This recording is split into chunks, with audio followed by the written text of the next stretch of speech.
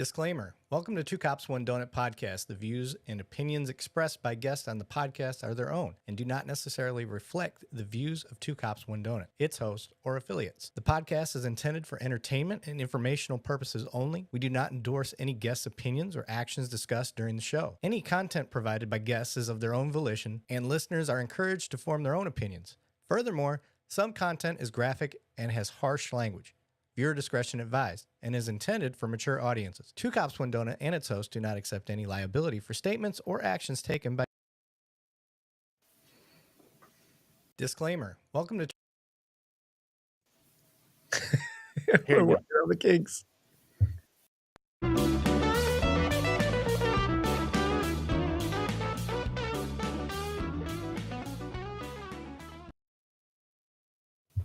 All right, welcome back to Cops One Donut. I'm your host, Erik, Lavigne, and if you're wondering, like, what the fuck was that?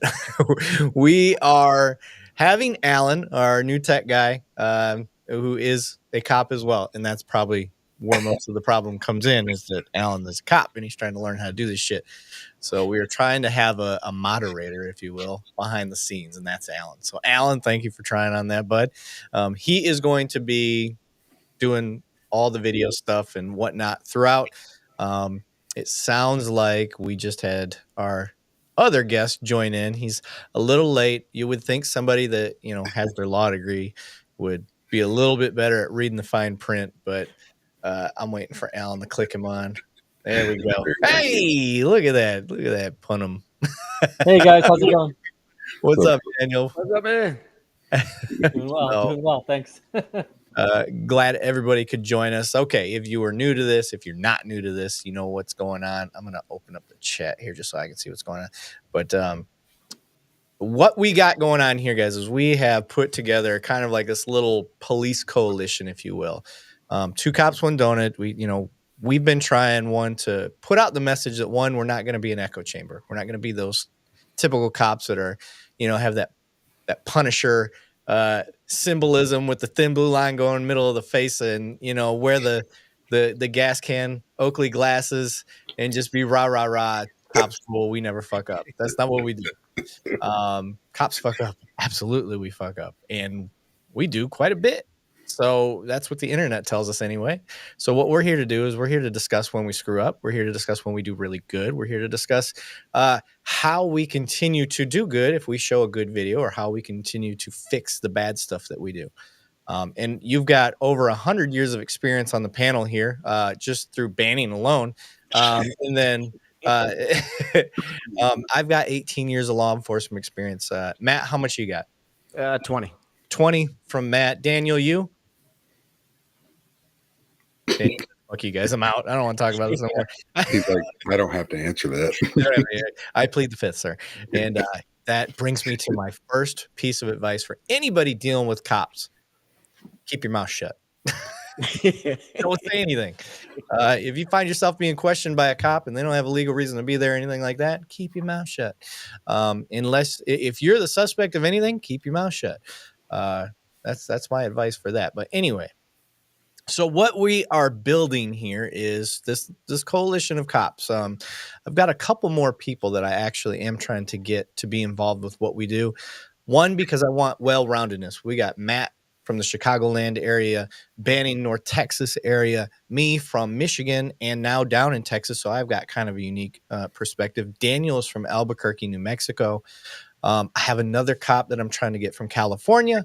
And then I think we're going to try to find somebody along the East Coast and see what we can get over there. But the idea is, one, well-roundedness, if you will. Two, I want to be able to do this so I'm not the one that's always on here. I would love for Banning and Matt to just be able to jump on one night. Like, you know what? I feel like going live. And Matt saying, you know what, I'll do it too. And then these two guys jump on because my voice gets old. And maybe I'm not the one you guys want to hear from. So in that, we are building. We're growing. We're creating this. It's kind of a network in a way, an unofficial network. But we're going to start putting all this stuff together. We got our website getting built up.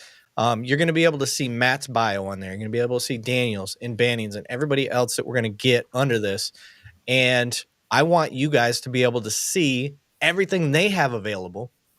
And whoever your favorite is, or maybe it's everybody, but whoever you like to listen to, you like their perspective. I want to give you guys options, so it's not just me. I'm gonna run over here to the chats, and so Marlon Marachi's up. He said, "Keep your mouth shut and call the IA guy." We got the IA guy in the house from the IA podcast. Soldier American, hello all. Welcome to the pre-smoke wagon portion of the LEO roundtable. Yeah, that's me. I am drinking Smoke Wagon tonight, and it's a new flavor, y'all. They are not a sponsor, but I always shout them out. This is Desert Colt full strength, and I'll be sipping on that tonight. So feel free to partake if you guys want to join in. Matt, I'm boring, man. I'll drink maybe a couple Coors Lights tonight. Coors Lights. Matt's gonna be having his Gatorade or water tonight. We know nothing wrong with that, man. Bottle with water in it. Yeah, Matt has had a life worth living, and he has lessons to learn. And alcohol is not involved with any of that, is it? Not anymore. Not anymore. Man, that's good shit right there. My mother, Michelle, she's actually visiting from Michigan. She's in my living room right now. She has no idea how to put YouTube from her phone on the TV, but I wish if I was up there, Mom, I'd show you how. But Hi, Mom. Yeah. But yeah, hey, Alan, if you're behind the scenes there, just keep clicking comments and stuff too. But so that's the idea. I want people, and if you're wondering, like, Lavigne, why are you still chatting? We want to watch the Body Cam Live. Like, we give time for people to get on here. We usually bullshit for the first, 10, 20 minutes anyway. Steve Wallace, yes, he's never missed a live of mine. So I love it. Thank you for being here, Matt. I'm sorry, Steve. Matt, I was going to go to you, but first off, dead leg warning, the stunts in the show were performed by professionals, so neither you nor your dumb little buddy should attempt anything from this show. We do our own stunts here. That is true. So we just had Thanksgiving, the holidays and all that, and I threw my first official team Christmas party at the house, which was great. Good camaraderie from my teammates. Everything still work? Yeah, everything still works. Daniel's back on. Okay, cool. Sorry, I took over there for a second to my guy behind the scenes. Daniel, are you okay now? Absolutely, I'm back. Yeah, Daniel still has Daniel, we need to get you fiber, man. You got fiber available out there? Daniel. I don't have any idea. I don't know. What's that? Fiber cable? Oh my God. I have Comcast internet. I don't know. Yeah. He said Comcast internet. Yeah, you need to. Are you hardwired in, or are you Wi-Fi in right now? Wi-Fi. That could be part of the problem. I'll give Elon a call and get him some Starlink, get him squared away. Right. Yeah, you have a slight delay, sir.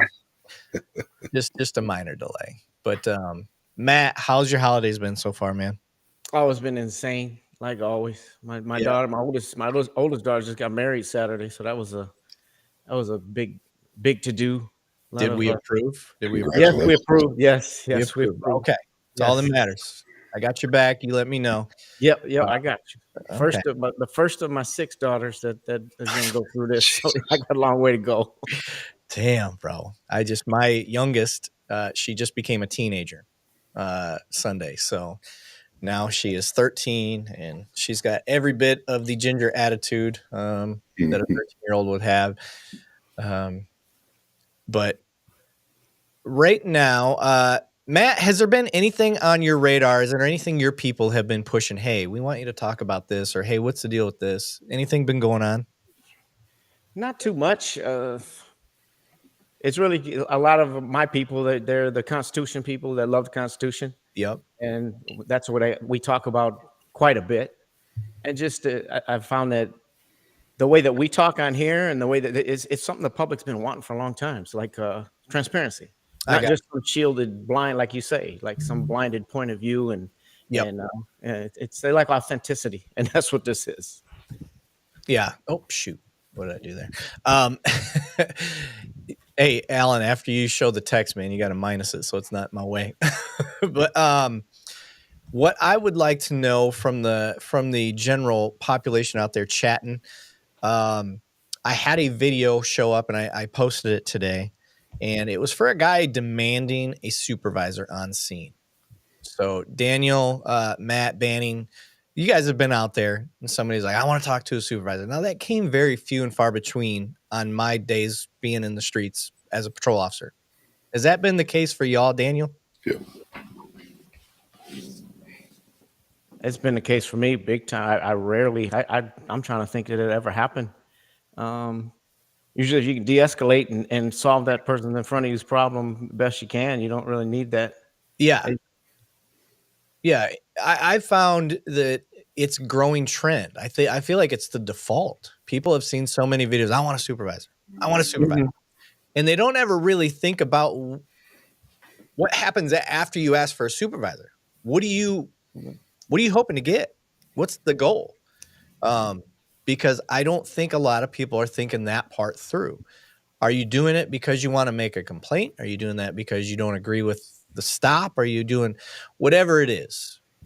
Like, I'm challenging. I do challenge cops all the time. Do better. I challenge cops, like, hey, you need to have this training. In this case, I'm also challenging the public. Like, have some reasons behind why you're trying to do what you're trying to do. Don't just ask for the supervisor because you don't like the outcome. Like, that's not the person to argue with. The person to argue with is the courts. Let them know why it was unjust. Let them know, because a supervisor doesn't have the ability or the authority to change a ticket for that officer. It's the officer's discretion. And that's been at least that's been in my experience. Because ultimately the officer's the one that's signing the ticket. He's the one that's saying, I saw this violation. I'm swearing to it. That's what's going on this ticket. And then they send it into the courts. So a lot of times what I'm seeing in these videos is people just want to complain to the supervisor frivolously with no real reason behind it other than maybe try to get out of the ticket. And I think you're spinning your wheels. Has that been what you guys have seen, Banning? It is, and it just my career out there, and I applaud some of my FTOs and just life in general before getting into law enforcement. I maybe have had it. You're not going to appease everybody. Is the bottom line on this, and me, I think twice on one on a traffic stop and one on a call at a residence. They've asked for a supervisor, and on one of them, on the traffic stop, I was able to get him to calm down, knowing that my supervisor was not available. He's tied up on a priority one call. Gave him my card. Hey, you want to talk to professional standards, supervisor tomorrow. Here's the deal. This is your citation you're receiving. We're not going to have court right here on the side of the road. I understand you're upset about it. However, if you would like to set it up for your day in court, that's exactly what that is for. It never went to court. The gentleman, I think, finally understood at the end of it. The other one was at a house, and I was able to get the supervisor there and was able to de-escalate. And I use the word de-escalate lightly, but we've been de-escalating before it was a topic on the news. Good police departments that have proper training have been, I say de-escalation is nothing more than good communication. So just with mine, it's been in 21 years. Greg Eliason. Verbal judo, damn it. Yeah, that's what we called it. I think a lot of that supervisor call, I mean, there's two different reasons to do it that I've seen. Is either for clarification on something, which I don't have an issue if you want to, or to complain. It's usually just one or the other. Yeah. And I mean, I've been at calls where they in my city, they say, well, we want a white shirt. So a lot of people say the white shirt. Yep. Yeah. Even though they never wear those white shirts, only the chief has one. But yeah, I mean, it'll happen. And it just depends on the dynamic of your city, I guess.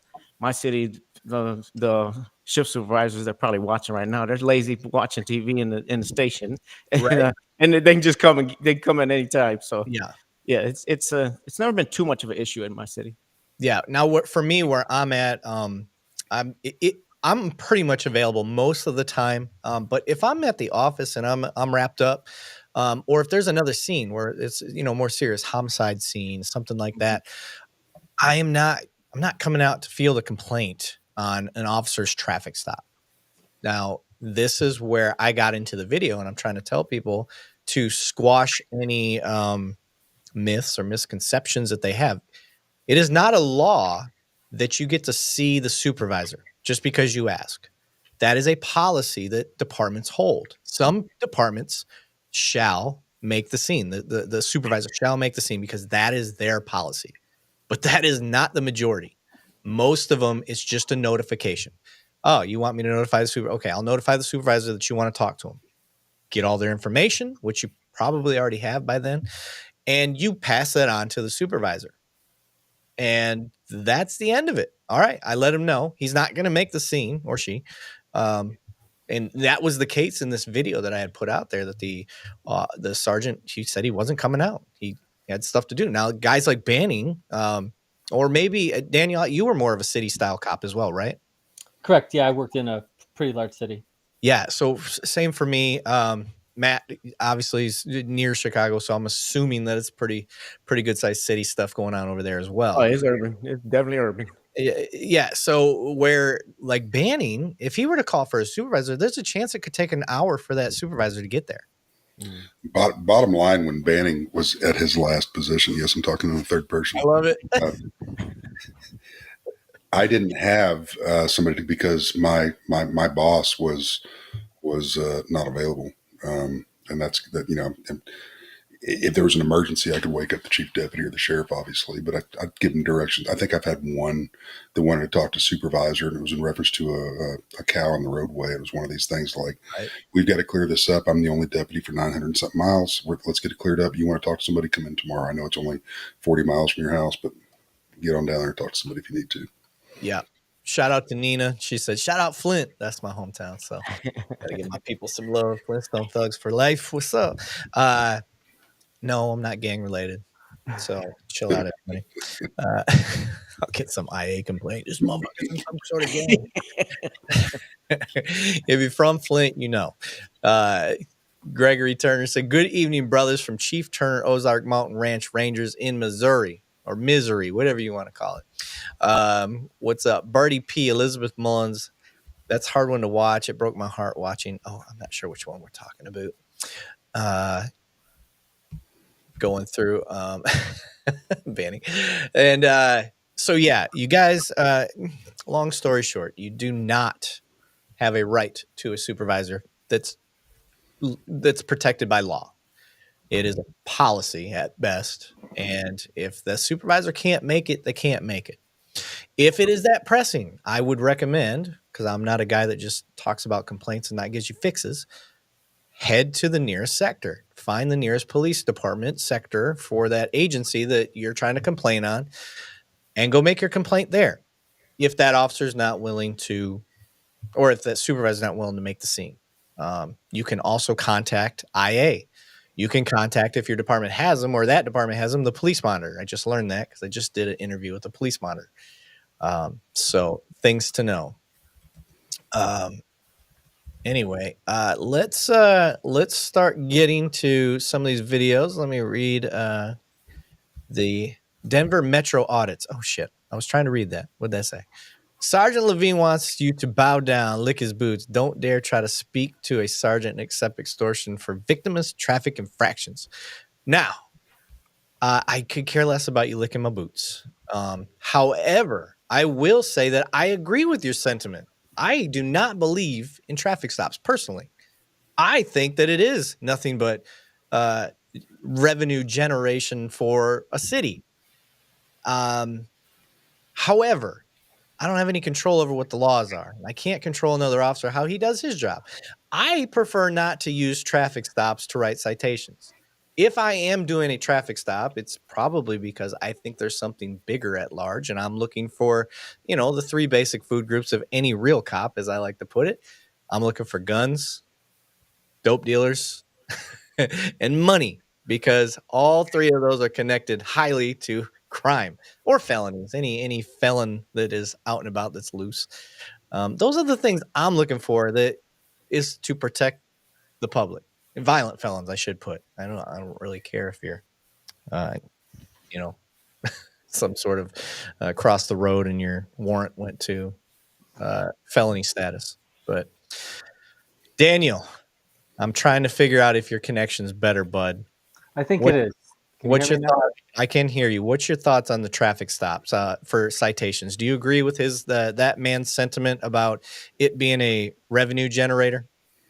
No, I don't. Well, so you know what? I think it depends. And I've heard this before, but in my city, it's the revenue that's generated from traffic stops went to the county courthouse, using to fund attorneys to pay the attorneys for veterans court and homeless court.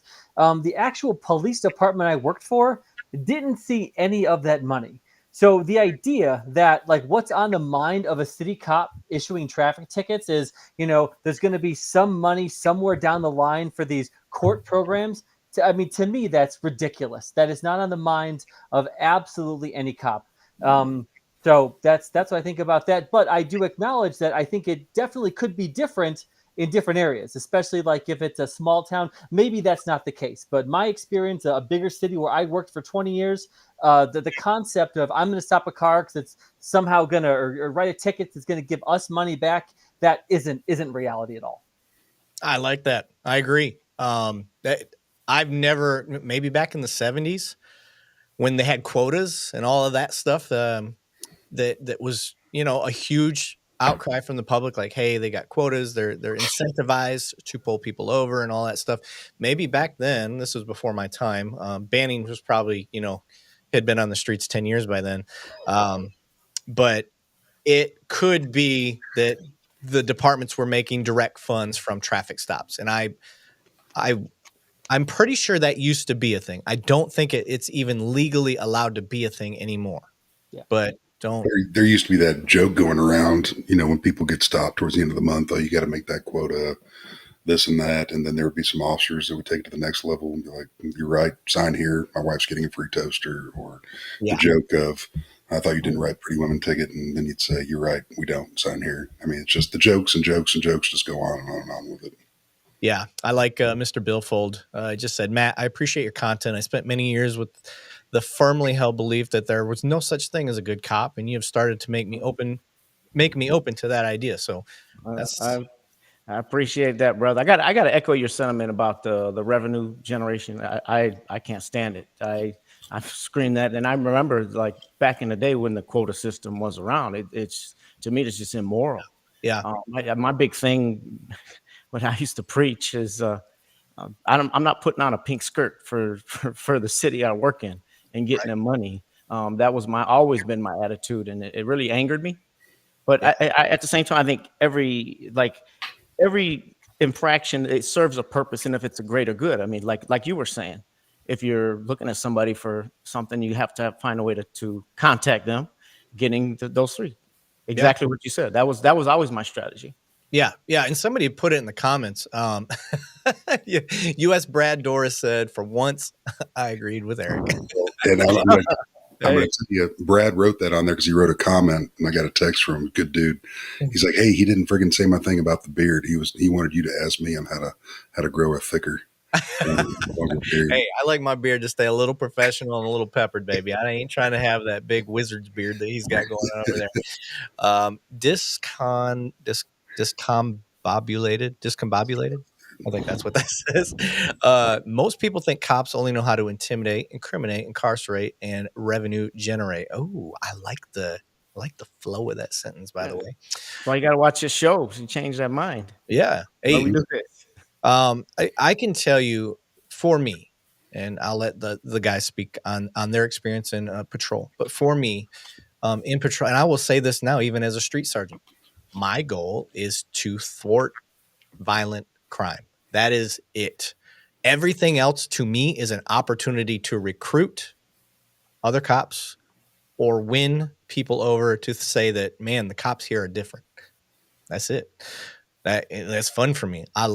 There's nothing. It will get trolls in these comments. And the first thing I say, hey, do you have a mic and a camera?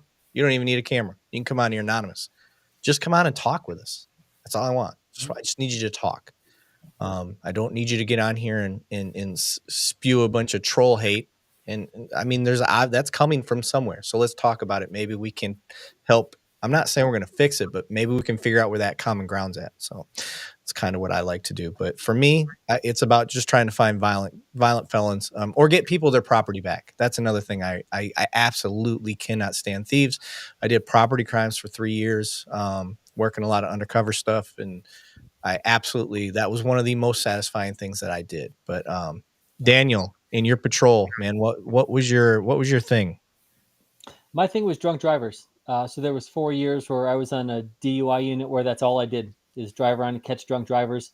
I did more DUI arrests during that time than anyone else in the state. I was doing about 400 drunk driver arrests a year. I did that for a little over 4 years. That was my absolute favorite thing to do. The 15 years that I was in uniform. That was the best. Loved it. Amazing. That is an incredible statistic to have.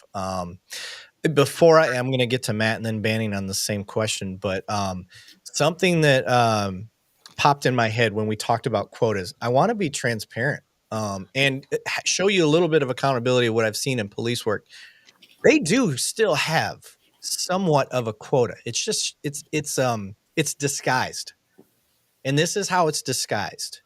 If you go work for somebody like a traffic unit, what is the traffic unit's job? It's to write tickets. Well, if you go and you are about to have your evaluation and your eval shows that you're not writing tickets, well, now they can kick you out of that unit with all those benefits of being able to ride a motorcycle and, do your shift from, X to X whenever you want.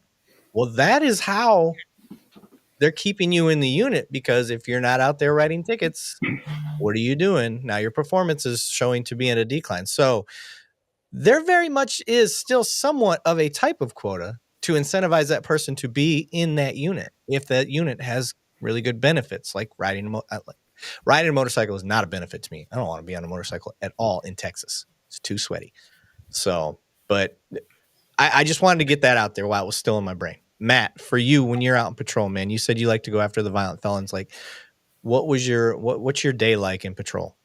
Well, my biggest problem in my city was drug sales and violence, work shootings. And so are you saying that dope is directly related to violence? Okay. A little bit. Just making sure. We're not talking about personal use weed, y'all. I ain't never been in a fight with somebody just smoking weed. Maybe in a fight over their Cheetos, but that was about it.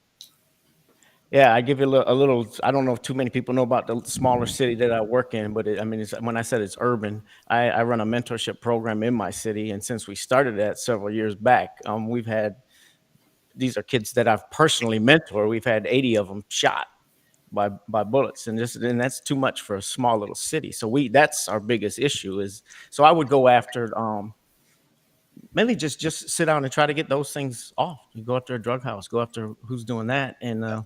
That was my MO every single night, basically. Yeah.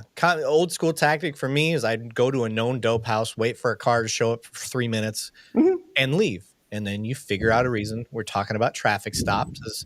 And you figure out a reason to pull them over. And then this is where knowing how to talk to people. Hey, man, what's going on? Me, I'd be pretty honest. Hey, I just saw you leave that dope house, dude. Like, what's going on? Tell me the deal. Look, you're not who I'm after. I'm after the people there. I'm not trying to fuck up your supply, but they're about to go down. I need your help. And then see where you go from there. Sometimes that works. Sometimes they tell you, fuck off. And when that heroin boom hit our city, it was horrible. Every day. I mean, I don't know how many bodies I stood over. It was crazy. Yeah. Those are killers. So that was my main thing. Yep.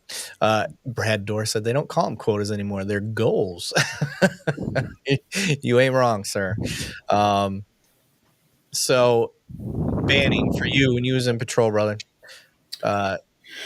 We were never, and I don't know if it's just because I've been at good agencies, we'd never been asked to write citations. We had a deal to where if officers, and excuse my French, were just sitting on their ass, a supervisor would come up with a PIP, a performance improvement plan. Sometimes that would entail you need to make at least 3 contacts a night. And a contact can be what that officer wants it to be. It could be somebody talking on, walking on the street if they have a legal reason to talk to them, or want to just come up with a conversation, or traffic stop, or, something productive.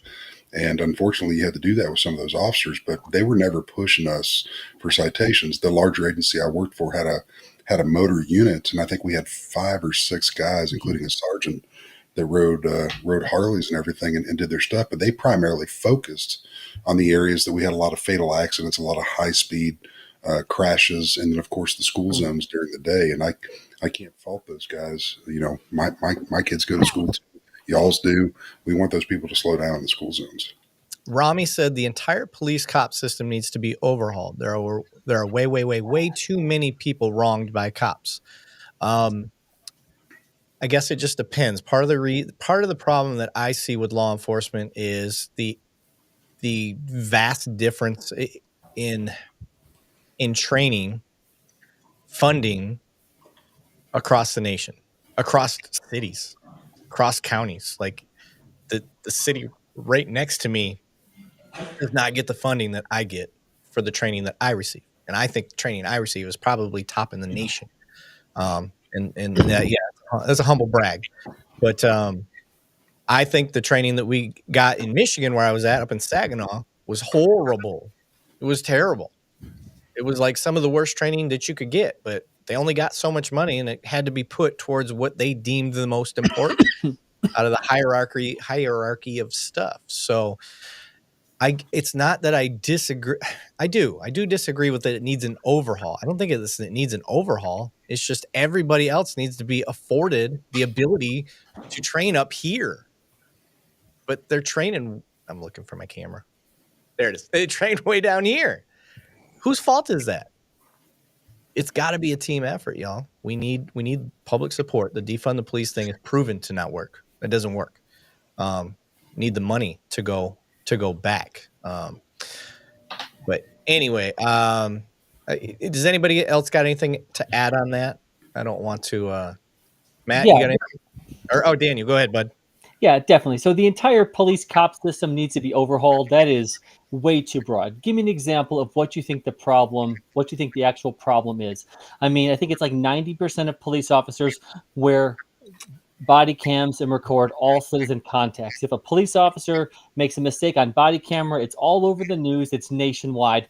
And the idea that police officers aren't held accountable, that just isn't true. There's over 100 million citizen police contacts every single year. And just because you see a couple of videos on YouTube where a police officer does the wrong thing, where all four of us are going to agree that the police officer did the wrong thing, that doesn't take away from the overall context that over 99% of all police contacts, nothing happens. The police officer pretty much does what they're supposed to do. And to say that the entire system needs to be overhauled, again, I know that's just a comment here, but what I would like to see is what exactly do you mean by that? Give me a specific thing that you think that police officers can do better. Be specific, and let's have a conversation there, because this general police systems have to be overhauled. All police are racist. It's not interesting, and it's lazy commentary. Oh, I like that. I like the way you put that. Lazy commentary. I like that. Yeah. Be specific, y'all. We have to be specific. Matt, you leaned in close to the mic. You got something to add? I would just, my big thing is I would like to see the priority change and what is the most important facets of being an officer. And my main top two to me has always been uphold the Constitution and be respect for everybody, no matter who it is. Nobody's your enemy, and act professionally. Yeah, we're kind of caught in a catch-22, a double-edged sword, if you will, in police, because we are expected to enforce the law. So we have to look. We have to have a suspicious mind in the first place. And then when we're trained that everything is suspicious activity. Like everybody is doing something illegal. Maybe I phrase that improperly. Not necessarily that everybody's doing something illegal, but it's to dig and to ask questions and to look. And then at the same time, we're also taught that we're supposed to be doing this community aspect, and we're supposed to bridge the gap and community police and all that stuff. Well, they kind of conflict. So it is a balancing thing if you don't have social skills. I think that is the base root for police work. You have to have social skills. And while you're trying to learn this profession, which has a lot, there is a lot of hats we have to wear. There's a lot behind it. We need some grace amongst each other. We need grace amongst officers with each other, because I think we are our own worst enemies. We also need to have some grace and some understanding from the public, assuming we earn that grace.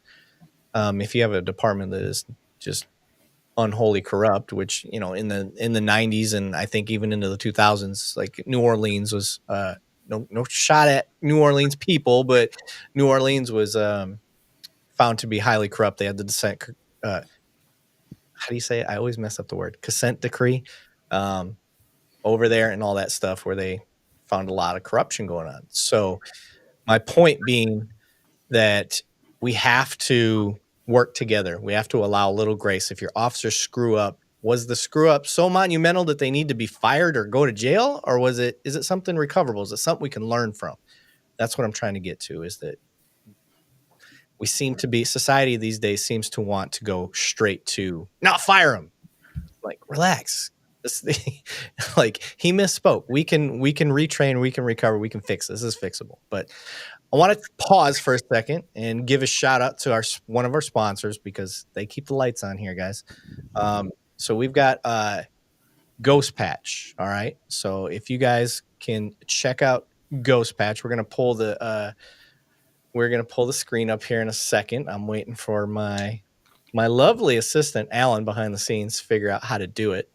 But before I do it myself, look right up at the top where it says share this tab instead, Alan, and you can click that one all the way over to your left, right there, down in the middle there. Stop, share right there. Share this tab. Hey, we're winning. Guys, check out ghostpatch.com. And if you want to help directly support the show, we have these beautiful Velcro PVC patches, $10 right before Christmas. You know, get that shit out there. And if that is not your cup of tea, we also have a metal badge that is for sale as well. If you guys can hear this, it is on that page that Alan is scrolling through, but they've got more than just 2 Cops, 1 Donut stuff. They got a lot of cool Christmas stuff, ideas and whatnot going on.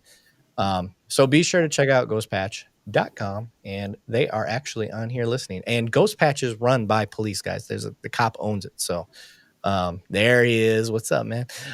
So make sure you check out my boys at ghostpatch.com, ghostpatchcustoms.com. I apologize. I screwed up the website. Anyway, back to what we were doing. Let's get to these body cams, okay? So if you're new to how we do this, we've been running about 30, 35 minutes now. I think we got a ton of people. It's still going up. We're at 152 showing on the screen, so that usually translates to about 10,000 at least chiming in from here to there. So the way that we do these body cams is none of us have seen them, more than likely. We don't view these beforehand and get to know what's happening. If one of us has happened to see the video, we'll own up and we will just kind of bow out and let everybody else speak about it. But the way that this will work is we're going to hit play, and then we're going to act as though we are the officer in the body cam and pause it frequently. Like, okay, this is what I would do from here to give you a mindset of how police think, how we're working, and how we work through a call. It may surprise you. It isn't the way that you think sometimes. You know, you get a traffic stop. I could care less about, most things. The one thing I do care about is your hands. So as I'm coming up to a car, that is my biggest concern. Once I see your hands, I'm a lot more relaxed.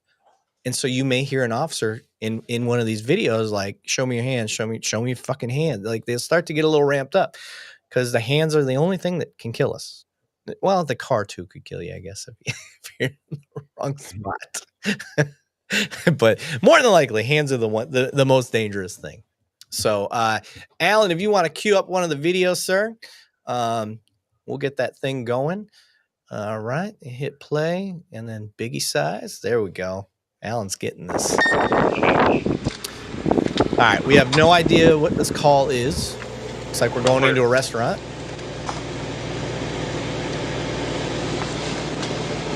Hey, Tyler? Is Tyler back there? Can you grab him for me real quick? Yeah. Can you just grab him for me real quick, man? Go run back. Go run back. All right, looks like he's got a partner there. Told him to go around back.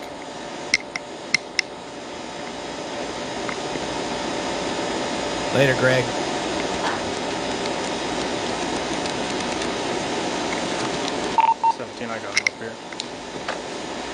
How's it going, man? Pretty good. You know I'm here? No. You know you got a warrant for your arrest, Tyler. For what? All right. For failure Pause to appear that. to court.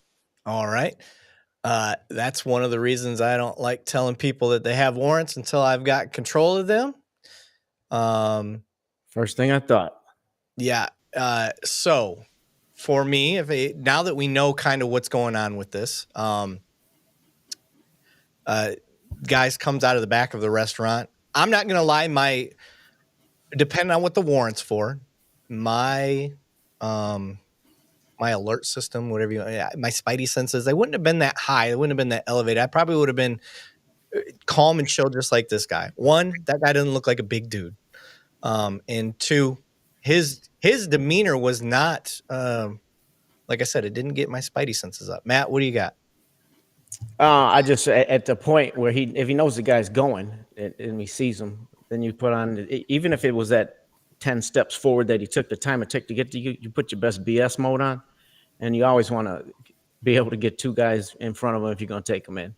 To tell them solo like that, I mean, you can't, especially when you can't see what he's got. And he's got a long coat on. So yeah, I'd definitely never do that. Never saying that you're under arrest unless you got somebody next to you, if you have them available. Right. Exactly. Banning, what do you got? Same thing. I mean, it's a travesty when we watch some of these videos and these people they close that gap so quickly. I'm going to make use of the space in that lobby where people are sitting down and back up a little bit and wait for my guy to come around out of the radio and do the best that you can. But, don't be, as somebody's walking by you, hey, you're under arrest. What type of reaction do you expect? And I'm not him-hawing this officer too much, but maybe it was the way he was trained. Yeah. Daniel, what do you got on this one so far? Yeah, I mean, this just shows that the criminal element will attack a police officer, stab a police officer, and they don't even have to have a real good reason to do it. He seemed like he was pretty reasonable. He seemed friendly the way that he was approaching the officer. And most of the time, nothing's going to happen. But every now and then, this is what's going to go down. Yeah, I agree. And so for other cops out there listening, ways that I have handled this type of situation is, hey, man, I got some things I got to ask you real quick, but I want to do it outside. So can you step outside for me? And I'm going to let that person walk ahead of me. I'm not going to walk behind them, or I'm not going to let them walk behind me. So, and keeping my distance again, because he had just sent his partner to the back because he thought he may run. So I know I'm alone. So in that case, and I'm just going to try to keep it chill, keep it calm, and not alert him that I'm there to take him into custody, because this is you. It's the whole cornered dog theory. Like, you corner a dog, what do you expect to happen? Even if you're the owner of that dog, if you corner it and it feels threatened, like, it's going to lash out. So it's the same thing when you're about to tell somebody you're taking their freedom. Remember that. So in this case, my recommendation, tell that person, hey, let's step outside and talk. I got some stuff I got to ask you. Not a big deal. And just downplay it best you can. It more than likely will work, but it may not. This guy was ready. He just didn't show it. This is some of the most dangerous types of calls, because watching it, I didn't read that body language at all. And I fully admit that.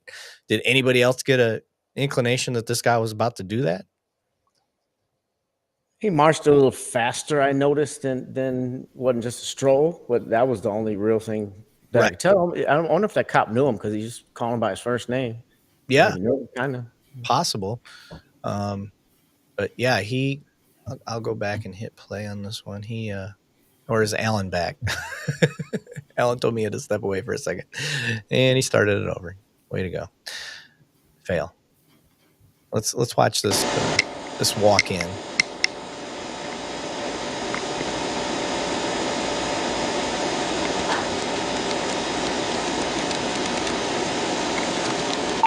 I got him up here. Okay, good communication. He let his partner know he's coming up. Yeah, he is walking quick. You know I'm here? No. You know you got a warrant for your arrest, Tyler. For what? For failure to appear to court. Okay.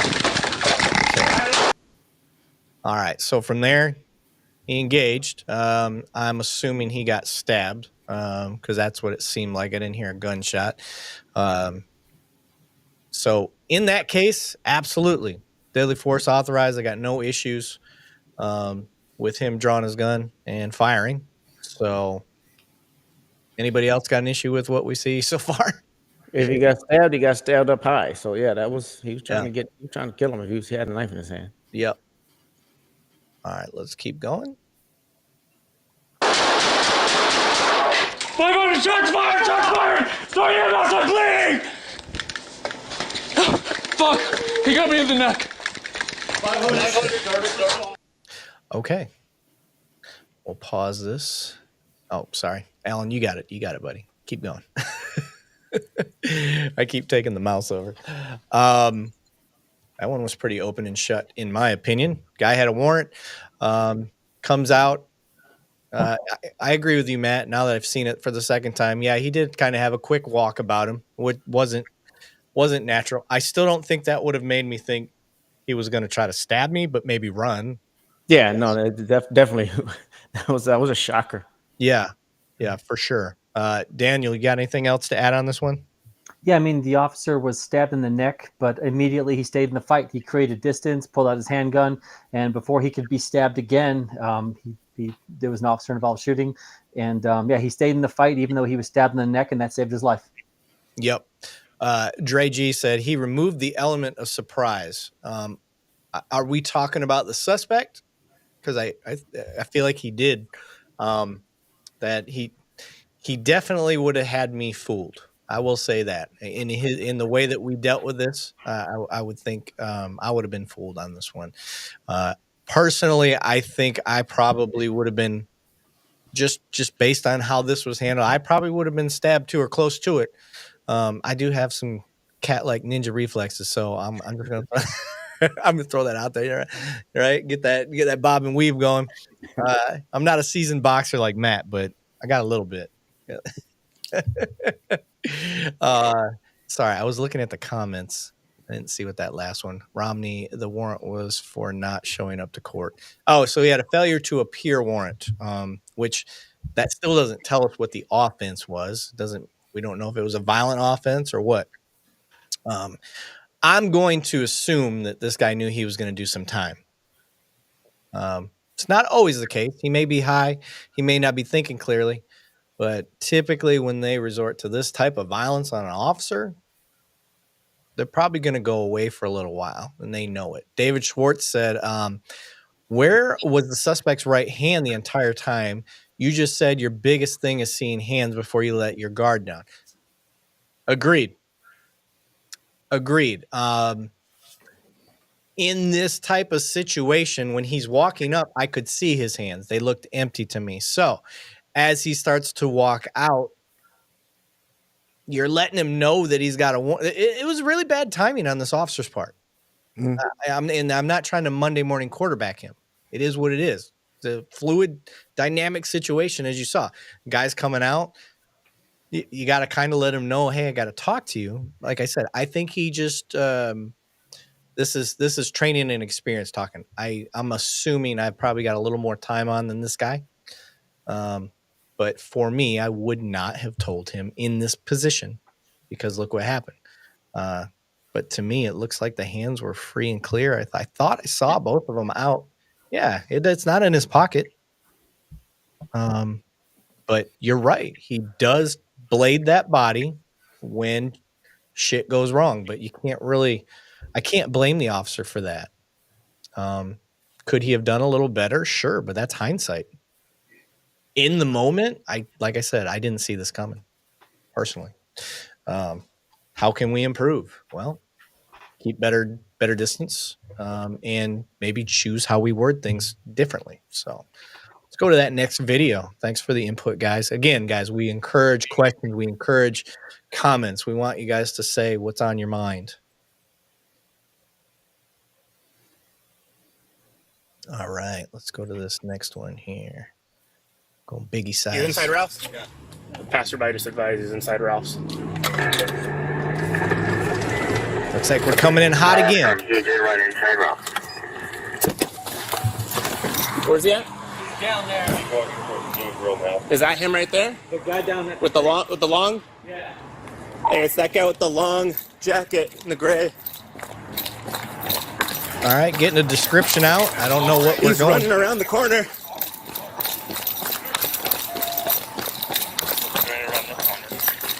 All right, pause it for a second. All right, Banning, in your experience, are we just calling out descriptions and hauling ass after just Joe Blow anybody? No, I mean, we're not seeing obviously all the details that the officers got when they were coming on scene.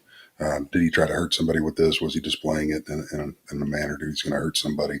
We don't know those descriptions yet. I haven't seen this video yet. But communication, yeah. I mean, just like we always say, we got to work.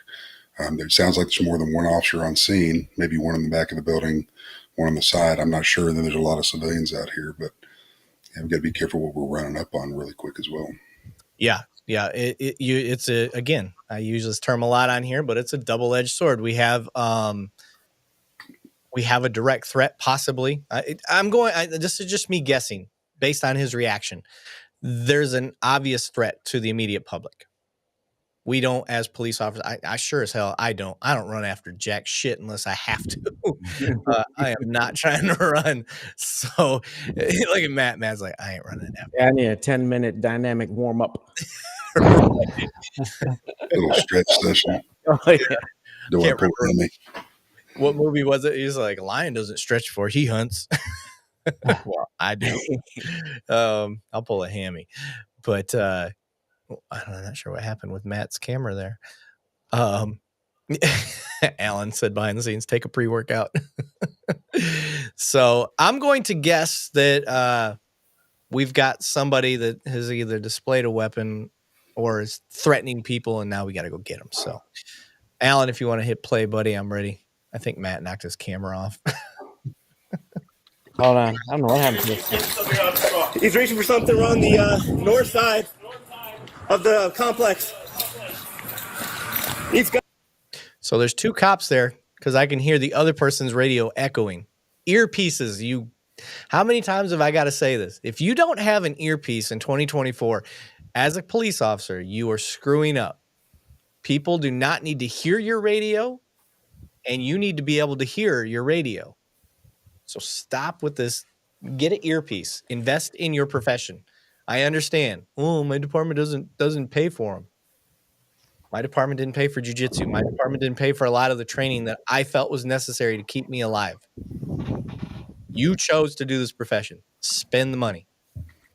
Look at Matt. You got to see my beautiful moneymaker here. Matt's on the struggle bus over there. He's trying to get his shit worked There you out. go. How's it look? I love it.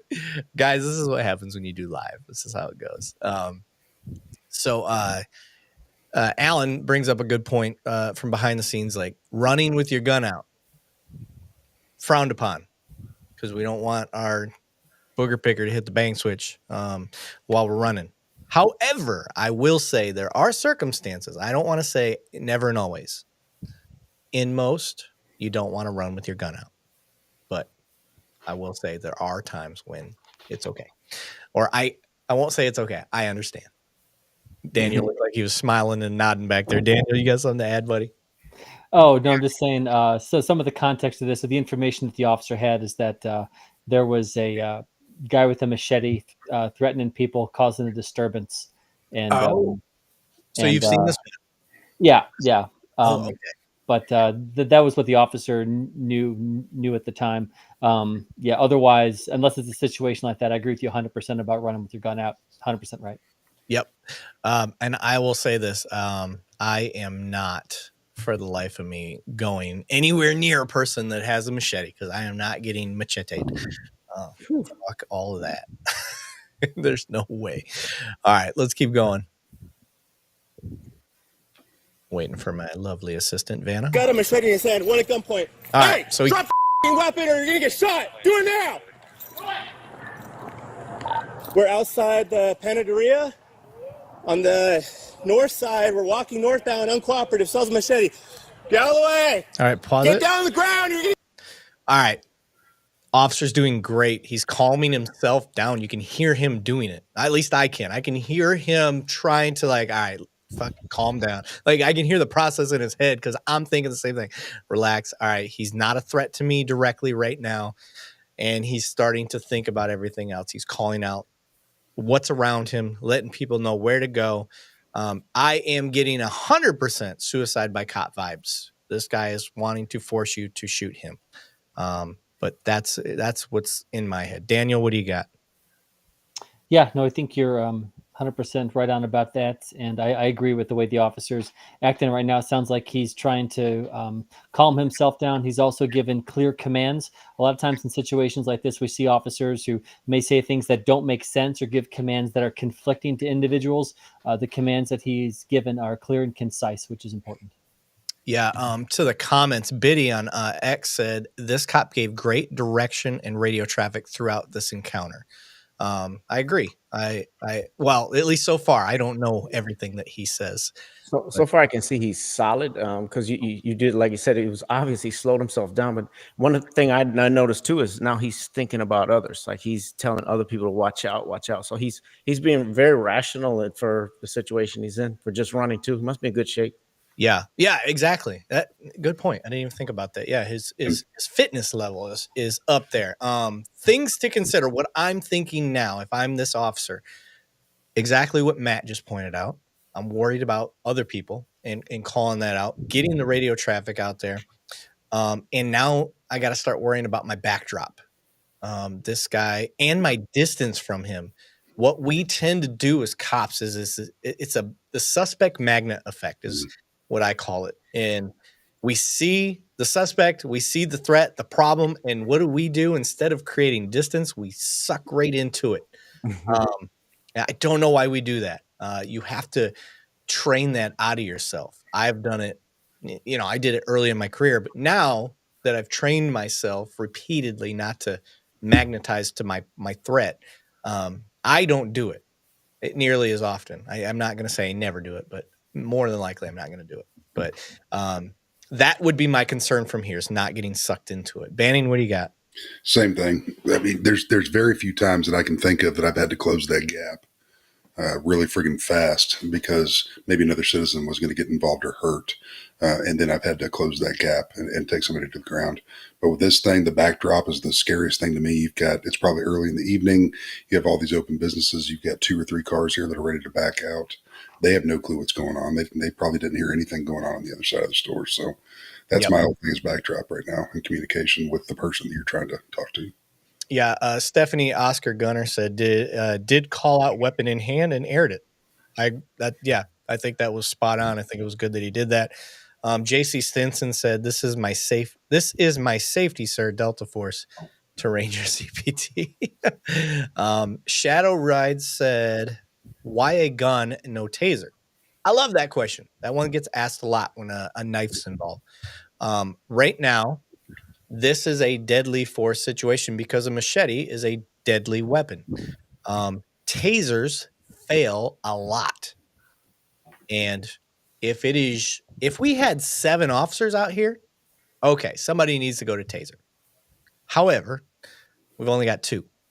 And if one goes to taser, now you've got 1 person with deadly cover and 1 person with a taser. I challenge you in this way, Shadow Rides. Will a gun immediately drop somebody if they get shot? In my experience, no. Daniel, what's your thoughts on that?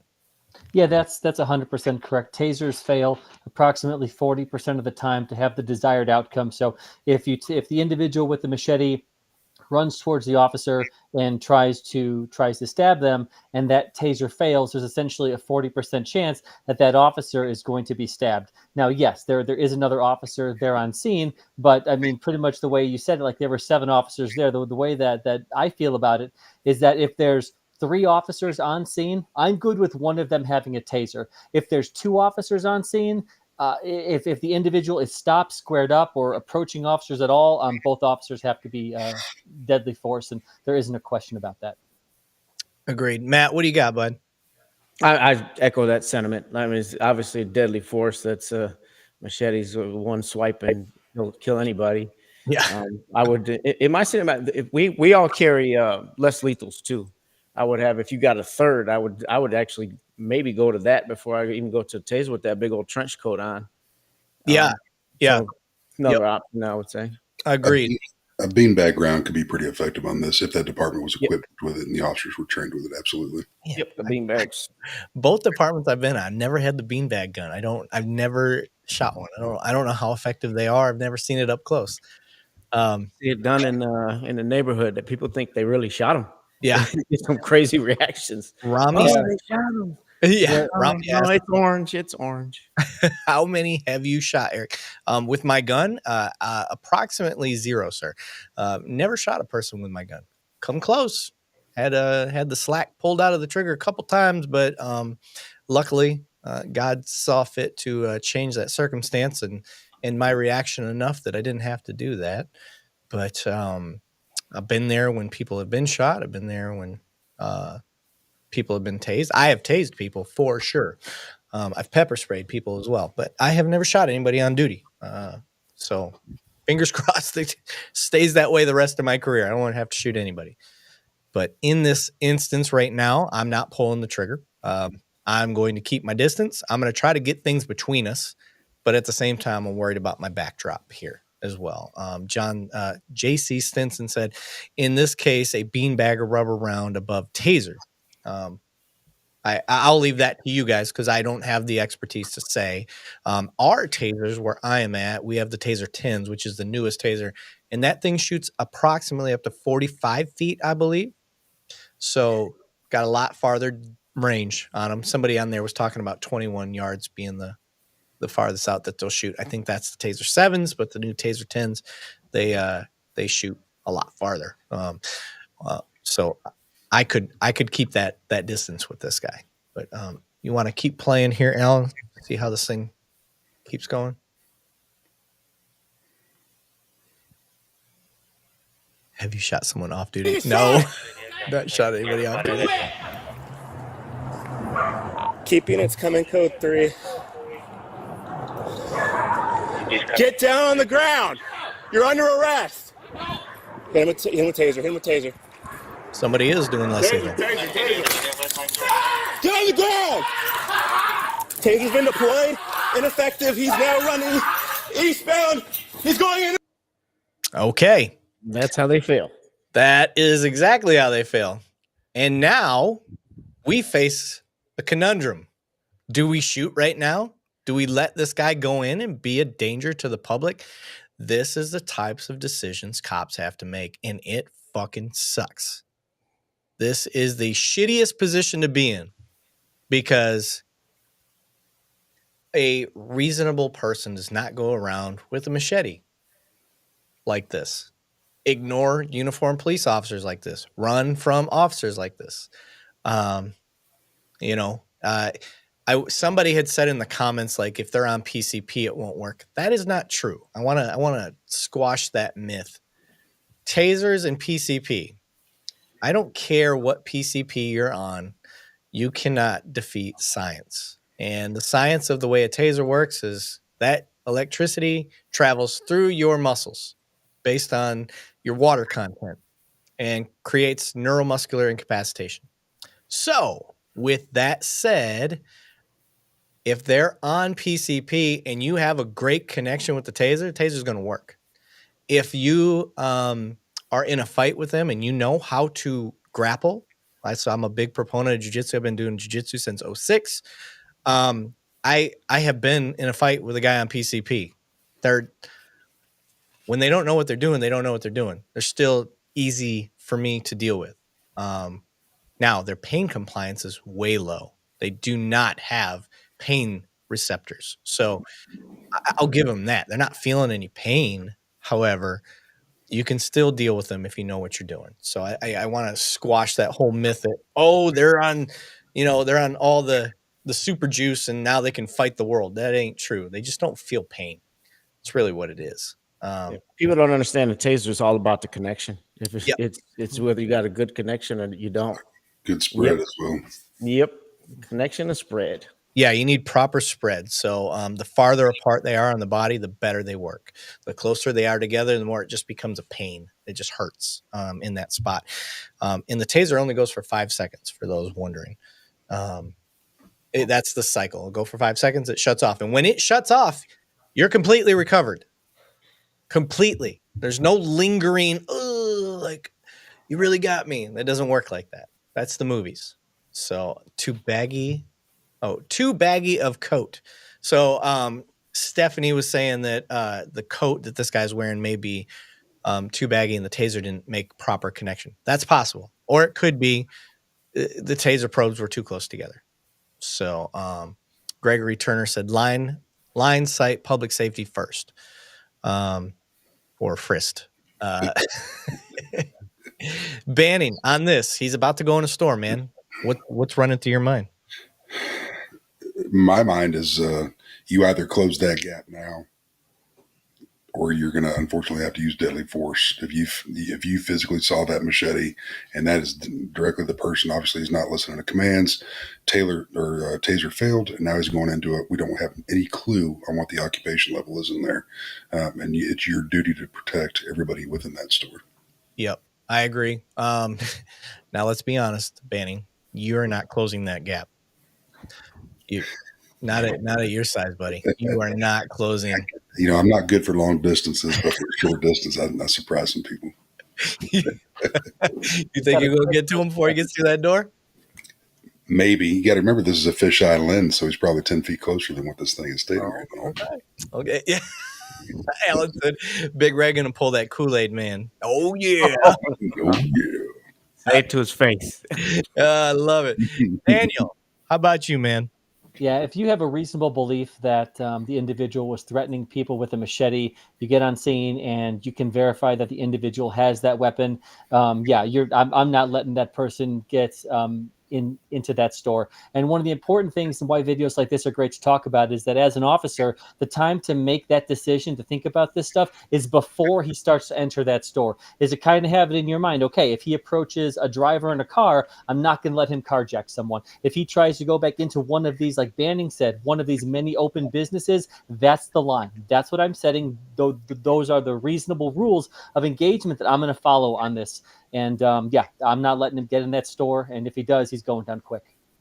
And for those wondering, because Daniel is one of the newer people that we've been having on more regularly, you're not imagining it. He does sound like a lawyer because he has passed the bar. So he is a retired cop who has passed the. Are you practicing yet, or you just hold your license, Daniel? Not practicing yet, but I did finish law school, pass the bar, but not practicing yet. Okay, I just wanted to make sure we didn't change. Make sure you let us know when you do start practicing, because I'll probably need an attorney for the podcast anyway. But that is just so you guys know, like, this is part of the wide range of perspective we're trying to share here on Two Cops One Donut is having somebody that's what most would consider a legal expert because he's passed the bar. I haven't. So I'm waiting for Daniel to be like, well, I appreciate that thought, Lavigne, but you're an idiot. And this is how the law states. And I'll be like, oh, my bad. So, and we got Banning, who's been in law enforcement since Sir Robert Peel. So we've been having his expertise because they work together. They were partners. Ozark Moon said, congrats, Daniel. Last we heard, you had not passed it yet. Oh, shit. Damn. Throwing out. It took him a couple tries, guys. Like it's the bar. It's not easy, It took my cousin Vinny, 6 times? Right. And look at how good he got Marissa Tomei, man. That's the right person, right? It was Marissa Tomei? Or was that somebody? Oh, yeah. No, that wasn't. That was maybe Hillary it Clinton. was. What? Did you say Hillary Clinton? Yeah, she didn't pass it the first time, but yeah. 2 different wavelengths there. Oh my God. Maybe I could, or Marissa Tomei, right? I believe it was, yeah. Marissa Tomei, yeah, my cousin. Yeah, that's what I was. Now I ask you. Oh shit! I never passed the bar. Question: do you think that cops will ever succumb to the fact that they are servants to our community and not a ruler? Um, I I would say overall, the sentiment that I've got from everybody that I've worked with is they do not have a that they're a ruler complex at all. As a matter of fact, a lot of the cops that I work with personally, and I can't speak for the rest of the nation, but that I have been around, most of them are just hoping that they don't get a call for the day. Most of them. They just hope that they get to hang out. That's if that's if they could act like a firefighter, that's exactly how they would do every day. So to me, that's not a ruler mindset. A ruler mindset is like, looking around, how can I fuck with my subjects today? That's a ruler mindset. I don't see that from cops. Most cops are just hoping to not have to take a call. Matt, what do you got? We can argue about the percentage of how many of those cops are out there. I guess my main point in my platform that I like to screen is that if there's one, it's one too many. And the ones who are servants, I feel it's on us to call them out and ostracize them. Okay. Push them out. I 100% behind that. 100% behind that. I'm just going based off of what I have seen. I have not seen anybody where I think they have a ruler mentality. Have I seen pissing contests out there when people get emotionally invested into the call? Oh, yeah. And I will immediately, and for those who cops never call out bad cops, that's because good cops step in before it becomes bad, before it becomes unrecoverable. And I've done that a million times. Hey, bro, step back. Relax. I got it from here. Like, you're wrapped up. And that's what I'm supposed to do. I'm not covering for him. He let his emotions get to him. We're human. It's part of police work. You see somebody beating on a woman. My first instinct is fucking rage. Like, why are you beating on this woman? But I don't let that get to me. I don't make it personal. If it starts to get personal, I need to have the emotional intelligence enough to say, hey, I'm wrapped up. I need somebody to take this over. That's the hard part. I think that's hard for cops, is to recognize that in themselves. Sure, they recognize it after the fact. But that's where a good partner comes in. That's where we need to step up. So I guess if I were to answer your question, that's what I would say. Daniel, you got anything to add to that? No, I think that it's almost like when I read comments like that. I know I talked about maybe last time about dishonest critics. It's almost like people who say things like that have never talked to a police officer before. So I agree with Matt that if there's one cop like that, it's one too many. But the idea that is the majority or a large amount of 800,000 cops is ridiculous, and that's not reality at all. And I think it's important to not only call out these bad cops, but also to be able to say, hey, this isn't how most cops are. And we know that because 90% of police officers wear body cams, so we know exactly what police officers are doing. I am going to have to take off, guys. I want to say thank you so much. I know there were some questions and comments I saw there about like qualified immunity and stuff like that. I'd love to have those conversations. So maybe next time we'll get to those. And you guys have a great thing here. And thanks for including me. All right, brother. Appreciate you. What I would like to do down the line, guys, I still have not had Daniel or Matt, to be honest, on the actual podcast for the interview. So I'm going to have Daniel on. We're going to interview, and perhaps we will make a separate interview where we just we'll do a live that specifically addresses qualified immunity. I want to have the qualified immunity conversation because that is a big one. And it just keeps getting brought up. And I told everybody, I'm going to have it. I promise you. I want all my ducks in a row. I want to have people that know how to talk about it because I don't. I can only tell you like my limited information and what I know about it. And I'm like, yeah, I think it's a good thing, but I think it's not used properly. So anyway, we'll do that. Daniel, thank you very much, brother. Appreciate you. Have a good night. And thanks for playing. Thanks so much. Last thing, people who say that qualified immunity needs to be gone do not understand qualified immunity. So can't wait for that discussion. Thanks so much, guys. Bro. Dang, look at, he just dropped the gauntlet right there. He's like, you don't know it, bitch. I'm out. Love it. So anyway, guys, we got to get Daniel better internet connection, by the way, because he is, hey, God, looks like a robot. He's He just, glitching. he just paid for his law degree, man. He's freaking right. there right now. Yeah.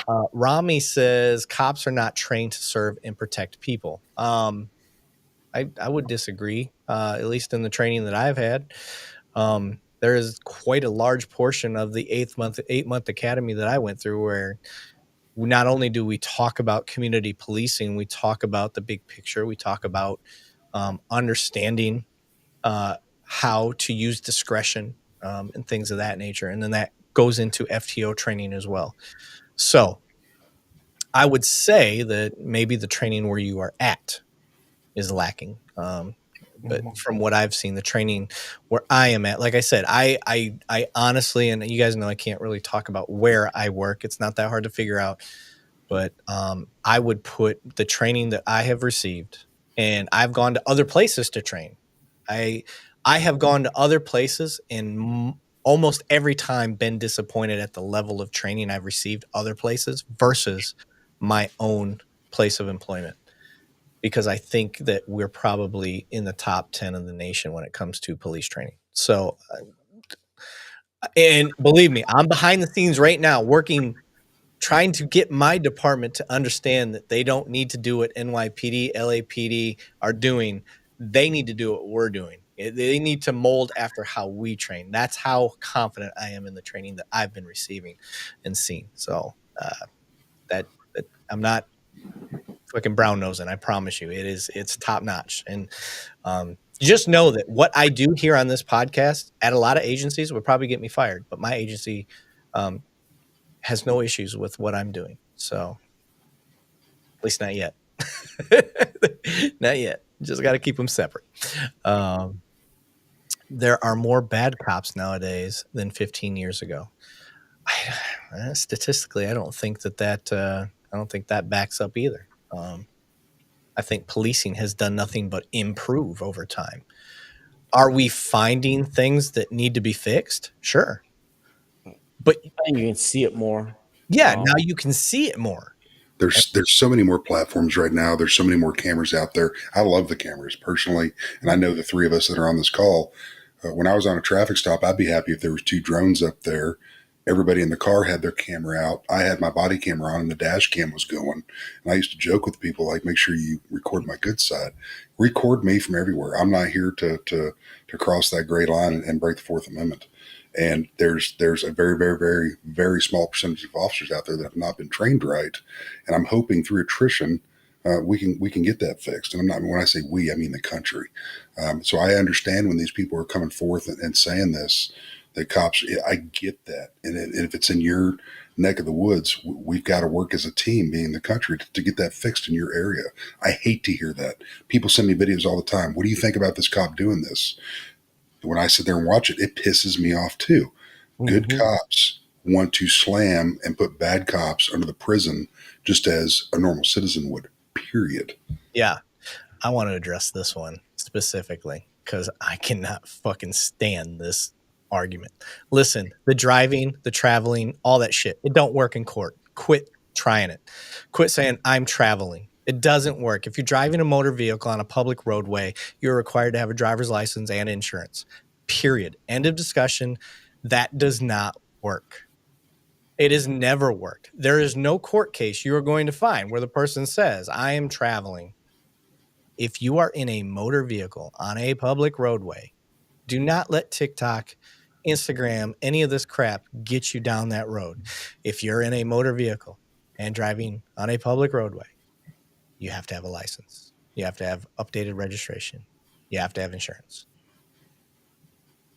Matt, you got anything on that? You got a mic in front of you, drop it, because that's I don't know if is there a court case that's ever never. It's never worked. The only thing that it's ever done is a judge basically said, I'm not dealing with this. And he sent it up to the next court. With it. It doesn't work. Mr. Billfold, for fuck's sake, stop the sovereign citizen shit. Yes, this stuff don't work, bro. You know, and when I get those stops, I stop them in their tracks. I'm like, listen, I'm going to talk for a few minutes. When I'm done, you can talk. Are we in agreement? And then every time I've gotten okay, and I'll say, all right, here's what I know. You're driving on a public roadway. You need I go down that line. You're about to hand me a bunch of papers. I don't want them. If it's not your driver's license, your insurance, or your current registration, I don't want it, because you know where that's for? Court. I'm not the person you argue with. You argue in court, because I'm not it. So if you're not about to hand me any of that and you're going to ask for a supervisor, guess what I am? Fucking supervisor. You're not getting anybody higher than me. So on top of that, do you have anything else to say other than giving me that? And they're like, but I'm traveling. And I'm like, yeah, that's what I thought. We're done. So I think I've come across a couple in mine. There's not too many up here where I'm at. I just remember the one specifically in. I think he was trying to start an argument, but I rationally explained him just as you did. Like this, that's not how it works here in my state, and this is what the law states, and this is what we have to do. And he was actually he calmed down. He was fine. Yep. And I'm friendly about it. I'm just like, you can travel on foot, you can travel, however you see fit. But if it's going to be a motor vehicle on a public roadway, then this is a conversation we got to have. And you're in a motor vehicle and you are on a Texas public roadway. So that's where we're at. So, but anyway, I'm sorry. I got off on a tangent with that. We haven't even finished this video yet. Yeah, was the Machete guy still in that store? Let's go back to the Machete guy. Who let me go down this rabbit hole? You fuckers. I'm going to blame Matt. Not my fault. It ain't my fault. Yeah, bringing it back, baby.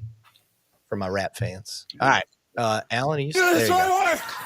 Go, get shot!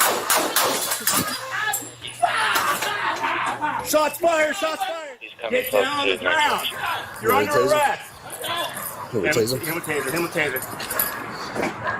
taser. Taser. Pause. Sympathetic trigger. I just have a big knee. Yeah, I just you're going to use the other one.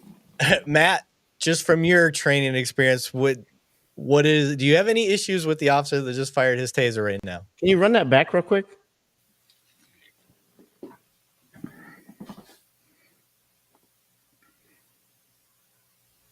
You're under arrest! Him a taser. It looked like he was even looking at the target. Well, my problem is he's got his gun in his primary hand and he's shooting his taser. I thought he had the taser in his.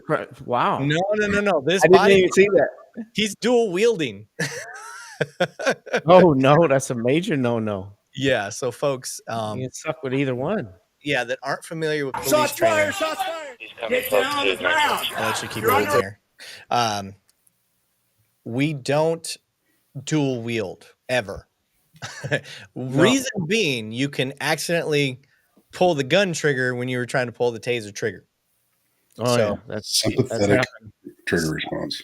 Yep. And it has happened. There's actually one of a female seasoned officer who goes, taser, pow, pow, pow, pow, fires a gun.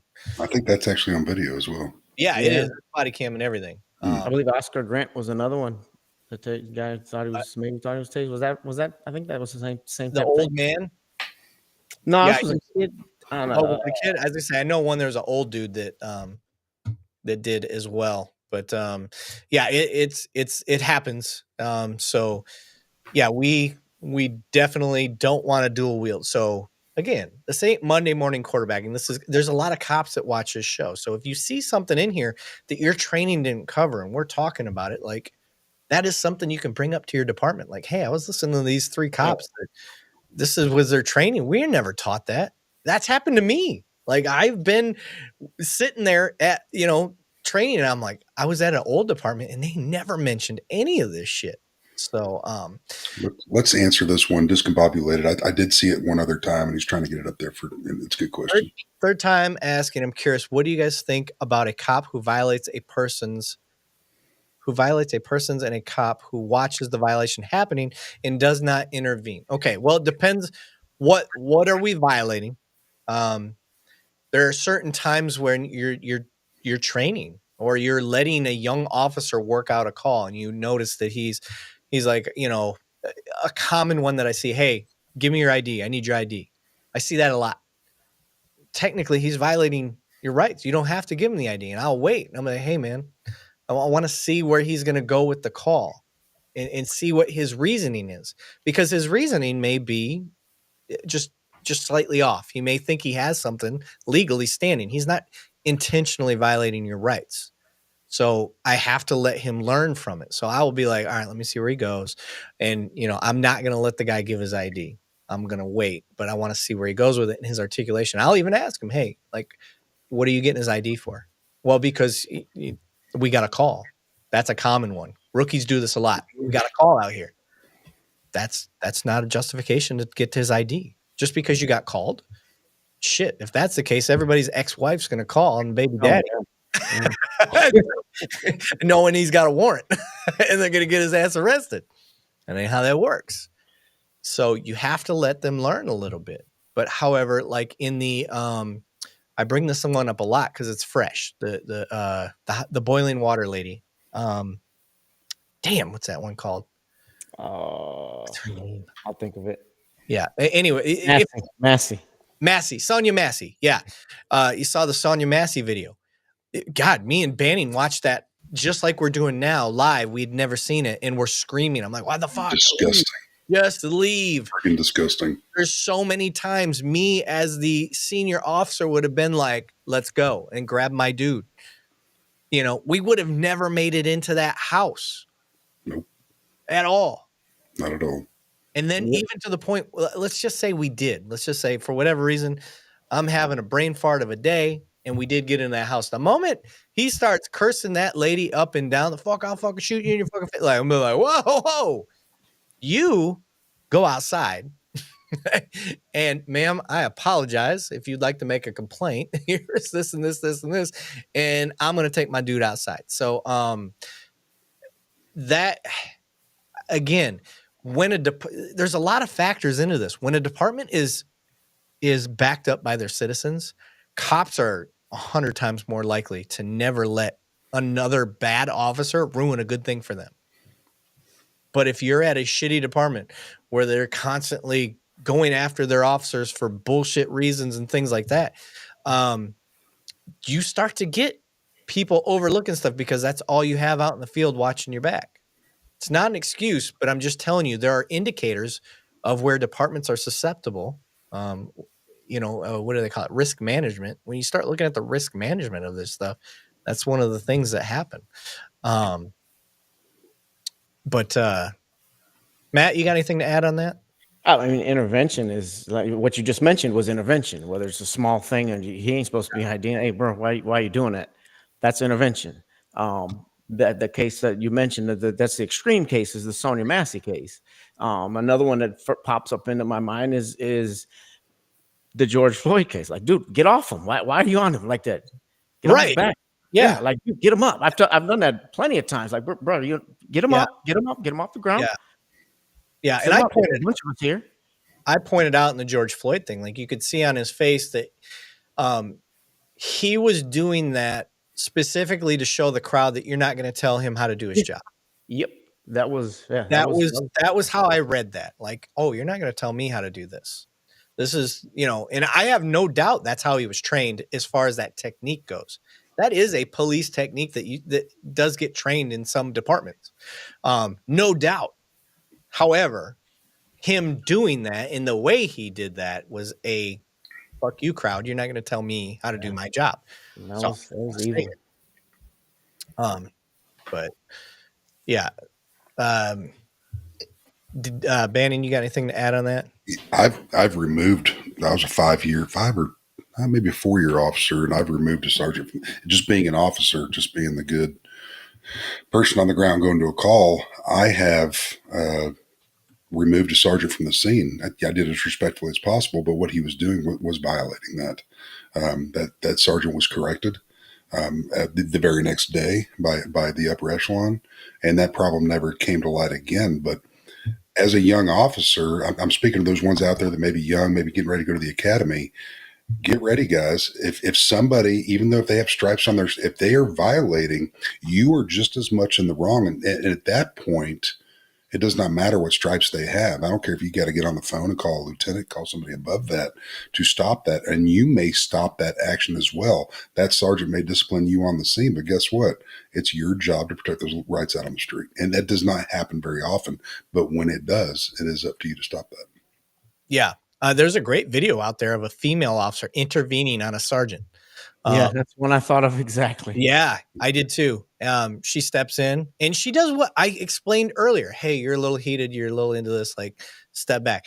The balls it takes to step in there on a supervisor, you got to, figuratively speaking, they got to be big. Because that is, I feel like an asshole. Aaron, I know what you meant, buddy. He said, I do appreciate you guys trying to divide the gap. I think he meant bridge the gap. Gotta bring it together. And maybe he didn't. Maybe he's like, y'all are ruining this. Oh, that ain't what we're doing. We're doing the opposite of that. We're doing the opposite. Yeah. Gregory Turner's policy versus law. As a chief, you have the power to enforce all police. I'm not sure what we're meaning by that. Anybody got anything on that? I think he may be, and this is just a guess reading that real quick, that the police chief is ultimately responsible for all of his guys. I agree wholeheartedly on that they are, if they're not there in the time of nighttime hours when the chief is not there because of his banker's hours or whatever, it is up to that supervisor or senior officer to make the proper calls. Yeah. And this is addressing to discombobulated. He said, sorry, guys, I'm full of questions. Don't be sorry. I would rather answer questions all night long than play videos. The videos is a fun part for us on the panel.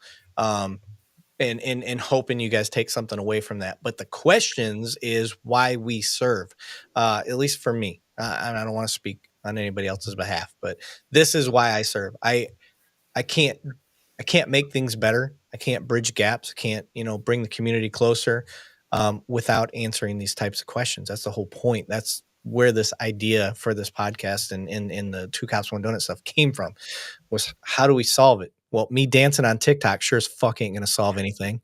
So say that again. What'd you just say? Yeah, dancing on TikTok is not going to make anybody like cops any better. All that is thirst trap shit. I ain't here for that. Oh my gosh. Now, don't get it twisted. If I have a little bit to drink, I can cut a rug. But at least you can cut a rug. And I can sing a little karaoke. Listen, boy, I was from Flint. I can dance a little bit. All right. I got a little bit of coordination for a white boy. So, but I will say, please don't apologize. I love the discourse. I love the questions and all that stuff. So, it's definitely my favorite thing, answering the questions. So, and I think Matt was addicted, y'all. You don't even know. Matt, after the first episode we did together on here, he was hooked. This is, I think, the next evolution to the stuff he's been trying to put out there. So we're going to keep going. But let's get through this Machete video. All right, let's see what he's got. Him a taser. So dual wielding, definitely bad. Don't do that. Get on the ground! Taser's in the plane. He's down. Going into the trailer.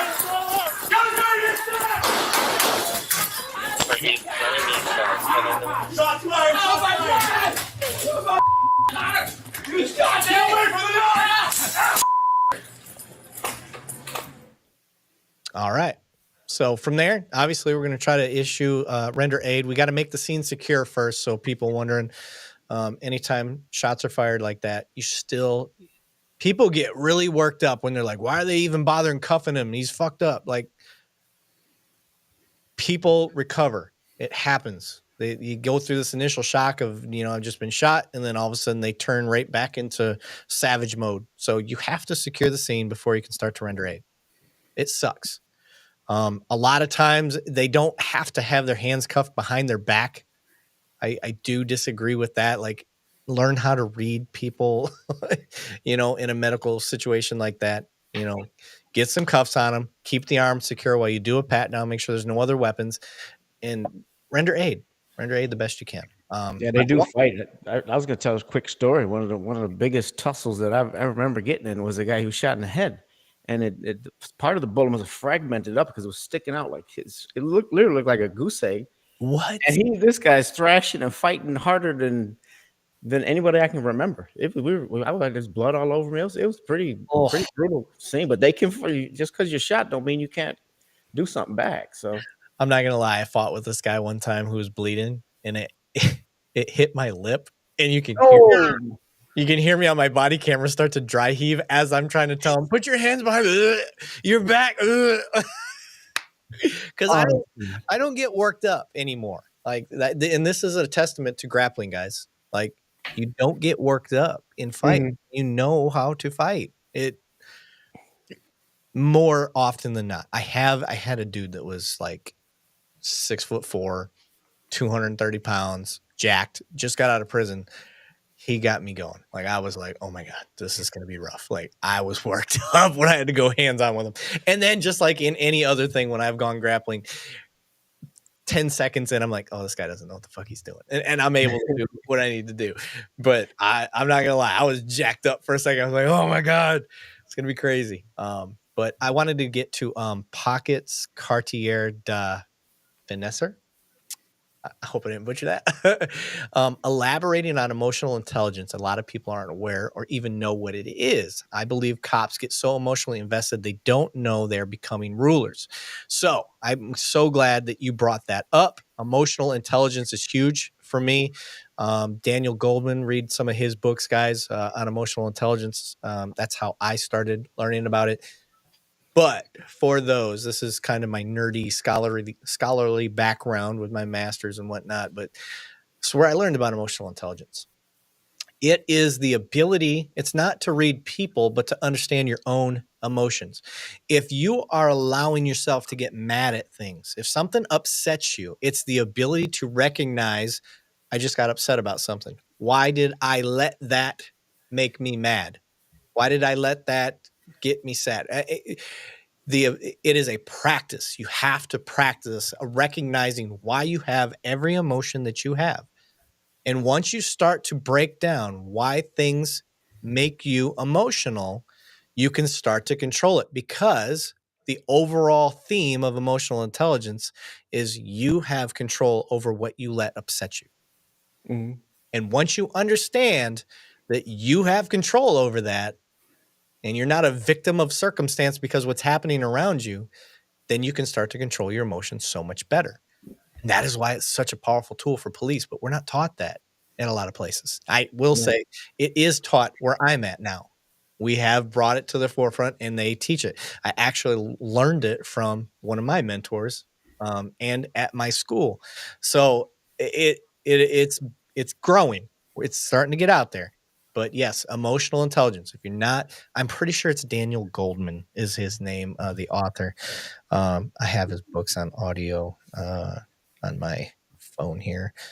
Let me just double check. I want to make sure that we got this correct. So if anybody's like, oh, I'm going to look into that because that could be some police propaganda.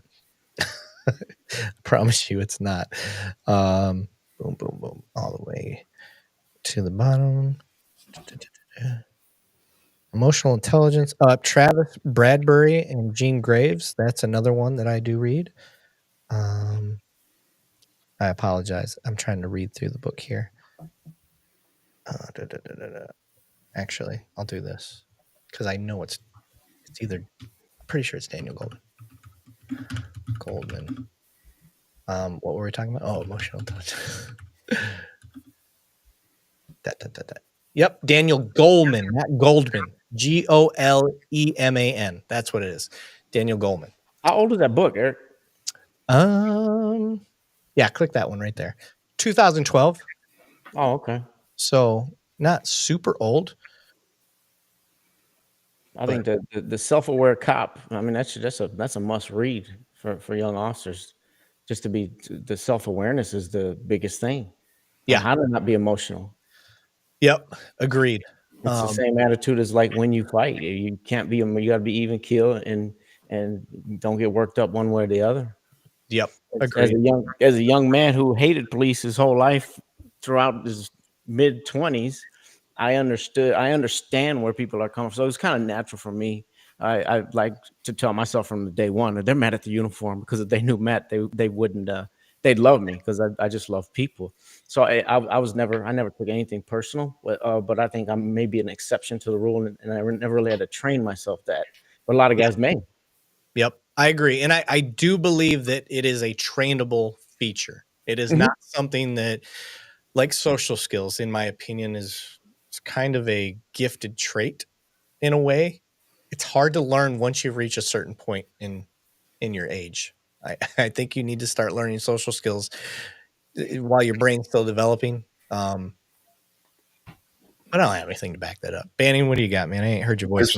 There's a very small percentage of the citizen people that we're going to deal with that won't communicate. Everybody goes through problems in their lives. And I've been to several calls coming in either as a supervisor or an officer that obviously it's already heated between the first responder that's already there, the peace officer, patrol officer, and the person. And the best thing that I've seen to remove that is to remove that officer if you're able, if you have the manpower, and restart that communication. Somebody is having a bad day. And I've had a lot of hand-on-hand beefs with people, obviously taking them to jail. But what I want to capitalize on this is it's not been a hospital visit before going to jail. It's been a wrap up, get them on the ground, and stop them, and then speak to them. A lot of things in this country can be fixed if we sit there and have that proper communication. And there's a lot of people that get spun up too quickly, and a small percentage of officers that do that as well.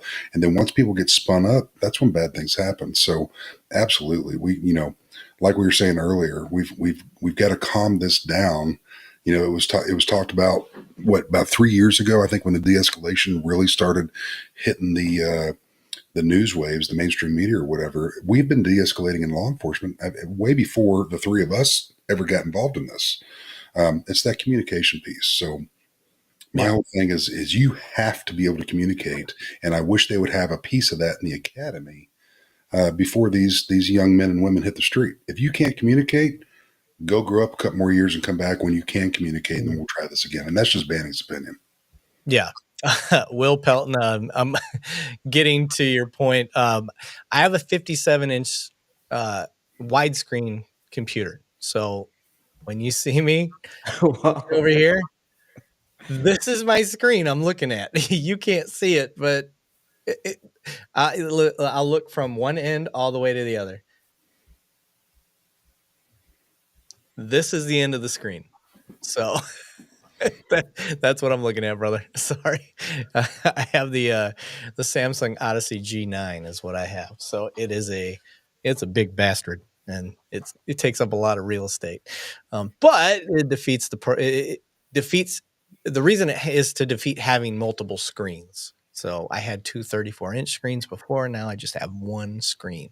And for those, if you're ever interested in podcasting gear or anything like that, that's one of the things that Samsung hooked us up with was this G9 Odyssey. And it is a big screen. So we're actually about to show it.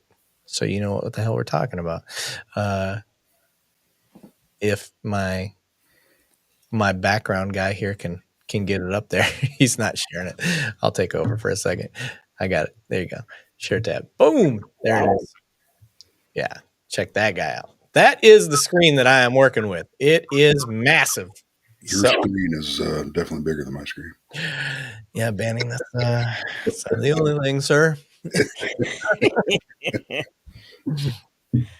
Oh, shit. Anyway, yeah. So, guys, if you're interested, go to Samsung. Check that out. Look for that Odyssey G9 because it is a bad mamma jamma. Anyway, let me get back to the comments here. Totally agree. Gregory Turner, totally agree. Communication is key. Is there anything else we missed? All right, let's go to the next video. Is it sharing?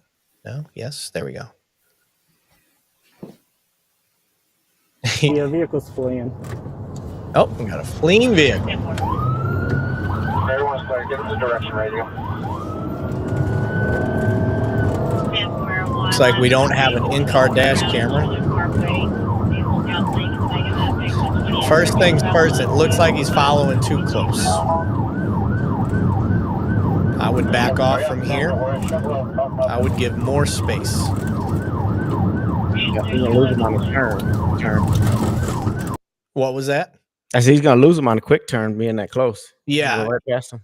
Yep. Yeah. If he decides to, like, if they're on the freeway. So for those wondering what we're saying about being too close, when you're too close behind somebody fleeing like this, any last second move, a lot of times what they'll like to do is they jump on a freeway, or if we're on the freeway, they'll take an exit at the last second. And when they do that, you're fucked. You're out of it. They're gone. One of my partners going to woods doing that. Yeah. So you want to back up, give them plenty of room. And then that way also you can see if they're throwing shit out the car, because they'll do that as well. So I saw a question. I thought, Thomas Zeppa, how do you make a citizen's arrest of law enforcement? At what point is this appropriate? I'm going to say it's almost never appropriate. And this is why. It's dangerous for you. And that's just me being honest. It's dangerous for you. Don't try that. Get your evidence, whatever it is, and bring your complaint to another party, either at that department, to the prosecutor, to whoever. But trying to make a citizen's arrest, I don't think that's a smart play in general. And could I add to that? Sure. And just in reference to wanting to do that, if something's going wrong, by all means. Now, I'm not telling you to make an arrest. Articulate the facts.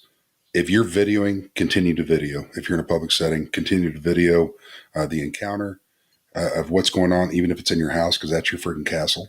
And you can absolutely video. The officer should be videoing as well. The very next day, if you consulted with an attorney, even if you haven't, you can go to professional standards, to internal affairs. And I'm speaking about the state of Texas. I know it's the same in some other states. And then if you're not getting the proper answers of what's going on, you can up that level and go to the Texas Rangers. If you're not getting the level there, you can even up it, and the FBI will allow you to come in and sit down with them. U.S. Department of Justice. So there's nobody that's just going to shut you down. They are going to look into this. Give it time, let them do their full investigation. But I would not try to, just for your safety, as Erik stated, I would not try to do that on scene. I would try to gather all your facts and evidence and then lay it all out with professional standards and internal affairs to start. Yeah.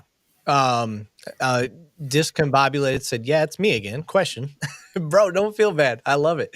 Why do cops get special privileges when being pulled over? Shouldn't you be held to a higher standard? Due to the time than we would. Due to the time than we would. I don't understand that last part. Am I reading it wrong? Due to the time than we would. Anyway, okay. So first and foremost, I definitely won't lie. Anytime cops pull over cops, more often than not, they're going to let them go. It's just how it is. Is it right? Is it wrong? Depends on how you are as an officer. Me personally, I told you guys, I'm not a revenue generator. I let almost every single person go. I've had the same ticket book. There's 25 tickets in a book. I've had the same ticket book since like 2016. That tells you how many tickets I've wrote. And I've pulled over a lot of people. More often than not, I'm pulling you over for education. Hey, did you know this? Hey, you were doing this. Don't do it. And that usually is a wake-up call for people for at least the next couple months. That's all I'm looking for. Slow them down the next couple months. That's my realistic expectation. I'm not trying to... I have no delusion that I'm going to stop a person that likes to speed, that has a fast car or anything like that, that I'm going to get them to... Uh-oh. What the fuck happened here? God damn it. Let go. I have no illusion that I'm going to get a person with a fast car to just completely stop.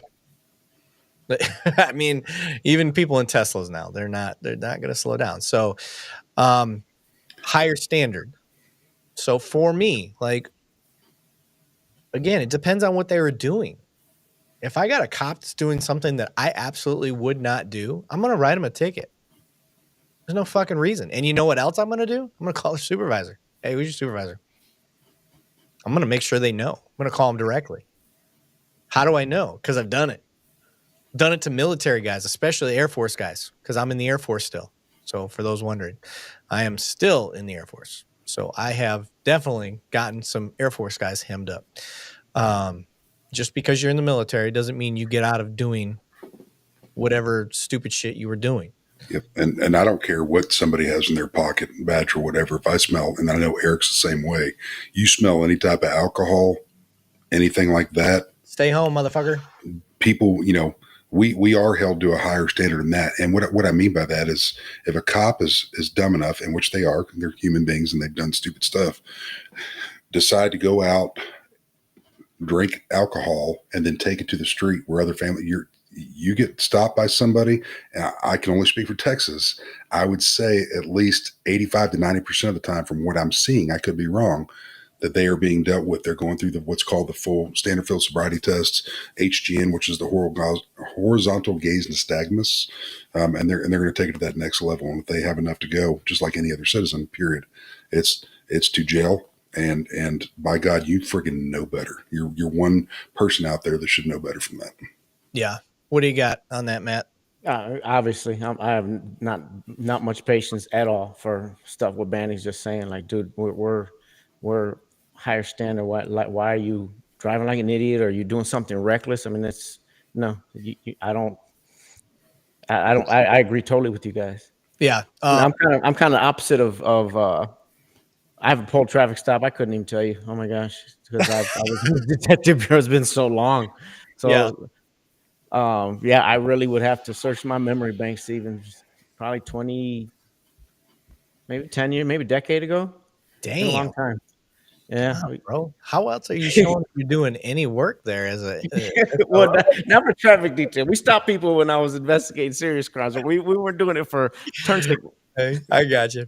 So Sound is his name on YouTube. He said, we investigate ourselves and found nothing illegal. I think one of the most underestimated parts of law enforcement is the transparency and accountability of IA. At least at major departments. I can't speak for small departments, but at a major department, like one that I'm at, top 15 size-wise in the nation, I can tell you that the checks and balances for IA investigating their own, which is what this comment is kind of alluding to, is stringent. And I would challenge anybody that does a secondary investigation to find a flaw or a hole in those investigations. I don't want to say, because I don't know, that that's the way it is around the nation. Matt, you got anything to add on that? I've seen it very loose years back. It's gotten more and more stringent. I think that body cams have solved so much of the nonsense. I think it's called out and handled differently than it used to be. But yeah, we don't really have an official IA at RPD. We tell a supervisor and they handle it. And I think from where I'm at, it's been handled really well. But I actually get because I'm so known in my city. I couldn't tell you how many calls I got. Somebody to, hey, this officer did that, and I'll tell them, was it right or wrong, and how to go about it, and make sure it gets handled. And there goes my camera again. Did it fall off? Is that what's going on? No, it just keeps shorting out. I'll set it back up. Okay, you do what you got to do, baby. We got you. I'm new to this. He says I'm new to this. All right, let's keep going with this video while Matt's handling this shit. All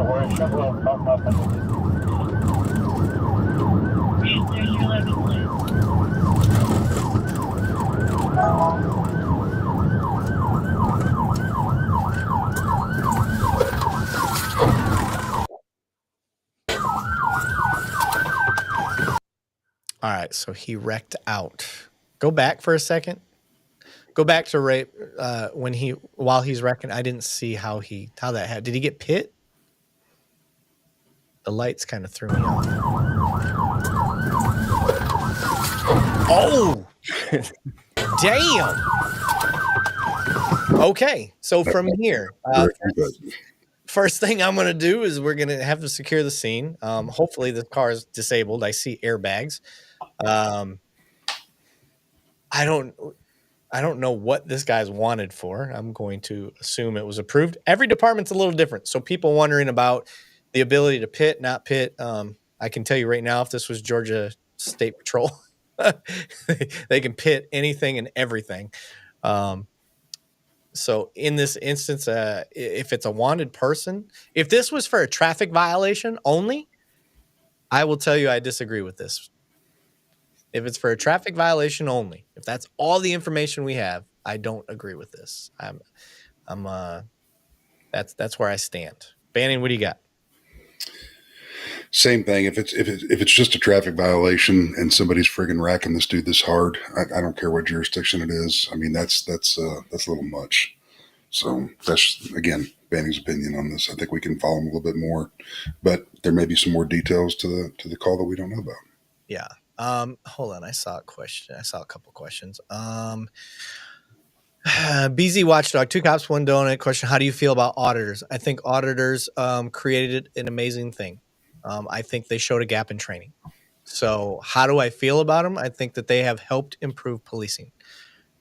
However, are there some auditors that are out there just trying to make money? Yeah. They give auditors, the ones that were out there for good reasons, a bad name. So I see that as a problem. I see, just like we see bad cops as a problem for the rest of us. There's some bad cops out there. But auditors, specifically First Amendment, Second Amendment auditors, they showed a huge gap in police issues, especially because I'm a huge Second Amendment fan. And I believe the Second Amendment protects the First Amendment. So I've seen that First Amendment auditors created training that made police better, and it's getting better and better and better. However, you guys have seen some of the videos I put out where the cops have not gotten the training yet. They don't understand. You can't videotape me. The fuck they can't. Oh my gosh. The fuck they can't. It drives me up the wall. So who said that? BZ, whatever. Yeah, I love auditors that are out there for the right reasons. But those that are out there just try to make money, like, come on, man. Like that's not, I don't think that's the spirit of what auditors started for. I think they started for real, genuine reasons. And the point got across, and they did great things in creating better police training. So let me keep going here. I had one more question I saw. Let me take over here, Alan. Dang it. Let me go back. I saw corruption. This one.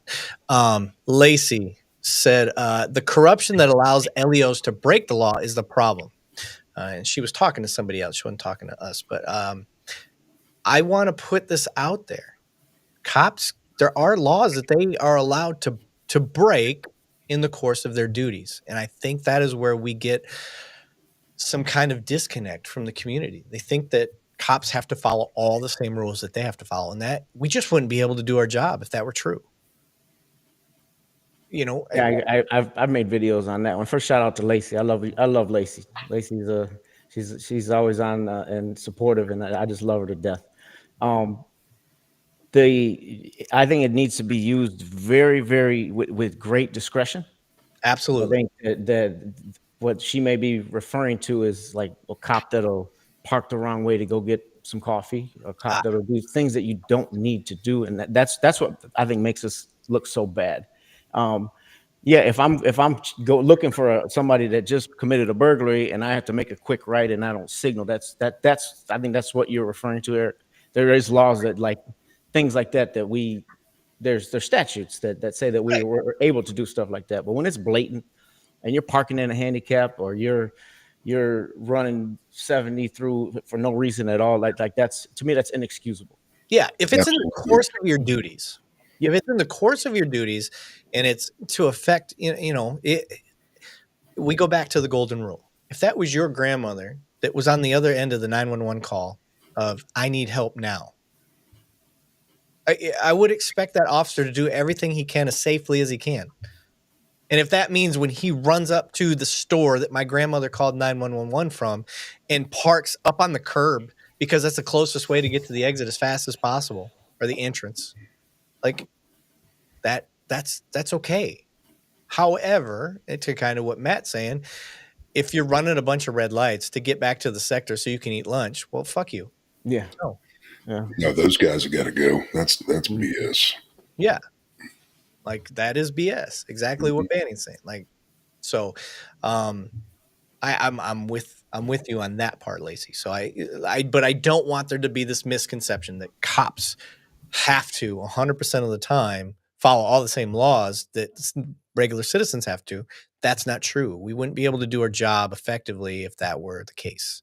So she said she followed up. Lacey followed up and said she was talking about. She was actually referring to when the officer put their foot in the door, not allow you to close it. well, that's a violation of rights. Yes, exactly. That's a violation of rights. 100%. That's an again. You guys will hear me brag about the training that I receive all the time. That's one of the scenarios that we put our rookies through is a loud music call. And everybody knows a loud music call is like, there's really not at the end of the day, the biggest thing you're going to get is a ticket. So what we like to do is we will go and have a bunch of people yelling and screaming at the cop at the door. And we want to see if our recruits are going to put their foot in that doorway. And the moment we do, holy shit, they learn quick, and they learn just by being swarmed by a bunch of people in that house. So that is part of good police training. You should not be putting your foot in the door. I actually made a video.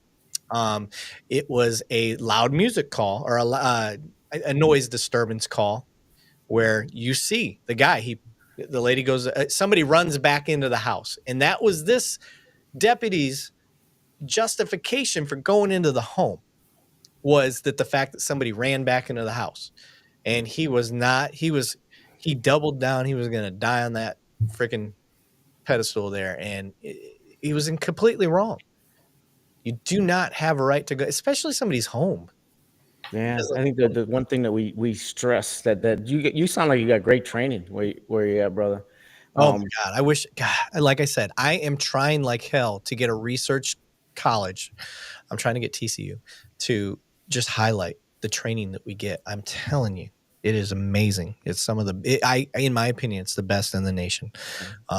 It's why I am the way I am. So people that hear me and they're like, oh my God, because I hear people say this about you a lot too, Matt.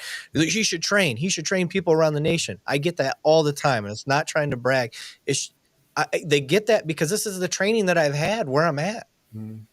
It's amazing. That's some good standards. And like, that's one of the top things that should be stressed. That threshold, that doorway, right? That is sacred. That is sacred. And that is, again, it's one of the most common things that we face. You go to a domestic and we don't have any real signs of violence. All we heard was that there was a verbal argument. Well, at the end of the day, a verbal argument isn't enough. And what we'll see is people will be like, they just go to shut the door and cops will put their foot in the way right away. I'm like, oof. Yeah, you fucked up. Yep. You fucked up. So the only reason that foot should go in the door that I can think off the top of my head is exigent circumstances. Yep. That's it. Yeah, absolutely. If you don't have exigent circumstances, and I'm speaking to LEOs out there, go on until you do. And don't make it a freaking project house. If you don't have exigent circumstances, get the frick out of there. Yeah.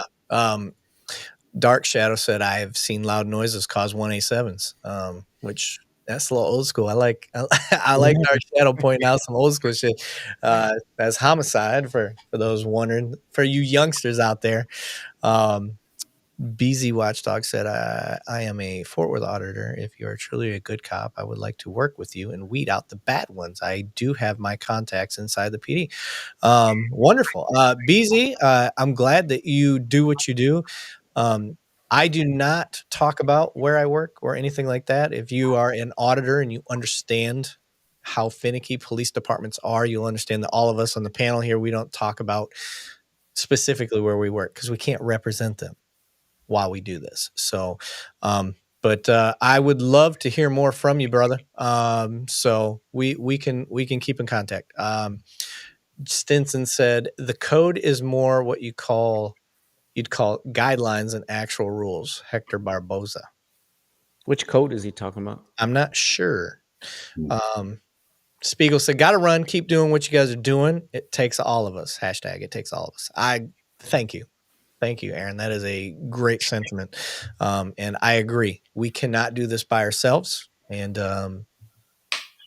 I think for the the public to think that they can do it alone or that the cops can do it alone is the wrong way to think about it. We are all one big team, and that's the way that we got to do it. Lacey R said, Lane Myers brings the courts back to the people. I don't know who Lane Myers is. Do you guys? I'm not familiar with Lane Myers. Hide your names in LinkedIn profiles then. Oh, if people figured out, they figured out. I just don't say it on the podcast, if that makes sense. People will figure it out. Matthew Lucci said most airlines have a policy where their pilots can pull themselves from a scheduled shift for any reason, not feeling well, too tired, just not feeling right about the flight, feeling stressed, etc., without any penalty. Is there something like that for LEOs, and would that be beneficial for preventing escalation in the field? There is there's the FMLA for mental health. So that is possible. It's a process.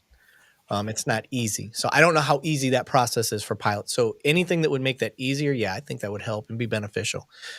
But then you got to have things in place so it doesn't get abused like anything else. Just depends on what the public wants. I don't think there's a shortage of pilots. Let's put it that way. But there's definitely a shortage of police. I don't know how well that'll work out. And just to speak on that, and there's been a few times within just my little career that I've had officers call me a couple hours before their shift, and they've got something going on personally. If I can do anything in my power to make sure that they're not on the street while they're dealing with whatever personally that is, it gets taken care of. I get somebody else there, or I go work it myself. And that's how I operated. And there's a lot of people I know at other departments that will do that as well, as long as they have the manpower to make sure that person is not on the street, period. For this question, Matt, I'll let you handle this one. I keep answering discombobulated stuff. I'll let you take this one. Gotcha. Question: cops doing what we hired them for? Question mark. 500 unsolved rapes, murders in my county, but 2,500 tickets written weekly. Who are they serving? I can't really speak for your county. I just know, like as an investigator, and I can only speak up from what I see and from my PD. Like this is we work tirelessly on what we do. I don't know about statistics. I'm not a big statistics guy. I can tell you that all the serious unsolved crimes in my city, we've worked them to the extent, and from I would say 90% of the time, we know who did it. We're still trying to bring evidence. It's so much easier, or so much harder to bring a case, especially in certain counties, than people realize. You can know all day long who did what, but to solve that and to make an arrest on that, it's tough. I think it's more difficult than people realize. Agreed. And to add to that, just to give you an example, you have to, one of the questions I will pose to you, discombobulated, is that person whose family member was raped, I'm going to assume they had a person put on that immediately, that case. So there's somebody automatically working that case. Because that person will be trained and knows how to do that, you also have to address other concerns of the public.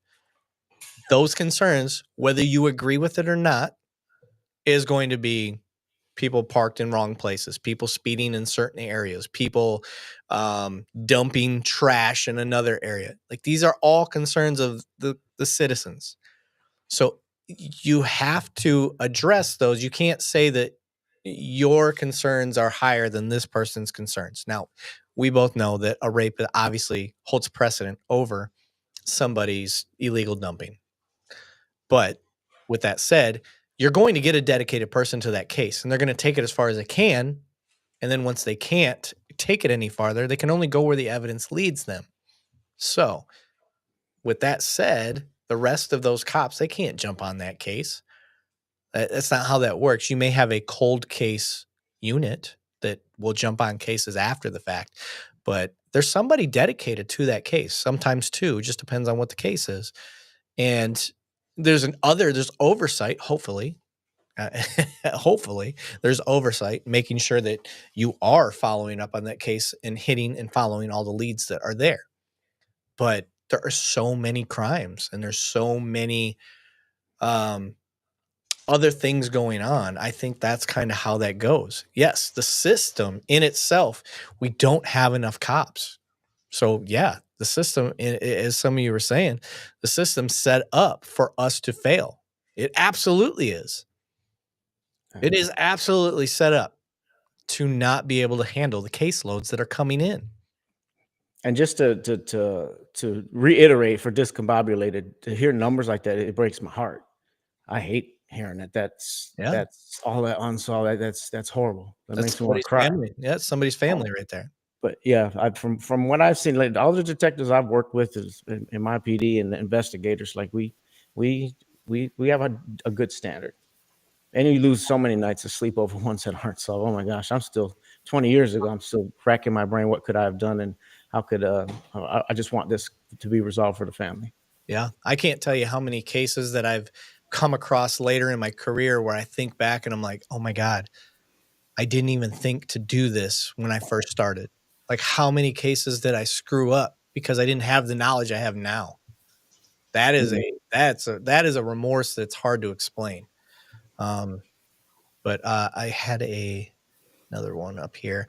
Flashback, he said, seems to be, and it may be perceived,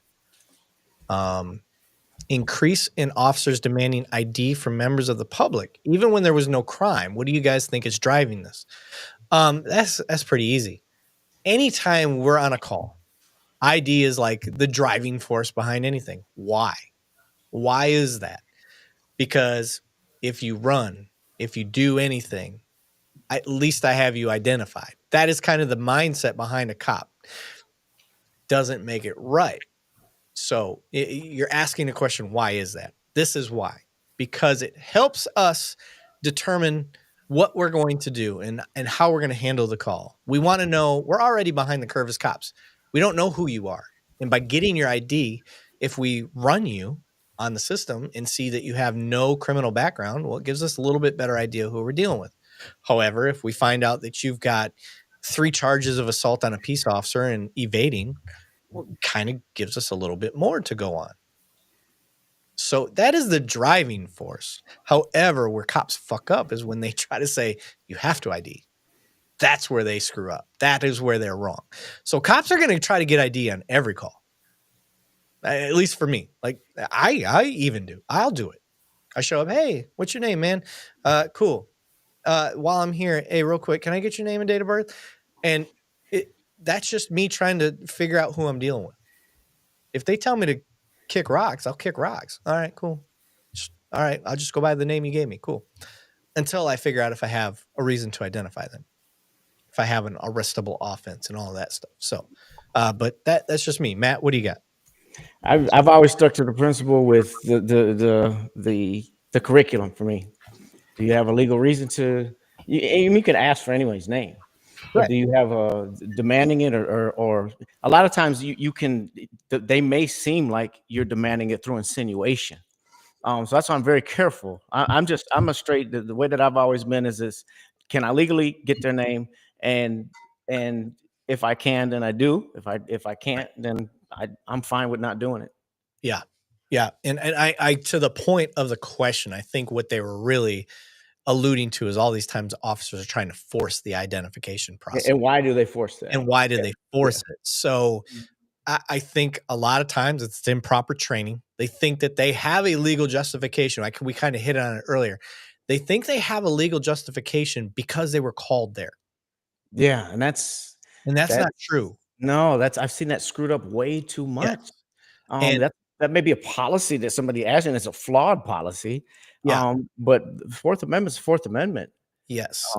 And that's why I'm a huge Constitution guy. Yeah. I think that is where that breeds from, is they don't understand that just because I think it's a flaw in training. Mm-hmm. My honest opinion.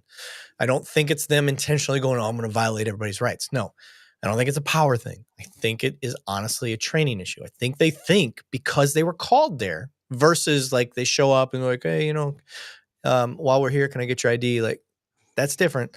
I think they think because they had a 911 call that means that they get to get your ID, because that is oftentimes what you hear literally come out of. I didn't just show up here out of the blue. I was called here. Yeah. Oh my gosh. That happens way too much. Too And much. those are the videos that get sent to us that we can easily call out. Every video you guys have seen me being like, "You're a fucking idiot. You're a fucking idiot. You're a fucking idiot." It's because of these types of calls. And I screamed at this like day one of the academy with 5 elements of the First Amendment. You're going to come across this every day. You should know this, and you should know when to apply it. And you see these old timers, anyone with time on doing that, it makes me want to rip my eyes out. Yes. I thought I was reading a question there, but I was reading the wrong part. They're talking to each other. I will say this for our crowd now, they all talk to each other a lot. I love it. So I'm glad that love my people.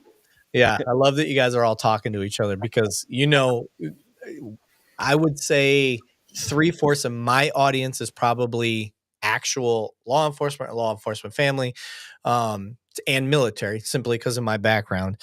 And I've slowly been building a community of people that are kind of on the opposite side, trying to hold police accountable, where Matt's crowd is probably 3/4 trying to hold police accountable with a little bit of police family background. So bringing you guys together, I will say this, for what we've seen in the chat, for the most part, I'd say 90% of y'all, 99% of y'all, you guys have great comments. You guys talk to each other respectfully. Like, you guys, it really makes me proud at the type of audience we have helped build. We're not like fostering just trolls. At least not yet. to me, even if you're grown enough and you hate officers and you're here, that's why we talk, and that's why I love talking and this is what brings people together. Yeah. We dig our heels in the sand too much and say, if you disagree with me, then I hate you and I got nothing to say to you. But that's not going to bring unity. Yeah. David Edmondson says, I always hate how quickly police jump to the obstruction of investigation and justice because of failure to ID. Oh my God, don't get me started. What charge? Because you'll hear some auditors, they're really good. They really know their shit. And they're like, what crime have I committed? And they're like, you're obstructing. And I'm like, really? That would be a secondary offense. And this is where I get into my officers' asses. What is the big picture? Is this your ego? Are you pissed off because this guy's frustrating your process? Because he knows his rights? Yeah. Fucking eat crow, bitch. Like, that's humble yourself. It is not that hard to be like, God damn, bro, you got me. Like, I didn't even I would have more respect for an officer that were able to self-reflect for a second and go, shit, you're right. I am getting you got me spun up, bro. Like, you know how far and viral that video would go if an officer just be like, dude, you did get me spun up. Like, what am I doing? You're right. And that would probably be the end of it. And everybody would love that cop because he was able to reflect. But no, you get cops that double down. No, I need your ID now. And then they get stuck in this OODA loop of just asking.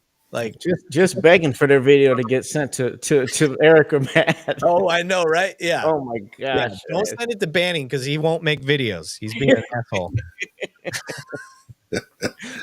They ask, why do you post bad interactions? Like, why is there so many? It's just like there's too many that come. I get them every day. Like, yep. Yeah, Tim, your buddy Tim, he's been sending me a couple, so I got a couple in line that I'm gonna make with him. We got to get him on here, by the way. Try to get him set up so he's got the same thing. I want to get Tim on here. I want to get. Okay, I got his number. I'll get a hold of him. Okay, cool. I knew he was your guy, so I didn't want to step on any toes. But I'm just going through the comments here. Cops come to your house and don't leave when you ask, but you get within 20 of their stop and they try to get you with obstruction. Okay. It does frustrate me when people try to get real close to a traffic stop. It is frustrating. And I will say this because I think almost 99% of people's intentions when they get close to a traffic stop isn't for good reasons. It's not genuine. You're just trying to like, there are times in life, guys, just leave them be. Go record from a distance, but you're trying to cause some shit. And yeah, you may have, just because you can doesn't mean you should. And it's the same for cops. Just because you can doesn't mean you should. That's just my stance on that. It's like, damn, cops got enough to think about on a traffic stop. Somebody being parked behind them, somebody, walking up into their traffic. Like, all of these things are just complications that we don't necessarily need. I don't know. I don't know another way to say it. What do you think, Matt? Because I know you probably got a slightly different stance than Well, I do. I think distance is everything. If the guys is on top of you, obviously he can't follow you step by step 2 feet behind you. Right. But I think a lot of times what I'll see is a cop see somebody there, and you can just see it they wear it on their sleeve. They're annoyed just because there's a camera there, and if he's at a distance, who cares if he's videotaping?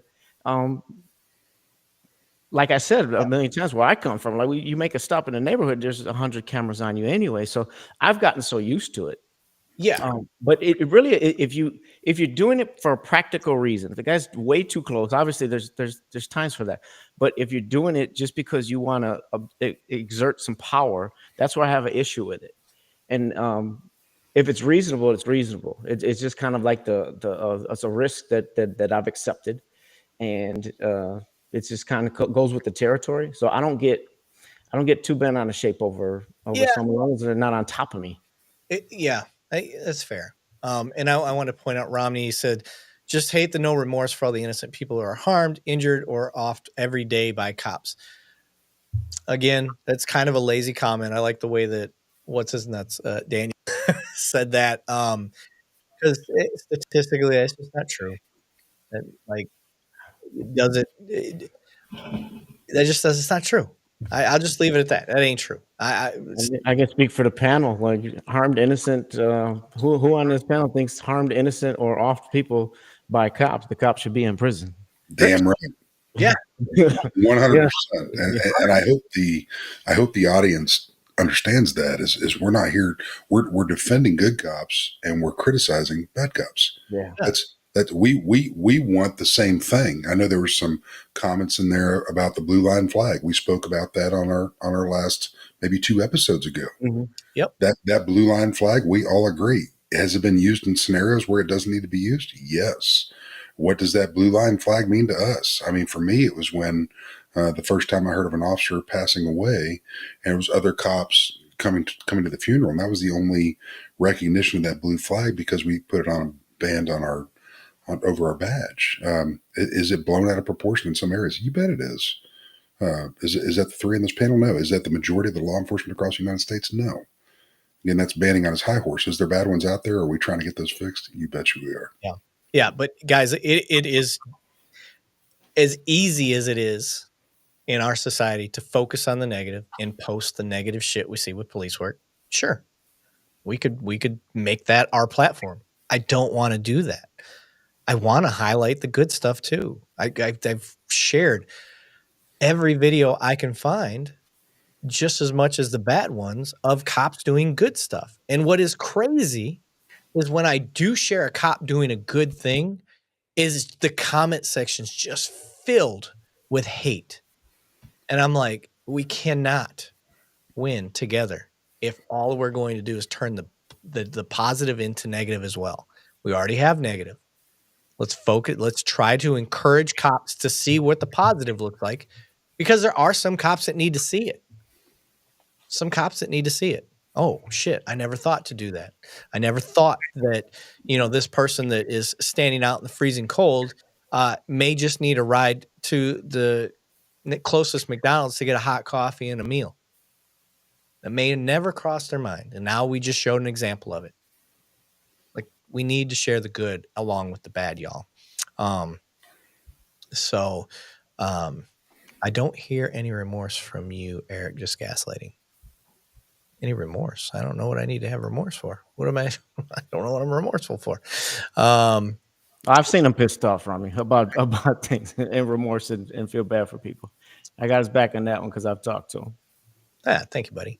Sheriff Judd refuses to issue body cameras. Is some of the things I really like about Judd, but that is a terrible policy. What's his reasoning for that anyway? I have no idea.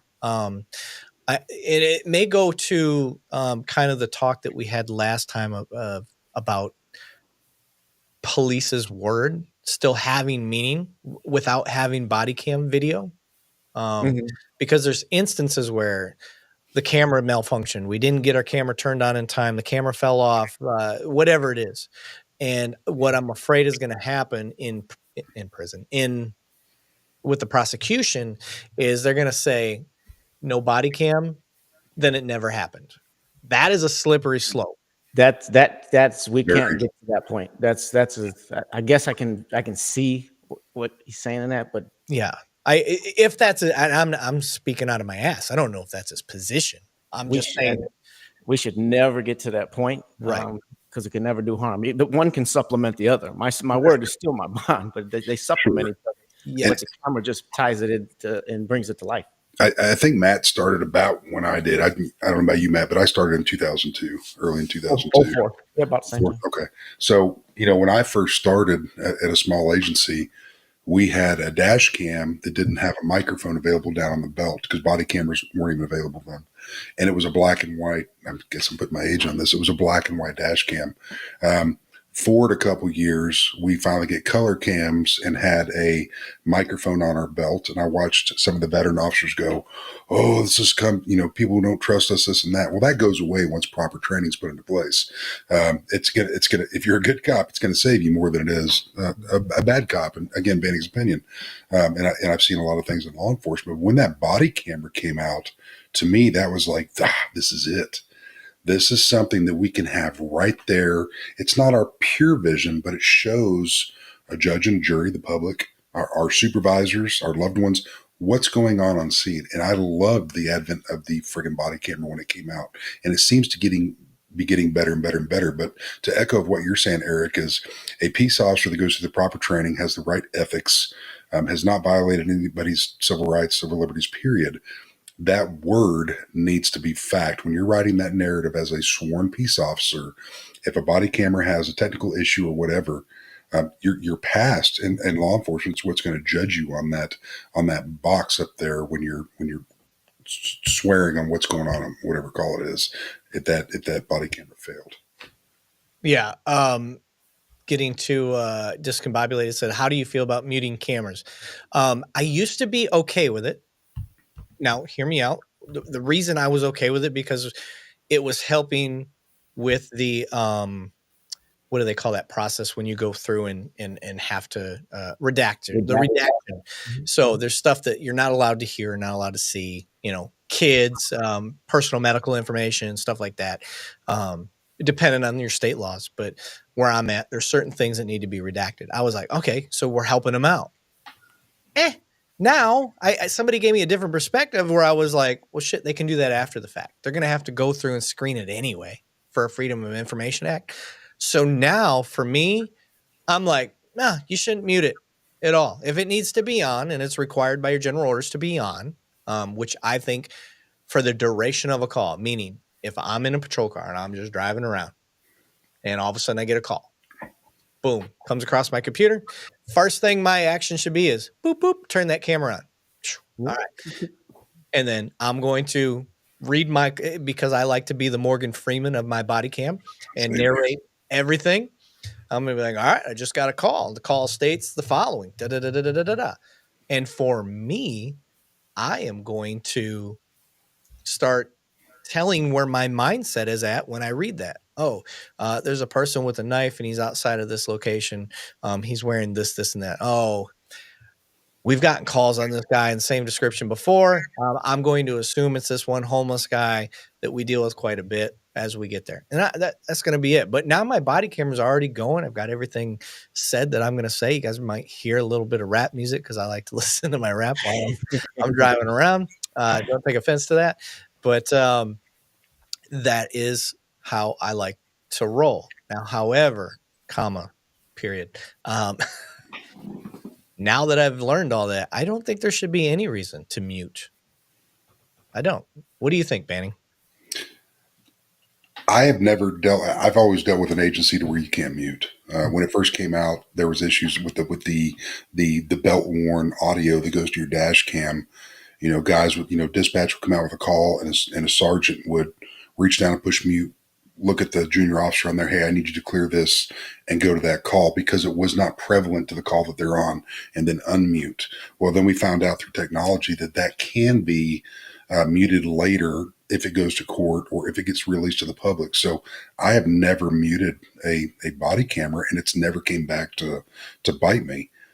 Even after eating Taco Bell, going to a call. And if you catch my drift, I'm not going to mute it. Hey, things happen. You haven't done that. And loud on body camera. Life Sir, is life. something was murdered. What was that? Yeah, it was a toilet. But what I'm saying is I've never had a reason to mute it on a call. Have I gotten a call from somebody that's in reference to another call? If it's not a priority, I just let it go to voicemail. As soon as I'm done with that priority call that we're on, I'd call the person back. So that's just Bannick's opinion again. What do you got, Matt? I'm with you. I don't believe we can even mute ours. There's a function that we can even mute ours. That's Okay. no reason. You're going to redact it if it's sensitive information, CI information, tactical information about how you may do something in the future towards a target. You can redact it. Simple as that.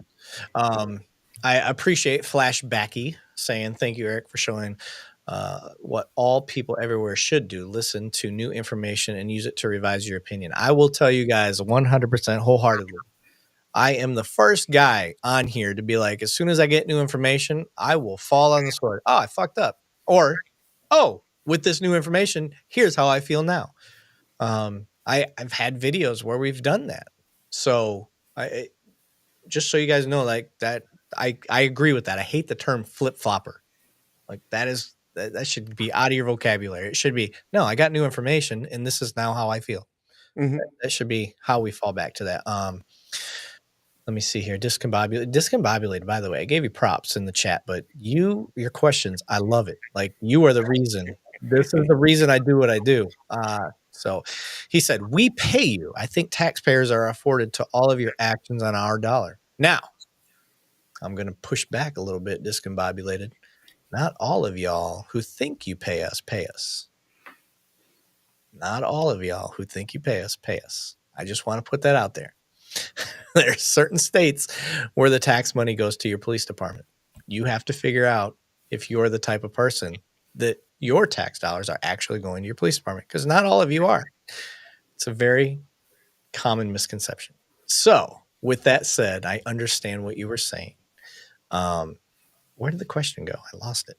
I didn't mean to unclick it. Oh, no. Hold on 1 second. I'm looking for that question again. I know he asked the actual question. There we go. Found it. He said, I think the taxpayers are afforded to all of your actions on your dollar, on our dollar. Okay, that isn't an actual question, is it? Am I misreading that, Matt? No, he's basically saying we should be open books and transparent to all. Oh, okay. I just want to make sure I wasn't reading that improperly. No, you're right. Yeah. And there should be everything should be wide open. The only time I wanted privacy while on the tax dollar or on the payroll of a city or a county where I worked was, if I was talking to my wife about my child being sick, obviously something like that, but was using the men's room. Yeah. That's it, man. If somebody wanted to follow me around, okay, I'm a pretty boring guy. But if somebody wanted to follow me around with a camera while I was on patrol, I'm good for that. So honestly, I really don't even care about that. The camera ain't gonna see my weenie. And I've been married to the same. I've been with so full disclosure for those out there, I've been with the same girl since 7th grade. That's big congratulatory, especially. Yes, it is. So for those listening, I'm not. I could give a shit less if you see that what I'm working with, because she's already over it. So if you hear me dropping some thunder in the toilet, like, hey, maybe that's entertaining. Who knows? I personally don't care, but yeah, you don't want to hear that. You don't want to see that. Yeah. So, but I understand that other people don't want you to, not everybody's like me. I have no modesty. I don't give a shit. So, but Mama G said, moot point, Erik. Ugh. What's a moot point? What did I miss? Thin Blue Line News said, if y'all like this content by liking tonight's live stream, it means a lot to creators more than you know. Oh, yeah, absolutely. Yeah, shit. There's no shame in my game, y'all. Like, listen, Hit that like button. Matt, Banning, me, and Daniel, and Alan, who's behind the scenes. We have this like mindset. So if you want to help us for free, without us asking for any money, yeah, like, subscribe, follow, call us out. If you hear us saying some bullshit, say it. We'll address it. But yeah, Mr. Billfold said, "Damn, that was funny. Fuck you for making me liking you, Erik." This is why this I love it, Mr. Billfold was born. This is why right here. And Erik and I mean, Erik was vetting me to bring me on as a co-host, if you will. And basically, all Erik wanted to do was make sure that in my mindset that I looked at myself as I put on my pants the same way everybody else does in reference to the people that we serve and protect. And I think that is a big recipe for a good officer.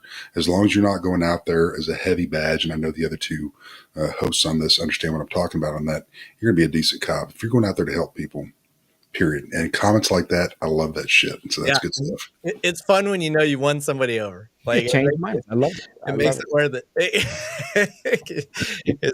I got to jump in here, fellas. Okay, go ahead. I just got that look. Oh, yeah. From Mama. She's like, bitch, you've been on there like 2.5 hours. She's like, don't forget about your family. And you're like, and that's the right thing to do, man. Well, I got to run. We're still showing almost 200 on here. So that means we're sitting around 10,000 people. So I'm going to keep going. I still got videos queued up, and we've got a lot of great questions going. So Matt, we appreciate you, brother. You got any, let everybody know about your nonprofit. My father's business, it's mfbyouth.org is what we do. We help so many kids in my city. We've given back darn near $500,000 right back, and we pour it back right into the city and help kids. We teach them about God, mentorship, morals, teamwork. We kind of a jack of all trades. We help tons of them. If you want to see some of what we do, mfbyouth.org. Youth. Yeah, your accent was kicking in there. We're Yep. MFB Youth. MFB Youth. He still typed it in wrong. Jesus Christ. Get your shit together. We're trying to show it, Matt. We're trying. Okay. So before you go, I want to make. Oh my God! Stop, Matt or Alan. Stop. I got it. MFBYouth.org. And what we're going to do is, once our website gets up and running, there will be a tab directly to this, guys. So you can see it. Share that. There you go. So now go right there. Yeah. So now you guys can see that this is Matt's book's on there. Everything's on there. So make sure you guys check out his book. Check out the nonprofit. And if you guys are looking for a tax write-off this year, hey, this is better than nice donation. Absolutely. We appreciate it. It goes to a great cause. So yeah, I'm gonna get out of here, guys. I love you, and I'll see you later this week. All right, brother. Appreciate you, man. Take it easy. Thank you. Somebody said daily motivation. Erik, knowing that cops are trained to lie, what makes you think you have word to protect? Let me try to figure out how to answer this. I don't want to say that we're trained to lie. I don't think that that's true. We have the ability to lie. Have I lied when investigating? For sure. A lot. Have I lied to try to keep somebody calm? Sure. Have I tried? Yeah, 100%. We have to lie. Well, let me take that back. We don't have to, but it keeps us safer. So it just depends on what you mean. There are certain things you can lie about, certain things you just cannot lie about. So I can't promise you things. I can't say, oh, no, you won't be in trouble. Everything will be fine. I can't do that. I mean, even if I do, that case is going to be thrown out because I gave you a promise on your sentence, so to speak. Can't do that. However, what I can do is be like, hey, man, we got you on video doing this. And the person's like, fuck, you got me. I can say that. I can say little basic things. So, yeah, it's a tool. And just like anything in police work, the moment the people stand up and say, no, we don't like this. We don't want it to be a thing in policing anymore. It gets taken away or it gets added. The Miranda warning, that's where it came from. People are like, oh, we don't even know our rights. Like, this is bullshit. Like, they keep asking us all these questions. The Miranda warning came from a court case that ruled in favor of the people. Body cameras, that's another one. All these things came out. So do I have a problem with lying? I think that is a tool that we have. It just depends on how it's used. I think morally and ethically, it needs to be in line with what's going on. You can't lie in a report. No, that's a big thing. And that's what I don't want people to understand is when Eric's saying he's lied to do that, there's certain times in your career that you unfortunately have to do that kind of thing to get information out of somebody or to coddle somebody during the worst time of what they're going through on a bad accident or a house explosion, and name the priority one type call, and you're trying to just keep them from having a heart attack right then and there. It's huge. But lying on a police report is the best way, and I'm speaking to young and veteran officers out there, it's the best way to get your ass put in prison. And if you're going to do that, fucking say Lavigne. You're gone. We have no business having that, period. Yeah. I like Mr. Billfold's comment here just because I'm with him. I love Matt so much. He says, I just trust police and I'm not a Christian. And yet Matt's authenticity and character have been softening my heart, which is amazing. I don't need you to be a Christian. I'm a Christian myself. I don't need you to be a Christian to be able to read people. And reading somebody, I think you're just like me. You were able to read Matt, and that's why I asked him to be a part of the Two Cops One Donut stuff, is because I was able to see, and he was pointed out by y'all, by the way. I never even heard of Matt. Y'all pointed him out to me. So, and it's the same with banning. It's being able to see in somebody's heart and trust that. If you're able to do that to me, who's basically a human bullshit detector, I not a brag. That's just what I do for a living. I'm able to read through, and that's what you want from your cops. Your cops should be a human bullshit detector. That way, they know when somebody's being genuine and when they're not, and when they're just kind of lost in the sauce. They don't really know what to say. Like, that's where the social skills come in. Like, you're able to say, "Oh, this guy, he just doesn't understand what's going on. This isn't a law violation issue. This isn't him trying to contradict my authority, so to speak. They just don't fucking know. Like, okay, hey, all right, relax. Listen, this is what I need you to do. And that's my ability to step back and say, hey, I don't need to tell this guy, get on the fucking ground. And you just get stuck in that OODA loop. Yep.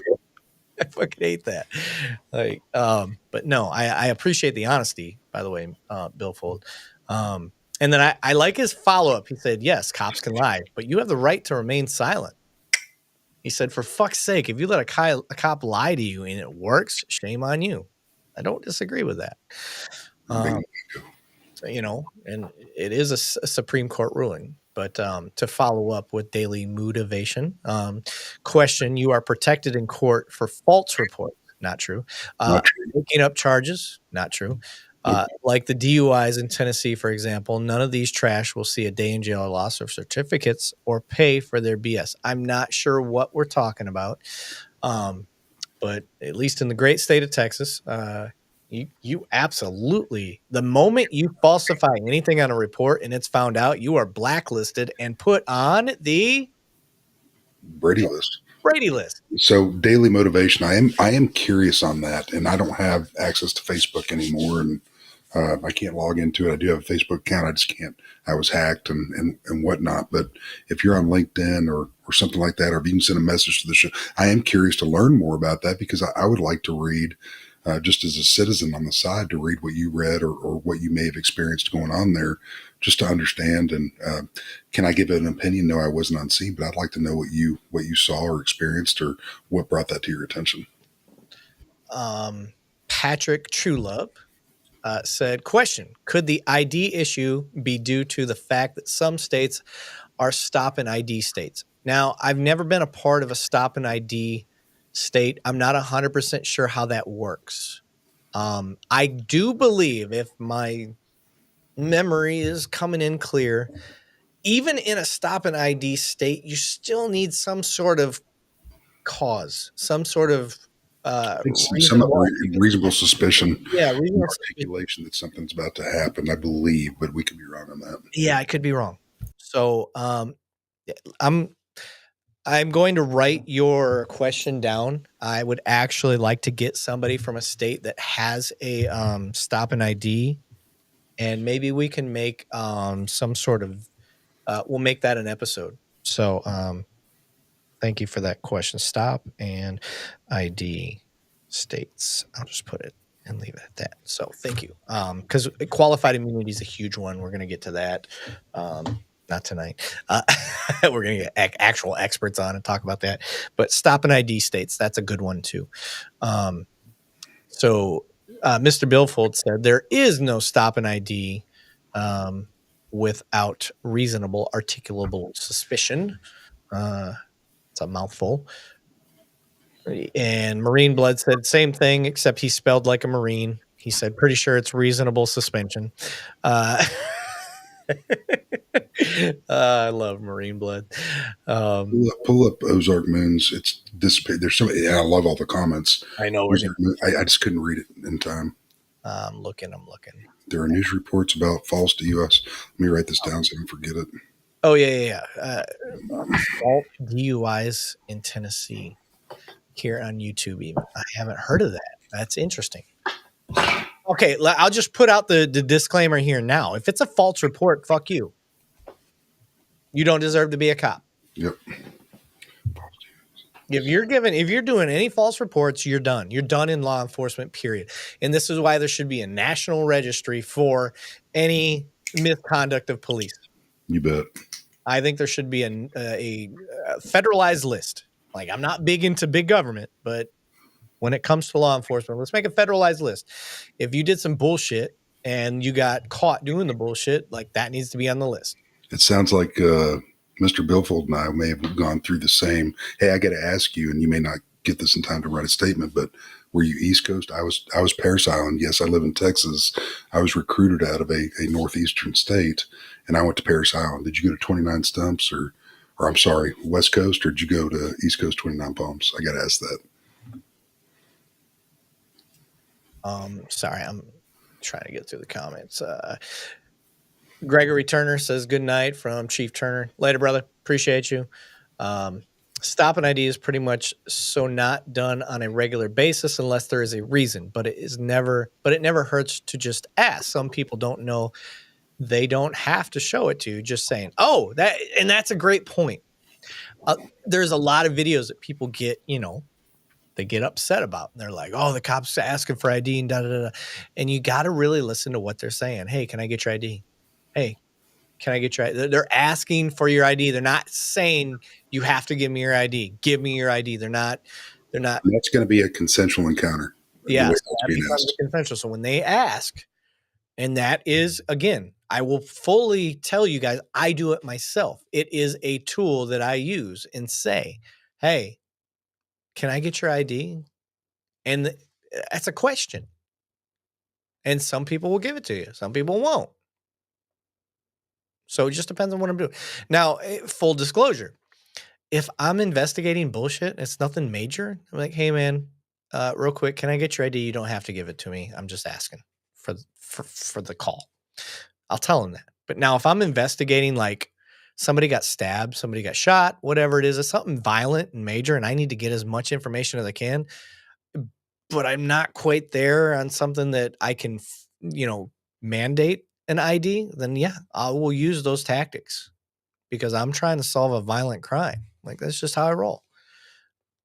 And if they challenge me and they're like, no, I don't want to give you my ID, I'm like, sucks for me. He said no. All right, cool. I'll leave it at that. All right, cool.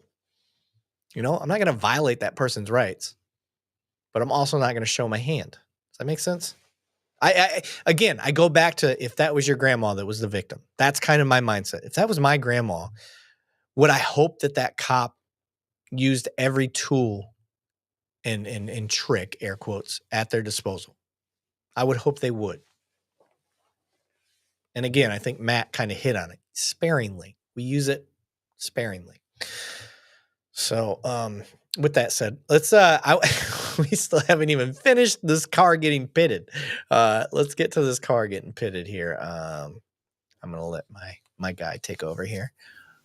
Share this tab. Hey, thank you, Mr. Billfold, for putting that up. Paris.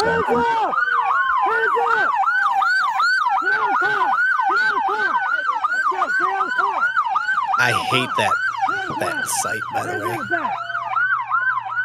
I think that's an aim point.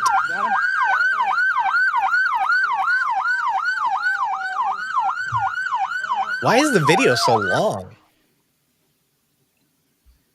No, keep going. I want to see where this goes. I'm just curious why this is so long. Unless we get a different angle of the pit. Thank you. Turn them sirens off. 571 on the radio. If you can start a signal 4 for a 41 involving PD. You good?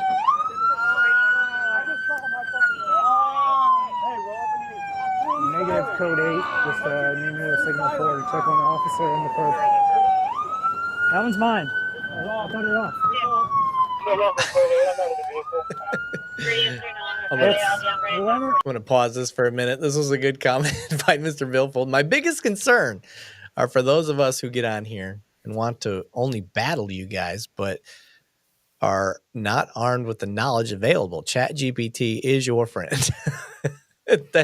Listen, I don't want you to battle us. That's the other thing. I'm not here to battle. I'm going to give you my honest perspective. And you can agree or disagree. Just like I know there is a bunch of you that probably don't agree with me being able to lie. And I understand where you're coming from. I just disagree. And that's where we're going to be on that. I'm going to use it as a tool that is available to me to help catch bad guys. I'm just hoping that you trust me enough to know that I'm not going to abuse it to violate your rights. What do you got, Banning? That's the biggest thing, and using that line. Many years ago, I was able to get 2 child predators to do a rage statement on that. And anyway, I'm not going to go further into that, but and that's what it was used for. And I got 2 deadly predators off the street. When I say deadly, anything involves children, touching pictures, all that good stuff, they need to be underneath the prison, just like a bad cop needs to be underneath the prison. And that's what that is there for, I believe. At least for me, that's what I've used it for in the past. Ozark Moon said, this pitted suspect sure moans and groans, but you need to know he's wanted for 3 murders. Holy shit. I didn't know that. Well, they took him into custody without really harming him other than the pit maneuver that they used. S&S Contracting said, why do you pull people over that do nothing wrong, run all their shit, and come back and say, I just want to thank you for driving respectfully? I don't. I've never. The only thing I have seen, and it was a very short time when this went on, is when we were encouraging good driving and handing out, I think one of them was like $100 Walmart card, stuff like that. It turned into a voluntary stop real quick. Hey, by the way, we observed you for the past mile and a half. Your kids were in their car seats. You had your seatbelt on. You were doing everything right. From ABC Police Department, thank you very much. We just wanted to reward you with this. And that program didn't stay long, but I thought it was an amazing program. Yeah. Rami said, a lot of cops are bad guys. Are you catching them? Again, come on, Rami. That's kind of a lazy comment. You got to remember, there's 350 million calls for service every year. Of those calls, 0.006, I believe this was the statistic put out by the Uniform Code Report, that lead to a use of force or a complaint. So 350 million calls for service out of 750,000 approximate cops, only 0.006 lead to a complaint or a use of force. And out of those, even less are sustained as a unjustifiable use of force, or the complaint had merit. So I disagree with you. There's not a lot. I would say, okay, and to lean on what Matt says, just one is too many. Sure. Absolutely. But Are you catching them? Yes, for sure. Just at my department alone, and I can only use my own department. I've been here 13 years, almost 14 now, but every year that I've been here, at least one cop has been arrested, fired, or charged. It's been more than that, but I'm just saying, I'm giving you just a short raw number every year. So what does that say? That says that there's cops held accountable all the time. You don't hear about it. Why? Because nobody gives a fuck about cops doing their job the way they're supposed to do and holding cops accountable. The only time they care is when they've got some sort of juicy story to it, which means that there is some string that they can hold on to that the cops didn't do the right thing. And then that's what you hear about. But you're never going to hear about cops doing the right thing. Nobody cares. It's put out there. That information is available, but nobody holds on to that. And cops aren't going to brag about it because it gives them a black eye. I'm not happy when I have to arrest a cop. I've arrested 4 cops in my career. Not happy about that. It hurts my heart more than I can say. The first time I had to do it was unbelievable. I'll tell you what happened. I get to an accident. There's a family of 4 in a car, 14-year-old girl in the back seat. She had a broken femur on a hit and run accident. I find the car of the other car that hit my victims. I jump inside. I'm like, all right, the guy's gone. Or I say guy, I'm assuming, but the person that was driving was gone. So start searching the car for any sort of identification. And I find a bunch of business cards for a detective. There was zero hesitation. I got that information out immediately. Hey, this is who we're looking for. Here's the address. I looked up the address on the computer, and we started triangulating that person's home address. We had we call him Air One, the helicopter, go out. The helicopter was able to see on the heat signature a block away 2 people sitting parked in a car for an abnormally long amount of time. The whiskey's starting to affect my speech. I'm hearing myself. It started for an abnormally long period of time parked in the street. So what do the good cops do? They just go investigate, see who's in the car. Lo and behold, guess who was in the vehicle? Not only was it my suspect, it was a coworker that went and picked them up. There you go. Coworker fired, suspect arrested. First time I'd ever dealt with anything like that. And it's sad. I mean, that's stuff that we lose sleep on. I know America loses sleep on it, but we can't believe that somebody's in a badge doing something like that. Yeah. Don't get me wrong. I don't feel bad that I arrested a bad person for doing a bad thing. Right. It just makes me sad that person is supposed to be held to a higher standard, and alcohol makes us make some bad decisions. So, hey, Alan, do me a favor and throw up Bill Fold's last question. I think he's about to cut out. Oh, is Bill Fold getting off? Not a question. It was more of a statement. He's about to Bill Fold. It was a great one. So I'm going to read this. This is fucked up. I came here for Matt, took a liking to Erik, and found out Banning and I are brothers. And I'm up past my bedtime with y'all's blue line sorcery. And that's, and we are, Mr. Billfold, I don't know what your MOS was. I was a dumb 11, and I was attached to Marine Corps Security Force Company, guarding our nation's assets. I was able to serve 4 years and got directly into law enforcement. Yeah. Discombobulated, say, wait, you were disappointed arresting a cop. Guess we the people are no big deal. No, that's not what I mean. It doesn't have to be one or the other. I don't like arresting anybody.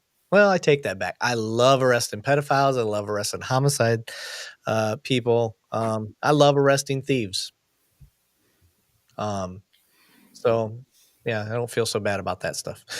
But yeah, I get what you mean. That's not how I mean it. I don't. It's just It's a disappointment when you. I was going to say it's kind of like when your dad tells you, "I'm not mad, I'm just disappointed." Like that.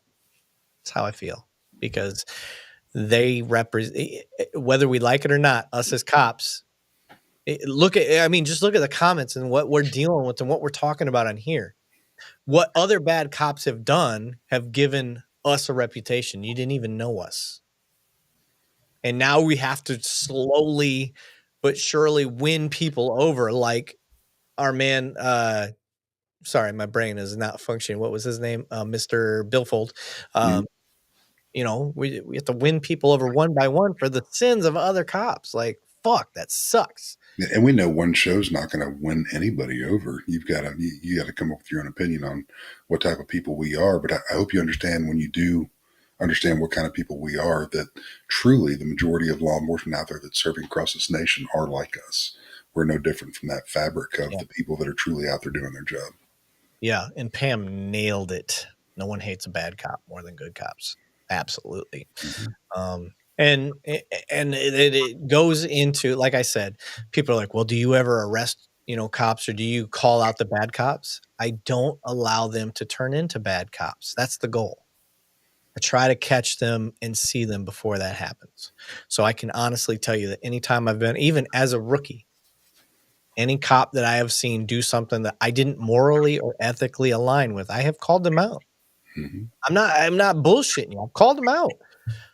And I've never had any pushback on that. I've never had, the only thing that I've ever had is like, oh man, you're right. Or maybe they're like, they don't say anything. They stop the behavior, but they don't say anything. And then a little bit later, once the call's over, they come back and they've been like, hey man, you're right. I was a little wrapped. I'm sorry. I wasn't thinking clearly. Like, I've never gotten anything but good stuff. So, Alan was saying education is key from the start. So like that's exactly what we're trying to get across here.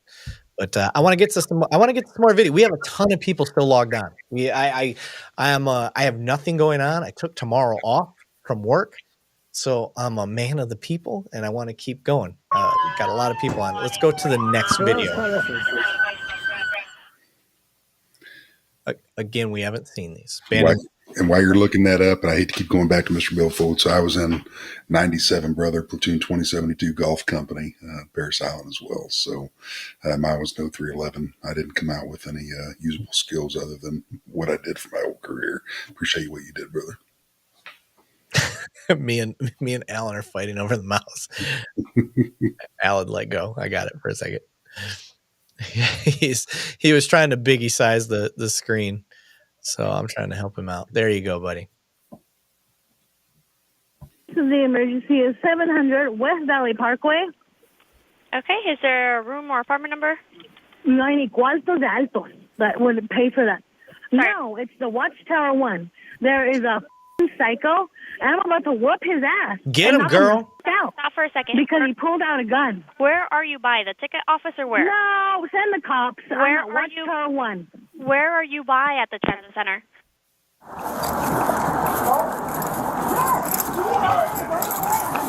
All right, can you pause it? All right, so what I will tell you from the call so far is I know I'm possibly going into a scenario with somebody with a gun.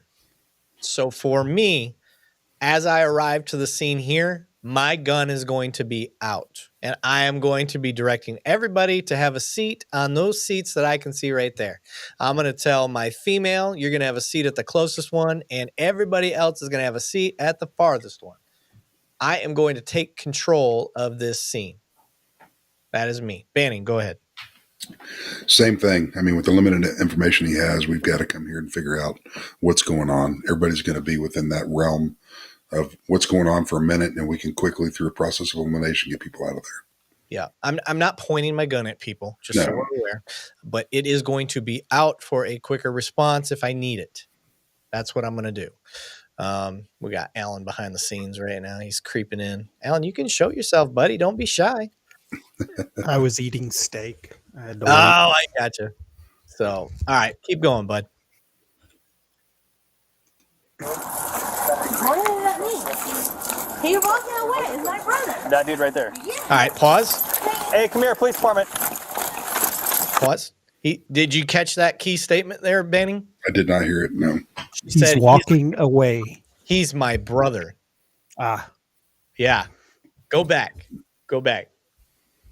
I want you guys to hear that part because that holds a lot of weight. He's walking away. It's my brother. That dude right there. Yes. All right, pause. My spidey senses are through the roof now. You just told me that's your brother and that he has a gun. I believe you more than just Joe Blow against Joe Blow. Yep. Very reasonable and prudent person. Yeah, like that is huge. Joseph said, current video, how many current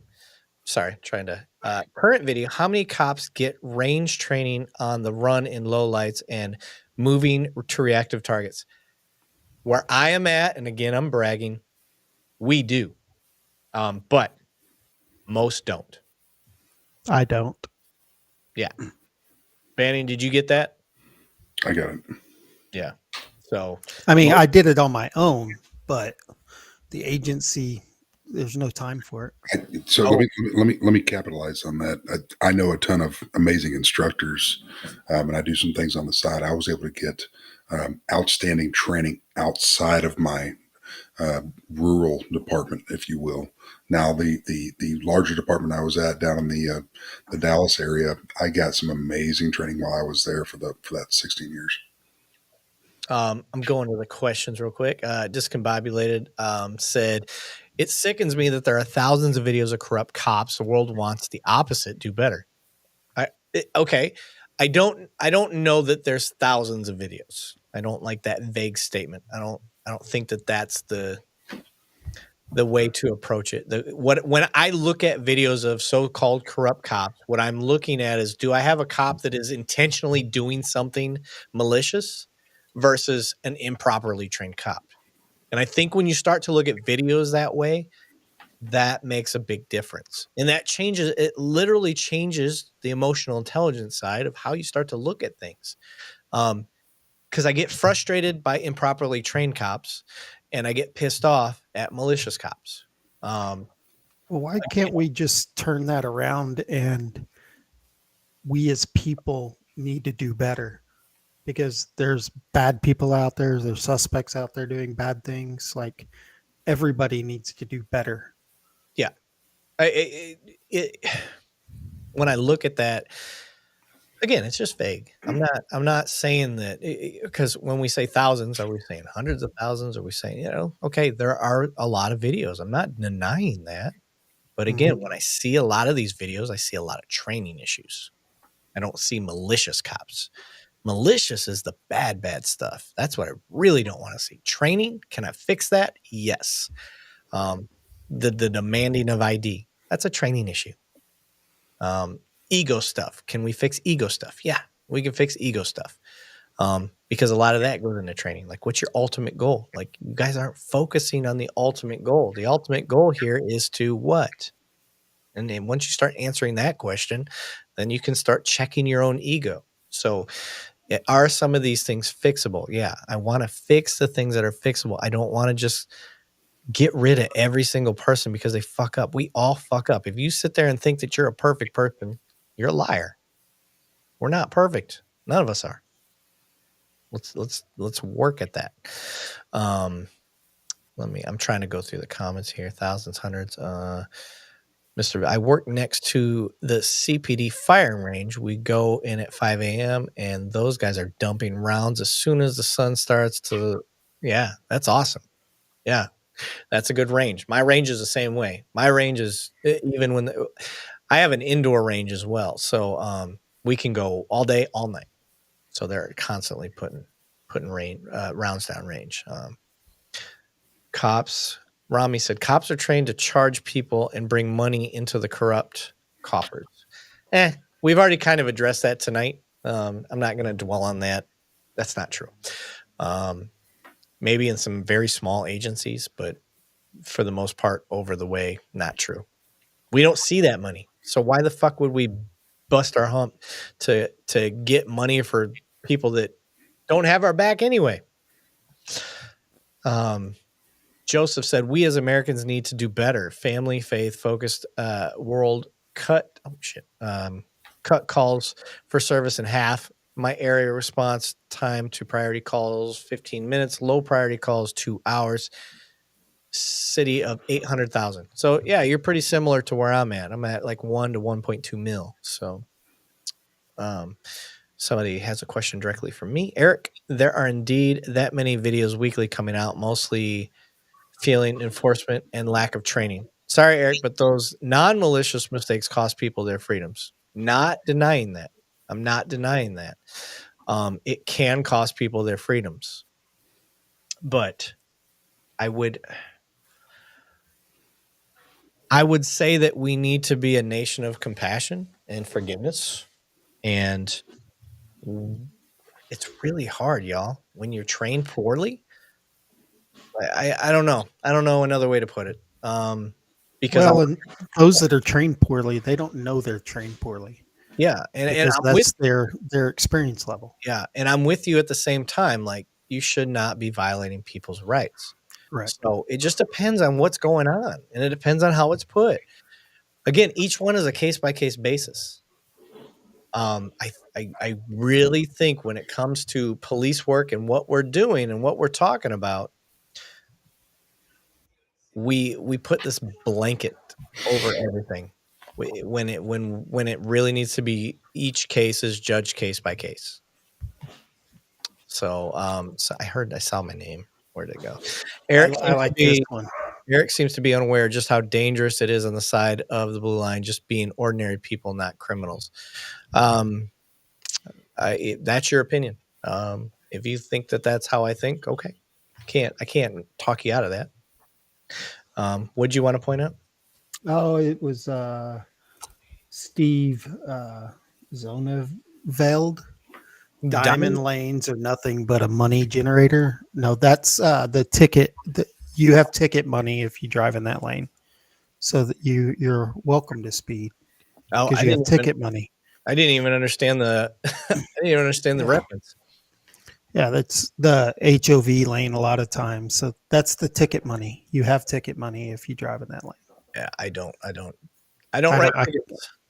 Yeah, no, I agree. I'm just joking. All right, let's go to the. Let's go back to the video. Hey, come here, police department. We have a lawful reason to stop and detain this person. He's supposed to listen to this. Hey, stop, police! Police department! We've announced ourselves. We're in clearly marked uniforms. I would be putting out information, but it sounds like his people know where he's at. Okay, there they are. Stop! Stop! I'm not going to lie, I'd Police be tired by now. Drop what's in your hands! Drop what's in your hands! Police! All right, pause Drop it. what's in your fucking hands! I'm going to shoot you! All right. So first and foremost, I said we don't want to run with our guns out most of the time. There are instances when we can and should. We just found one. This guy starts to dig.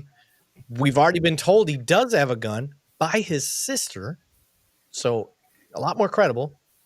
And now he's digging around and we're like, hey, don't do that. Don't do that. And now he's getting his gun out while he's running and tells him, hey, don't do that. He now escalates. And this is another thing that people like to jump on cops about. Oh, he's cursing at him. That's unprofessional. No. He was professional up until that wasn't working. Now the guy starts digging. He says, hey, don't fucking start digging or I'm going to shoot you. He had to escalate his language in an attempt to not use force. That is a last-ditch effort. Hey, I escalated my language because I didn't want to have to use force, and I needed this guy to know I was serious because the language I was using originally, it wasn't working.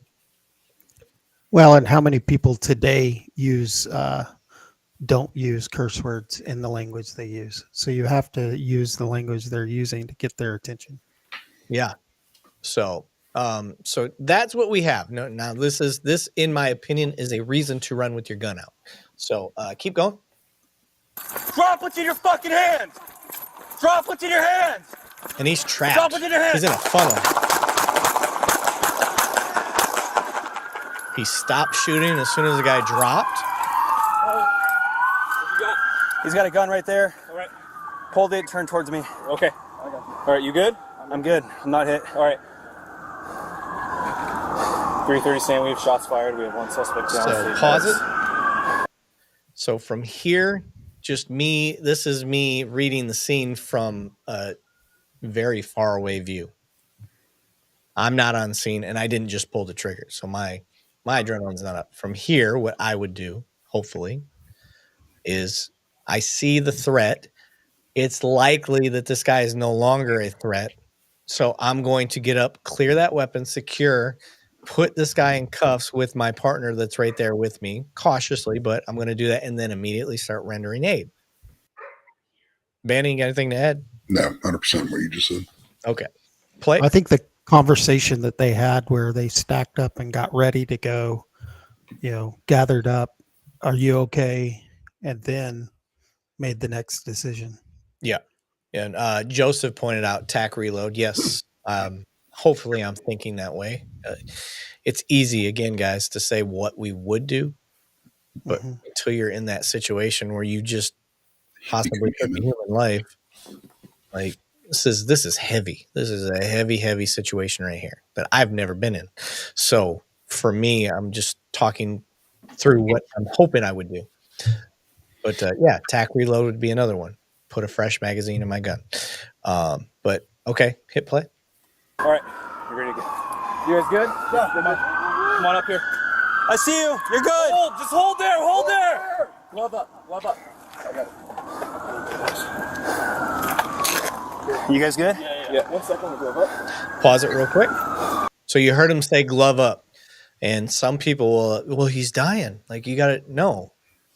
Personally, like, nobody made this decision to have a gun, turn, try to pull it and run from the cops. This guy made that decision.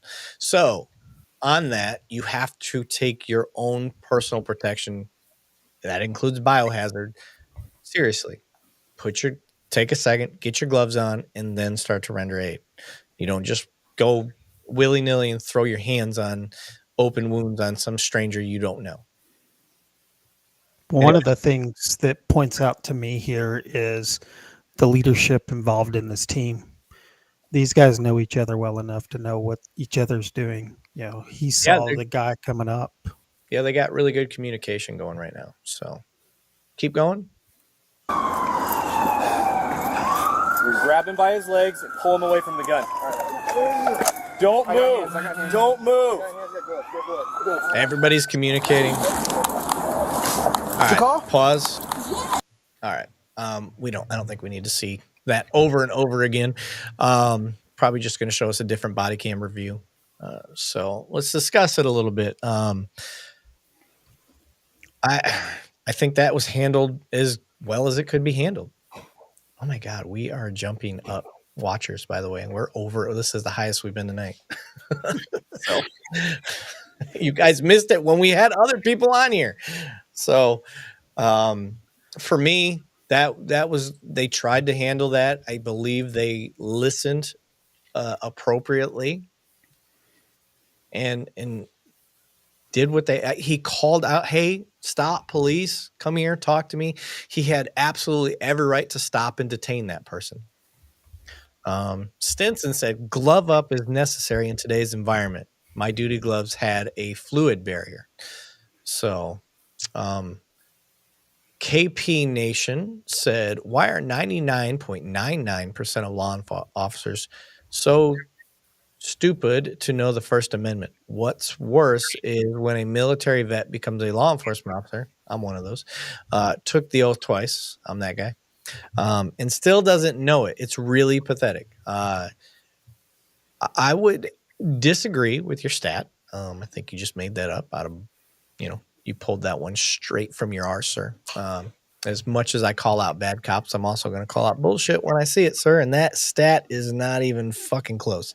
So, but no, you're right. There are a lot of cops out there that don't understand that amendment. And it drives me up the wall. You should check out some of our content and some of the videos I've done, reaction videos, where I call them out and drag them through the mud. Because you're right. They should know that. And if you are a vet, you should doubly know that. Because you're right. You swore an oath 2 times. What do you got, Banning? It upsets me just like it would any other citizen, badge aside, that when they go through something like that. it just really pisses me off if it's a training issue or whatever. And we some people say, oh, it's thousands of videos of bad cops, it's hundreds of videos of bad cops. Just like Matt says, well, we echo, and we're not an echo chamber. However, one is too many. And that's what we're here to do. Is we're hoping that maybe some officers out there that got some bad training, they're watching us, and maybe they reach out for some more training if their department's not giving it to them. Mr. Billfold said, my wife had her teeth busted out by a Philly cop who was responding to my wife's call. She had been attacked in the subway. She got 4 years probation for failure to disperse. Man, that is nuts.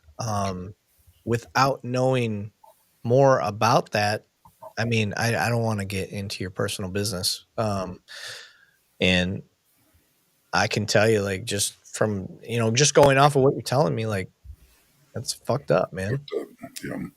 I can tell you it's one thing to know how I would respond to being mistreated, but I can tell you there is nothing on earth that would stop me from getting to the person that mistreated my wife.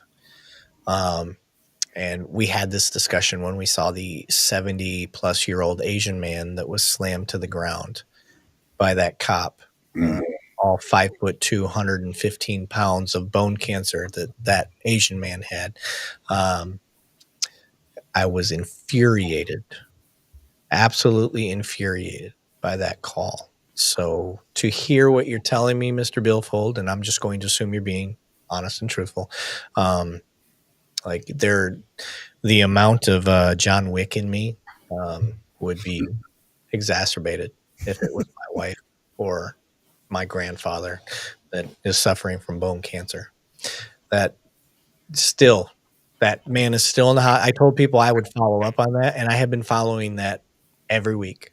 Every week, I let 7 days go by, and I look up that case. That's how pissed off that case made me, because that was horseshit.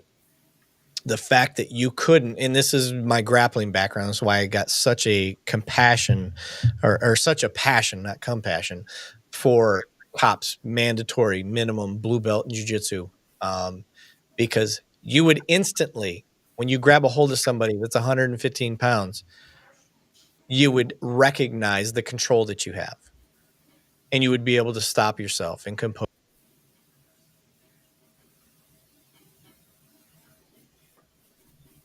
So, I get pissed off about that shit.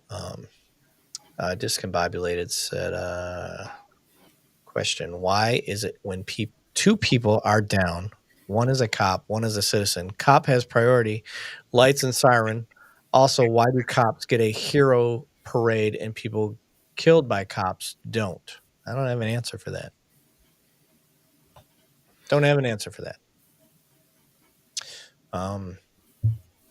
That's the way that it's been done. I don't plan parades. I don't do any of that. I have nothing to answer for that. I can tell you that I know when a kid is down, they get the same response that when a cop is down going to the hospital. That's all I can tell you. I don't have a good answer for that. So you're not going to like everything I have to say. I can only tell you what I know. What do we got in the questions here? Erik, you guys need to do more on stories like that, a lot more. Here's the problem, guys. I am still a cop, and I'm still in the military, and I'm a dad. So you get what you get from me. I don't have a lot of time. So I encourage you to send me, go to two cops, one donut, all spelled out, at yahoo.com.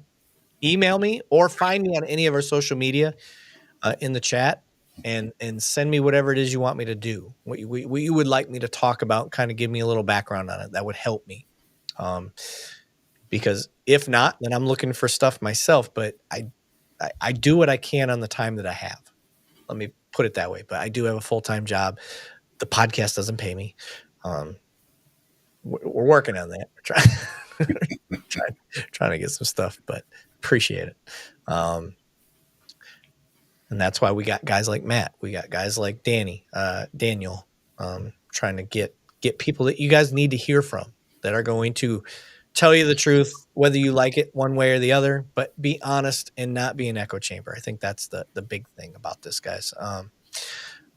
Folks, let's contribute more than these questions they cannot answer. There are plenty to talk about without gotcha, hyperbole, or anger. Thank you, actually. Thank you. Are you guys aware of CFW face smashed by Fort Worth cop? And I'm not sure what we're talking about. Vague. Even if I was, if it was, I'm probably not going to talk about that stuff. So 99% of people shot by cops are criminals. Michael Brown, George Floyd, this list is long. Not getting into that. Christopher Ruff, I love cops. Guys, there's certain things. Listen, I'm still a cop. There's certain things I just can't touch. I want to keep my job. All right. Try to keep it as honest as I can with y'all. Daniel crossed the bar not to be trusted. I don't understand that. That's actually kind of what you want. You guys expect cops to know the law, and then you get a cop that retires and then knows the law like good enough, like a lawyer would know the law. Like that seems like that. Mm-hmm. That's a good mix. In my opinion, he's better than me. I only know it from a cop's perspective. So well, and he used his cop's perspective to want to better himself to become a lawyer. What are you going to do once you're not a cop? Yeah. And he's able to, again, be fair and objective. He's able to kind of apply both sides to that. So Rami said, you want to keep that paycheck? Yeah, I have 2 fucking daughters, dude. Just like you want to keep your paycheck. So yeah, there's certain things that I'm not going to look at me. Look, I'm looking right into the camera right now. Yeah, you're fucking right. I have a family. Am I going to do that at the disparity of my moral and ethical code? No. There's certain things I'm just not going to touch because I can't do that yet. Give me time. Wait till I'm retired. I don't have a whole lot longer to go, but you get what you get with me right now. I have some retired guys on here. They can say a lot more than me. Banning's one of them. Direct your question to Banning. Let him answer those questions. I'm doing the best I can for being employed still. I'll bury a bad cup. You don't even want to go there with me. Yep. Question. Do you think internal investigations are honest? In my limited experience, so far, yes. So far, I've had good experiences with the internal investigation. Where it falls apart is once that investigation goes to the higher ups and they ignore it. So, am I doing a good job looking at the camera? I don't ever look at the camera. So I'm trying to be serious so I can get it. Trying to be that guy. But the girls need braces. Got to protect the dental plan. See, Chunky D gets it. I gotta listen. Maybe once they're out of the house, I'll be a little more loose with my lips, y'all. Like I'm just asking for a little. Like you do not get people that are still on the streets doing what I'm doing. Matt and I are very limited. Like we're a very unique set that are doing what we're doing. So I just ask for a little bit of grace. Just when I tell you I can't talk about it, just all right, cool. I get it. Like just give me that little bit of grace because I'm trying to do what I can because you guys aren't getting answers ever. That's part of the problem. You guys aren't getting the answers that you need. And you're not hearing from cops and you're not hearing cops call out cops. Like again, let me do what I can. Since you don't work tomorrow, could you go till 7 a.m. Eastern? That's when I get off work. No, again, my wife will kill me. Like, relax. All right, let's go to the next video while we're here. We keep hitting all these questions. Discombobulated. I'll get to that question in a second. Do you have faith in police unions? Are you going to the video, Alan? I am. There. I am. Piggy size. Just shit together. Holy shit. It did it again. Did we just start out hot? Yes. Hold on.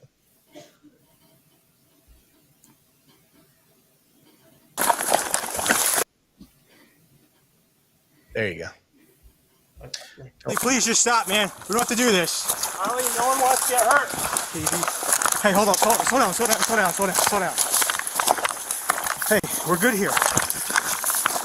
No need to rush this, Colby. Press that cover up. All right, I'm going to pause it because we've already heard the statement, you don't need to do this. And he's trying to talk to his partner, which is great, saying you don't need to rush. So for me, I'm instantly thinking I'm in a deadly force situation. That type of talk is what I get. What do you got, Banning? It is a deadly force situation, and we've got to communicate in that line going up to the subject. Yeah. I'm trying to read through the comments. Sorry. Life under the microscope. I don't know. He said, what about the guys who got murdered for a loud music complaint and was the neighbor with keys in his hand in his garage? I don't know about that case. If you could get a link to Alan, maybe we can find that and use that later. Mr. Billfold said, then for the love of Jeebus and homonym attacks of Erik and Banning get us nowhere. Listen, I don't mind it, guys. I don't. I'm just understand. I'm going to deflect. I'm going to use certain tactics on things I just can't get into. So, you got what you got with us. If that's not what you're into, cool. If you want to troll, if that's your thing, fucking go for it. That sounds like verbal judo. Verbal judo? That's what it sounds like. You're using yeah. judo. I see what you're saying. Harrison Brock said, question, how often does the DOJ and FBI take over cases of corrupt cops in your area? In my area, this happens a lot. Never. I can honestly, and I told you this kind of earlier in the program, the bad cops have been arrested, kicked out, fired, whatever, every year that I've been here. 13 years, one cop at least, and there's been multiple, but I'm just telling you, 2,000 cops, at least one every single year that I've been at my department. Somebody has been fired, charged, or arrested, convicted, since I've been here. Banning, what's been your experience? Same thing. In a smaller department. Yeah. Same thing. And they deal with the bad ones and make room for the ones that need to be there to truly serve and protect the ones that we're oathed to do. So, yeah. My experience on that is those agencies don't take over anything. They come in and assist and oversee, and what resources can they provide to actually get the job done. Yeah. I love this comment, Rami, because this is huge for me. Erik and Banning, thank you for the free speech platform. Listen, just because you troll doesn't mean I'm going to boot you. No. You can troll. I'm just going to ignore you. I'm for the most part, I can tell people that are genuinely trying to get questions across, and I can tell the people that are just trying to fuck around. Okay. Everybody sees through you if you're that type of person. You're just not what I'm here for. So that's how we're rolling, and that's how we do this. But I'm Christopher Ruff. That was for a real question. I didn't see what he said. I'm sorry, Chris, if I missed your question. Could you type it again? I apologize. Here it is. Never mind. How many guns do I get to have if I become a police officer? 1. Oh, no, I take that back. 3, maybe. It just depends on what department you're at. You get a pistol, for sure. Some places you get a rifle and a shotgun. So that would be 3. Mm-hmm. Just depends on where you're at. And I always had a concealed gun, generally. Yeah. And to Stenson's point, I'm with you, buddy.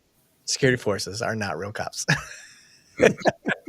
I've got a lot of security forces guys, because I'm security forces, for those wondering, that they think they can go directly from security forces into civilian policing without any further training. And that just ain't true. Does not happen. That is not true, y'all. Take it from somebody who does it. Life under the microscope. It's a failure of education, or rather one tailored towards this as an end result. You are the weakest link. I'm the weakest link? I think there's weaker links than me. I'm a pretty good link. I'm a medium strength link, I think. So I think my link is pretty, like, if you were to look at a chain, you'd be like, I trust that one a little bit more than that link. So it's just me. Show me audits. I'm in Missouri, and we have a case where an officer was convicted of unaliving. I like that he's trying to censor himself. A man in his own backyard after illegal entering. Oh shit. He is seeking a pardon. Erik, I'm not even going to try that. Is the police officer. Curious. I'd have to see that. See if you can find that case, Alan, while we're going. But I want to get back to this video and see what we get from here. Oh, we got the dog too, so that's good information to know. Oh shit, I still got this.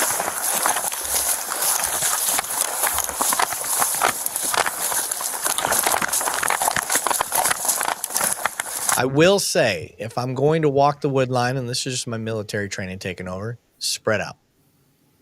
Yeah, a little bit more. Yes. Get your 5 to 10 yards apart. You know, your grenade splash. get a little distance between you and the other person.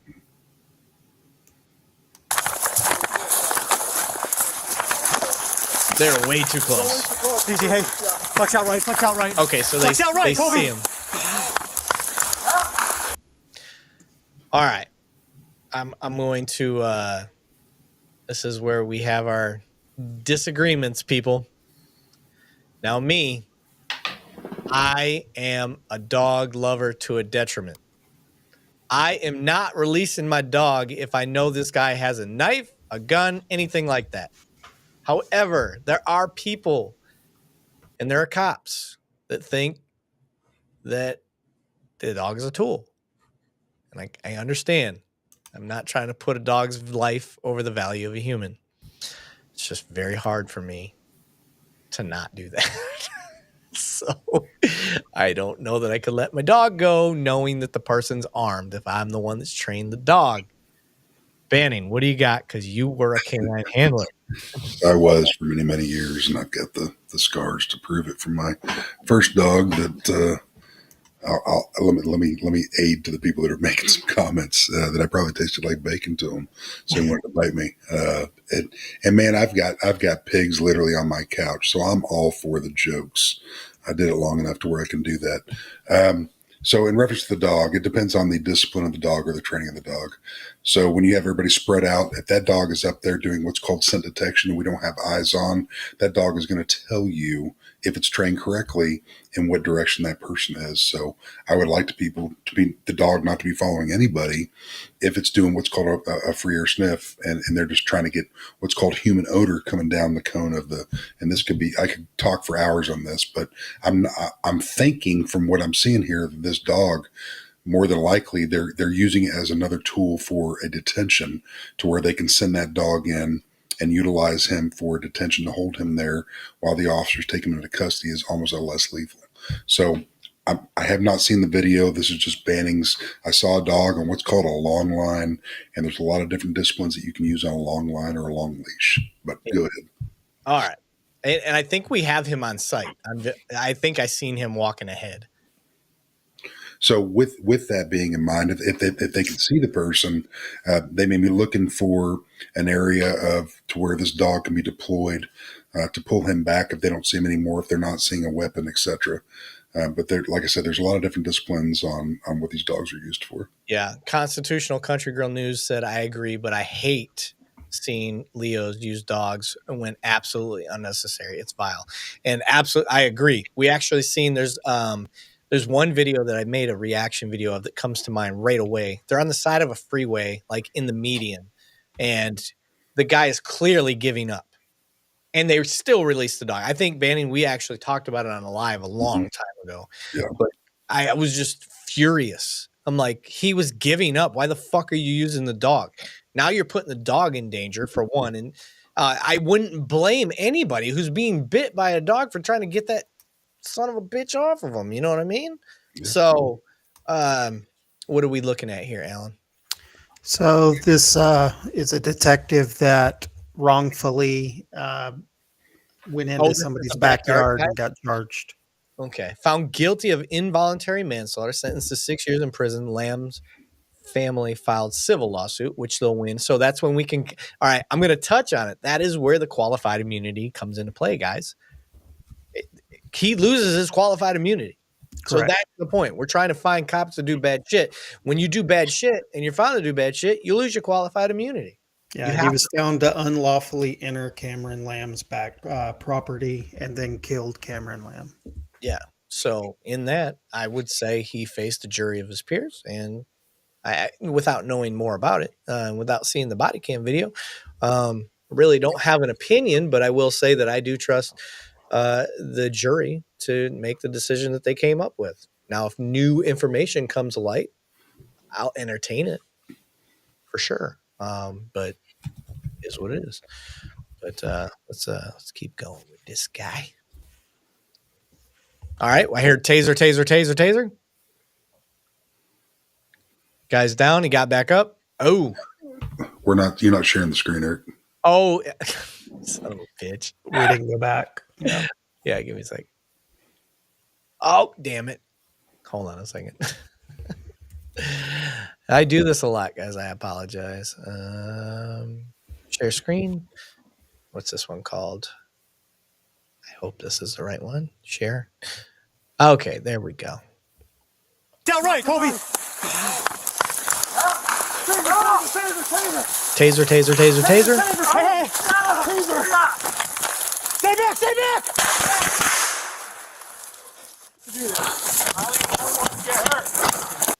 So we talked about how often tasers fail. It just failed again.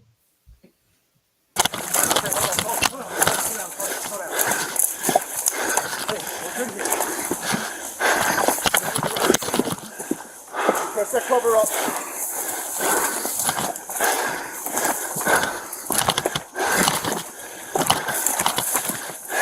I'm not gonna lie, that's how I'd be breathing if I had a bunch of stuff on me. It's like homeboys like me in the woods, like, good God, how far are we gonna go with this? What's funny is, y'all, I'm not lying. I like to run. I run a lot. I can go out and run 3 miles tomorrow. I love running. But the moment I put all my gear on, I'm like a fat kid running up a flight of stairs. You hear me on body cam and they're like, bro, I thought you worked out. Once you put your gear on, it's like you never worked out.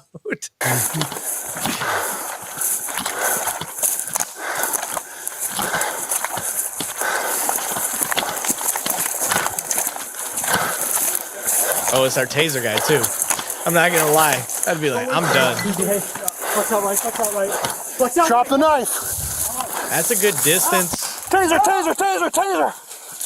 Oh, he pulled the probe. Taser. Yeah, he twisted off of it. Yeah.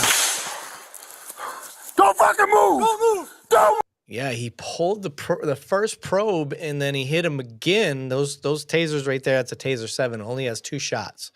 So he pulled the probe and the guys delivered the next set that dropped him for a second and he managed to get back up and start charging again with a knife. Clean shoot. I don't really have an issue with that. I think they did what they could do. Again, I'm glad they didn't send the dog. That's me. I don't like when he was armed. We saw he had a knife. I don't like when we send a dog in when we know the person's armed. That's just me. Banning is I bet he had to go to the bathroom again. He's old, guys. His prostate's large. He's a large man. And when your prostate gets enlarged as a large man, and you have to use the restroom very often. He's been drinking Coors Lights all night. So no, I think daddy responsibilities are coming in play. Oh, is that what it is? Yeah, because I saw him holding up his finger like, give me a minute. So. Ozark Moon said Alan needs a ruler to whack Erik's hands. Yeah, stop touching my mouse, Alan. Trying to look at the comments here. 40% of the time, the taser works 100% of the time. Oh, it's so true.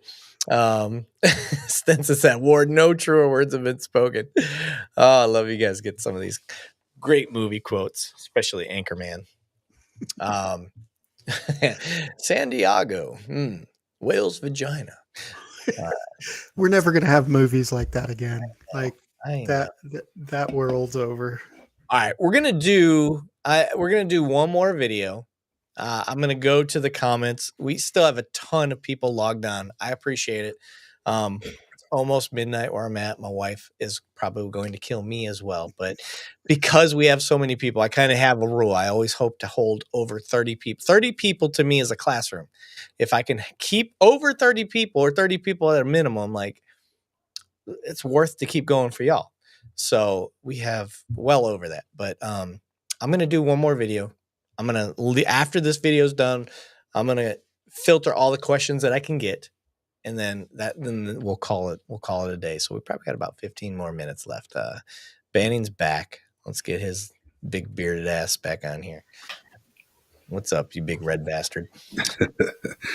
Hey, when your daughter has off one day a week, she homeschools and she gets to stay up a little bit late and she wants a hug and a kiss before she goes to bed, I'm going to step away for a second. I understand. C. Millington said, all three, Detective Matt, Sergeant Erik, 2 cops, 1 donut, and Banning, you freaking rock. Just so you guys know, Banning is 2 cops, 1. He is a part of it now as well.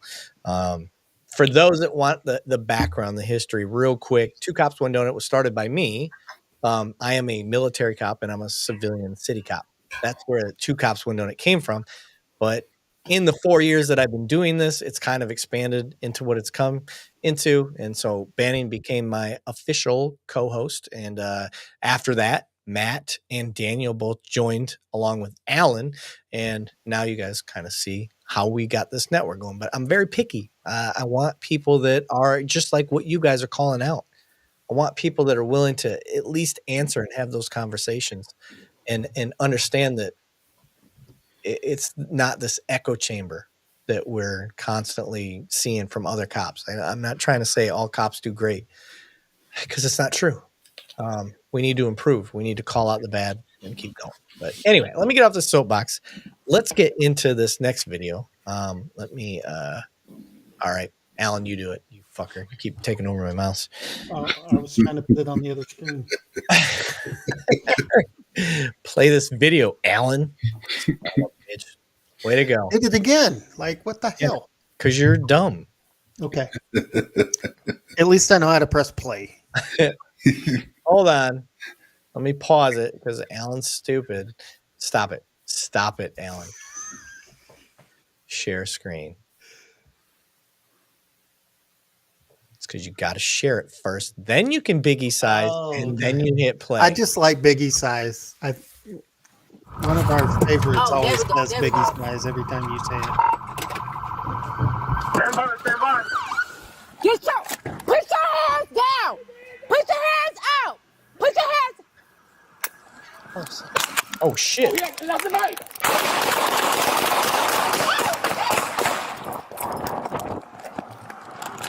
Did she misfire? Yeah. Did you hear that? Did she tase first and then switch? I'm not sure what happened on that. We need to go back and I'm sure a lot of people. Yeah, let's go back. Let me tell you what I heard. I swear I heard her pull the trigger of her firearm and nothing happened. That's what I thought I heard. I thought I heard taser go off and then maybe she dropped it and went to her that could be possible. So this shit gets.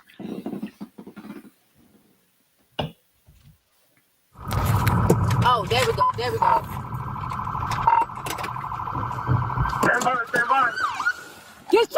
Put your hands down. Put your hands out.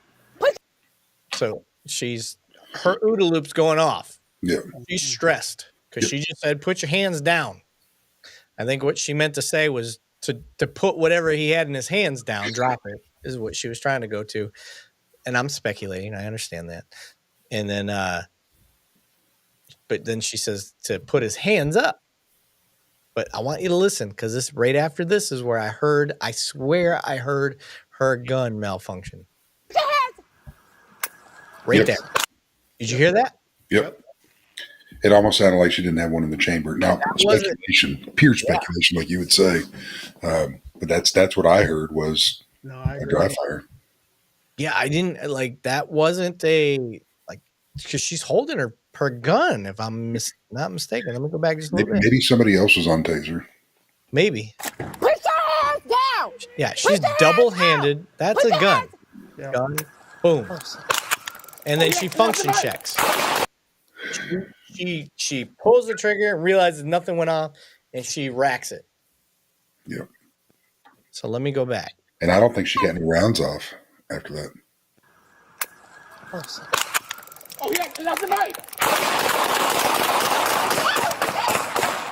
No, I think she fired with one hand, but it was not. Yeah. She, yeah. Did her partner tase? Because no, I swear I heard. I did hear a taser go off, so I'm thinking that somebody else had a taser. Because I know what I heard. I mean, I heard a taser. But if you listen to that taser deployment, I don't think it had contact. It had to be the partner. Hands down. Right. Put your hands out. Put your hands. Oh, yeah. Right there. That's the partner. So I saw the flashlight of the taser go down. Okay. So that was the partner. He fired the taser and then immediately says, "Oh shit, that's a knife." Okay. That's a knife.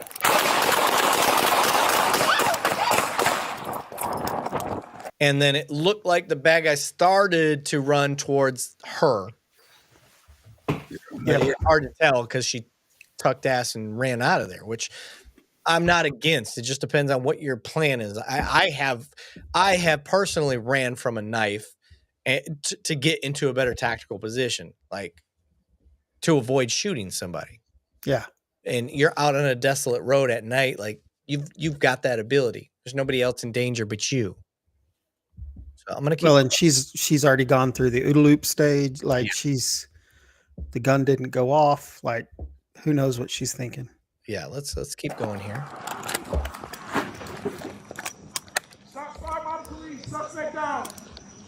Oh shit, she unasked pretty far back. I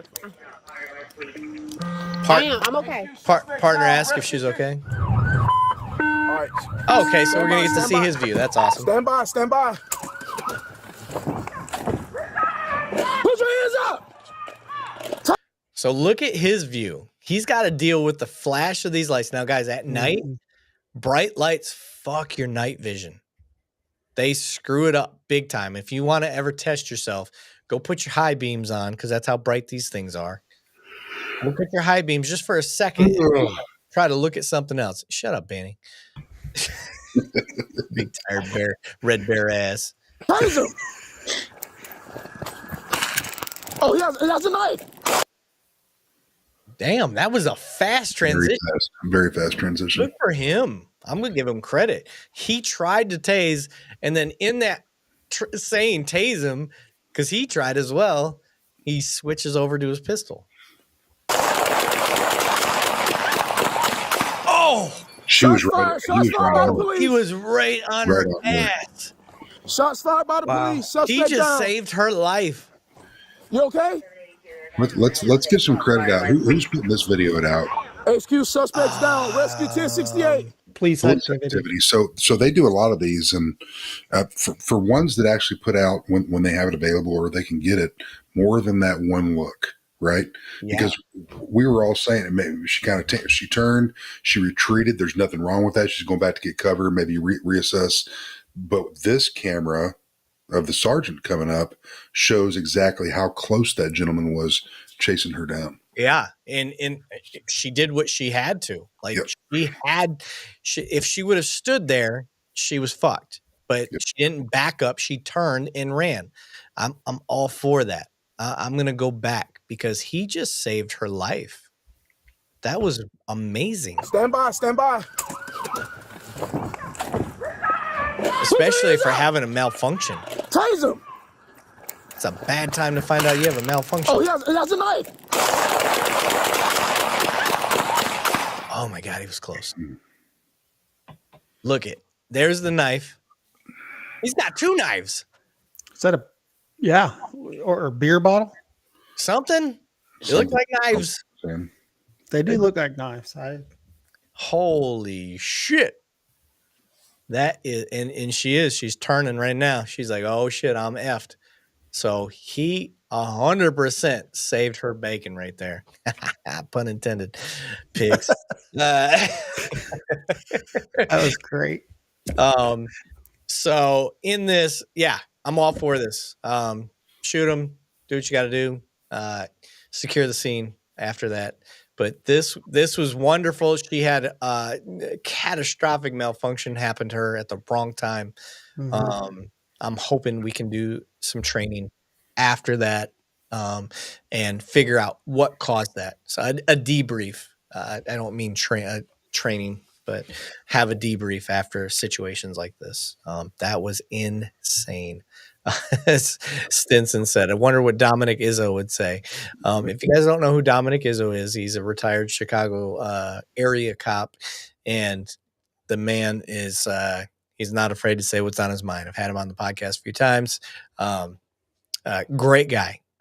Just I have to be careful when I have Dom on because again, I can get in a lot of trouble.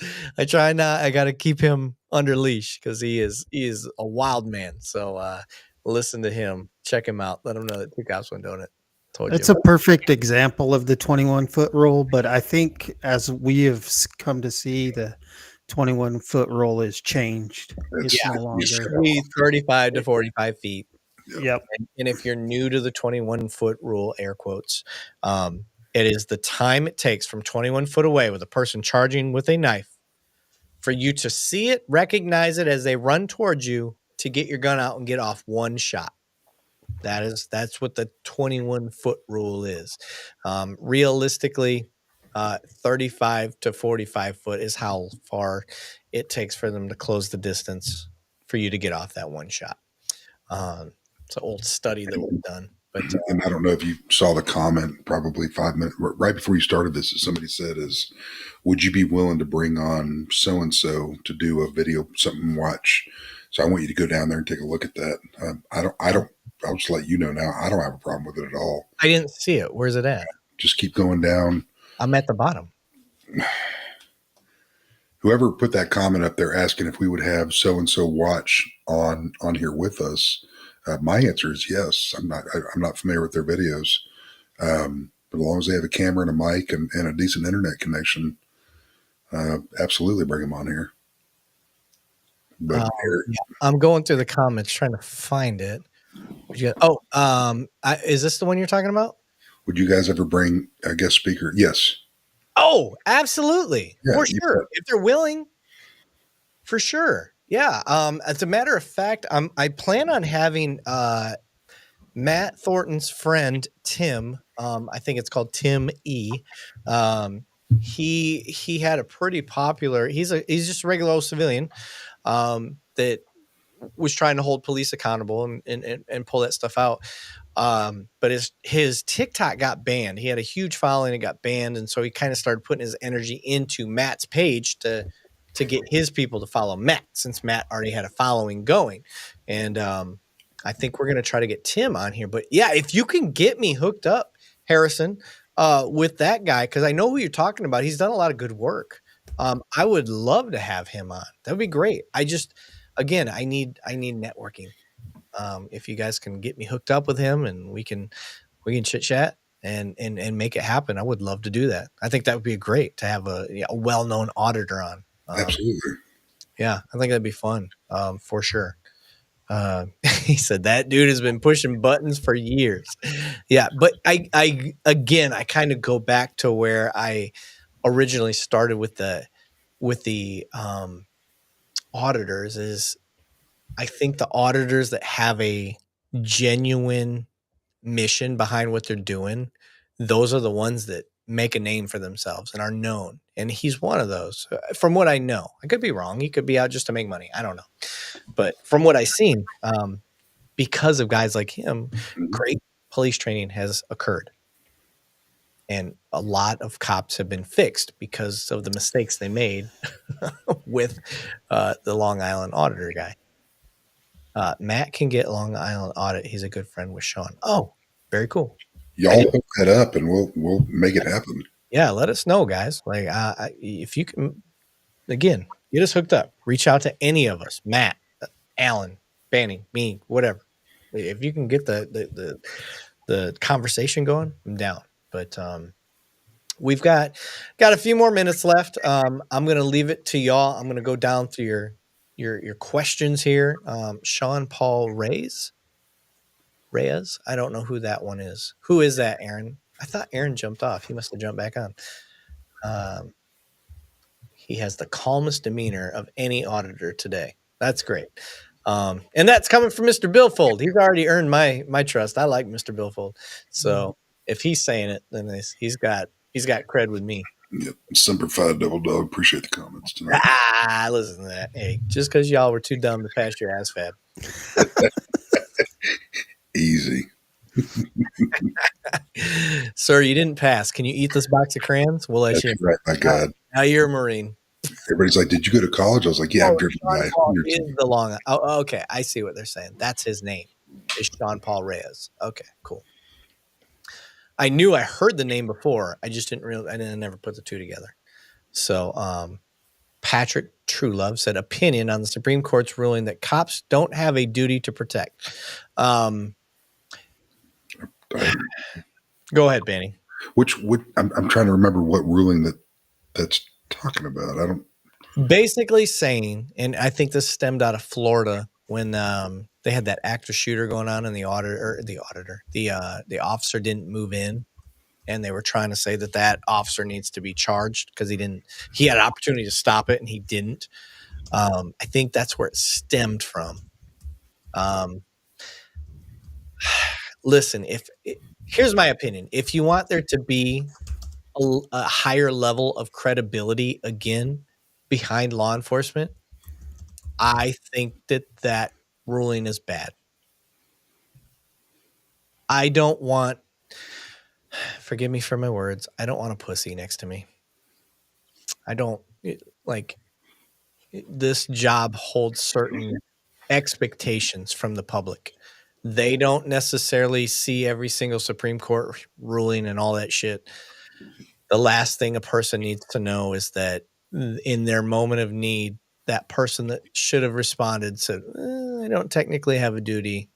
I don't have a legal obligation to go there. I don't like it. Yeah. I don't like that. That's cowardice. So I think you should. Now, where my problem is when you have things like Uvalde, where you've got a person barricaded in a room that has an AR-15 or he had an AK, I believe, and all you've got is a pistol. Like, that is a hard sell. I've been at the opposite end of a rifle, and it is just the sound. You need training to push forward when somebody's shooting a rifle at you. Like, that is very unnerving. So it just depends on what's going on. And I'm not making it. I don't know enough about the Uvalde case. I'm not trying to make excuses for that. I don't know enough. So I'm not saying we would need several hours. Bottom line is the person should have been stopped sooner. Communication was at a standstill. With Banning, talking to me direct on the way I train people for active shooter threat is you go in there and you in that threat period. I don't care if you got to break a window. I don't care if you got to get a friggin' Tahoe to go through that friggin' door. You get in that fucking school, and you save those kids. Period. Well, and I have a personal.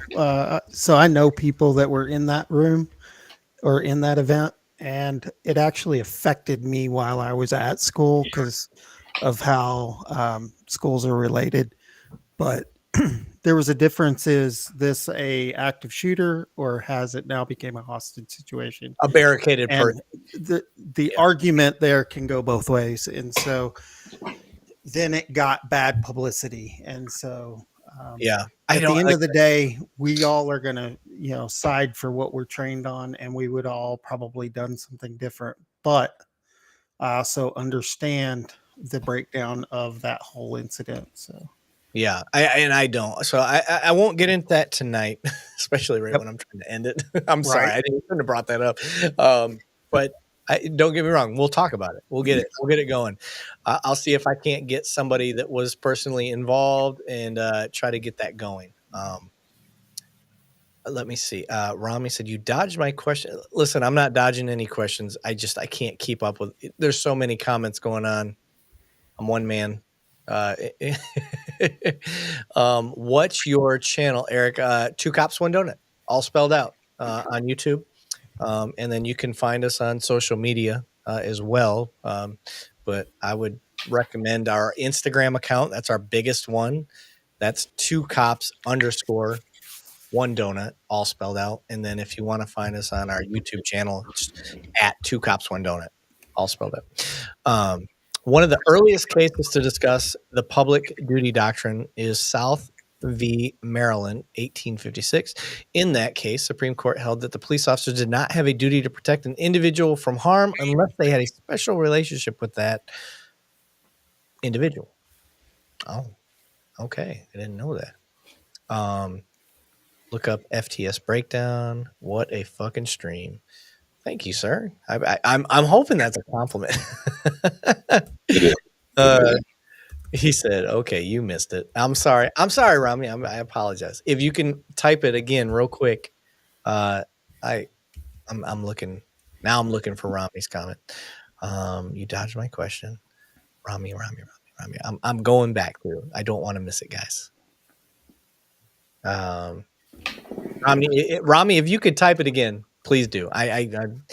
It's just a pain in the butt to try to go backwards.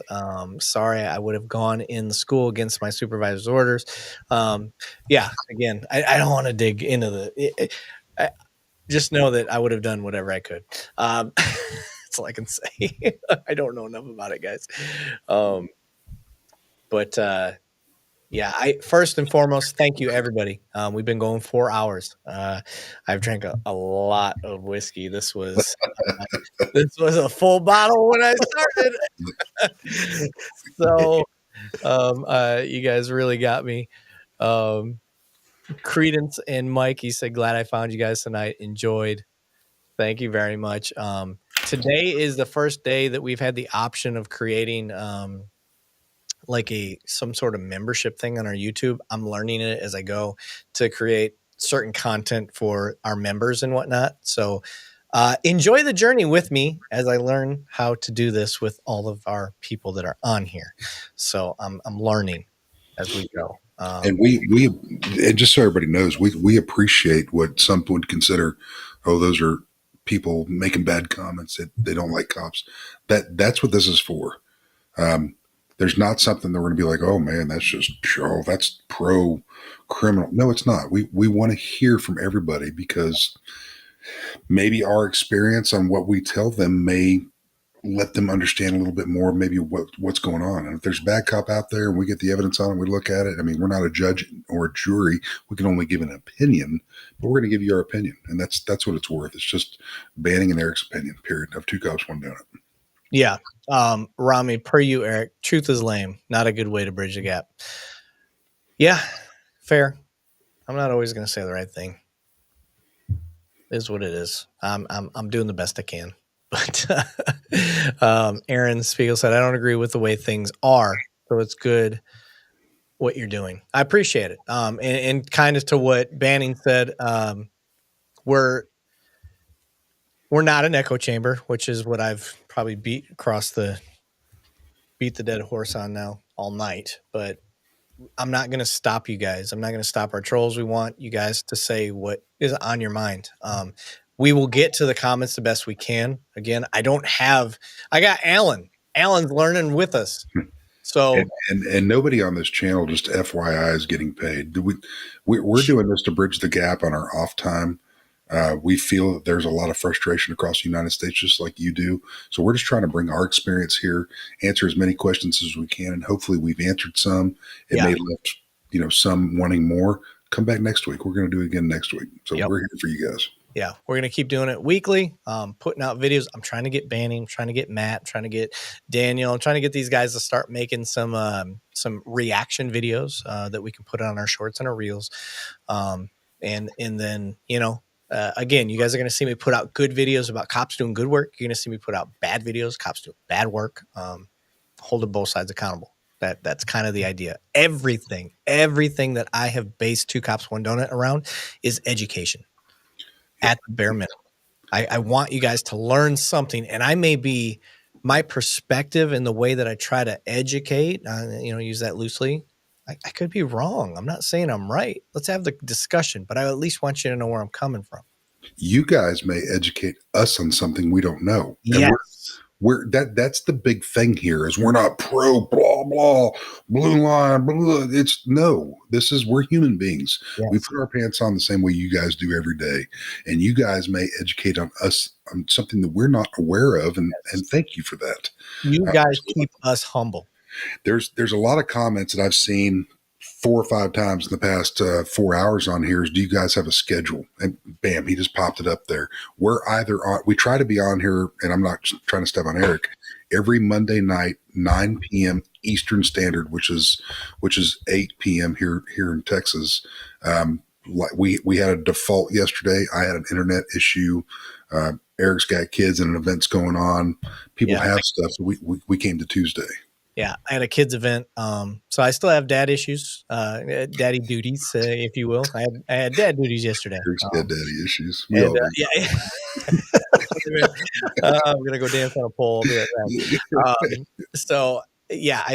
I have kiddos, and they're in orchestra, or in volleyball and basketball, so got to deal with that stuff. Yeah.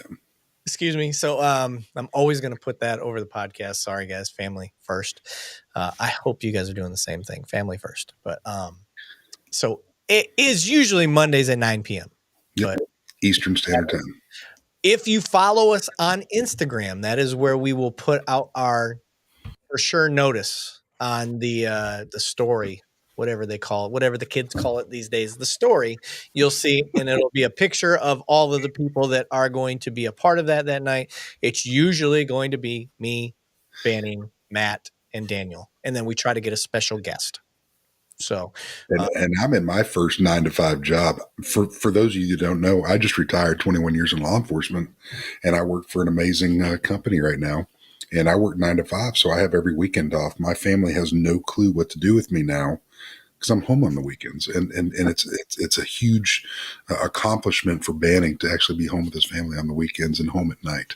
So I love being able to have the time to do this with you guys, and thank you very much for the amazing comments. Yeah, absolutely. And again, that's one of our favorite things is the comments that have been coming across from Matt's channel, from Daniel's channel, from Banning's channel is like, you guys, even though I think traditionally you guys are that divide, because you have some that are pro, some that are anti-cop, which I'm more for the anti-cop crowd. That's what I'm looking for.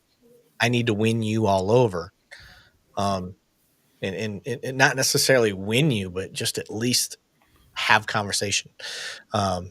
Having you guys talk in the chat and the way that how respectful you guys have been all night with each other, like, has been just huge for me. That's a huge win for everything. I've been doing this since 2021. So I started this in 2021 for you new people. And it was just me. And it's only been within the last year that I've added people, and I'm to the point now where I need more. I need more people, and now you see what we've grown, and y'all are a part of that. So it's kind of fun. I hope you enjoy the journey of watching us grow and hopefully turning into something that you guys can be proud of. So we appreciate it so much, Mr. Billfold, Rami, everybody out there that's been interactive tonight. That's what this is about. Yeah, absolutely. Spiegel. If you don't like our answers, I'm sorry. It's what our experience is and what we've been taught, and we're going to give you the best that we know, and that's I believe the best. We're not going to give you some fluff and some bullshit. Excuse my French. Yeah, but we get out there. Oh, your pelvic sorcery! I love it.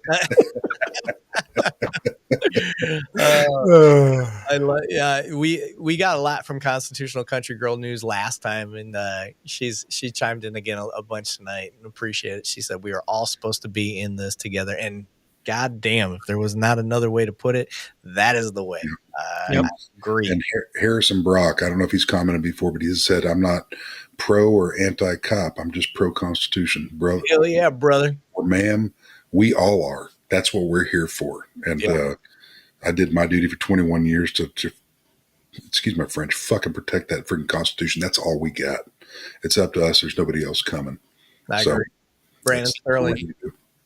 Humanize the badge. So, all right, guys, I'm going to get out of here. I thank you so much. Please like, subscribe, do all the things the teenage kids say to do.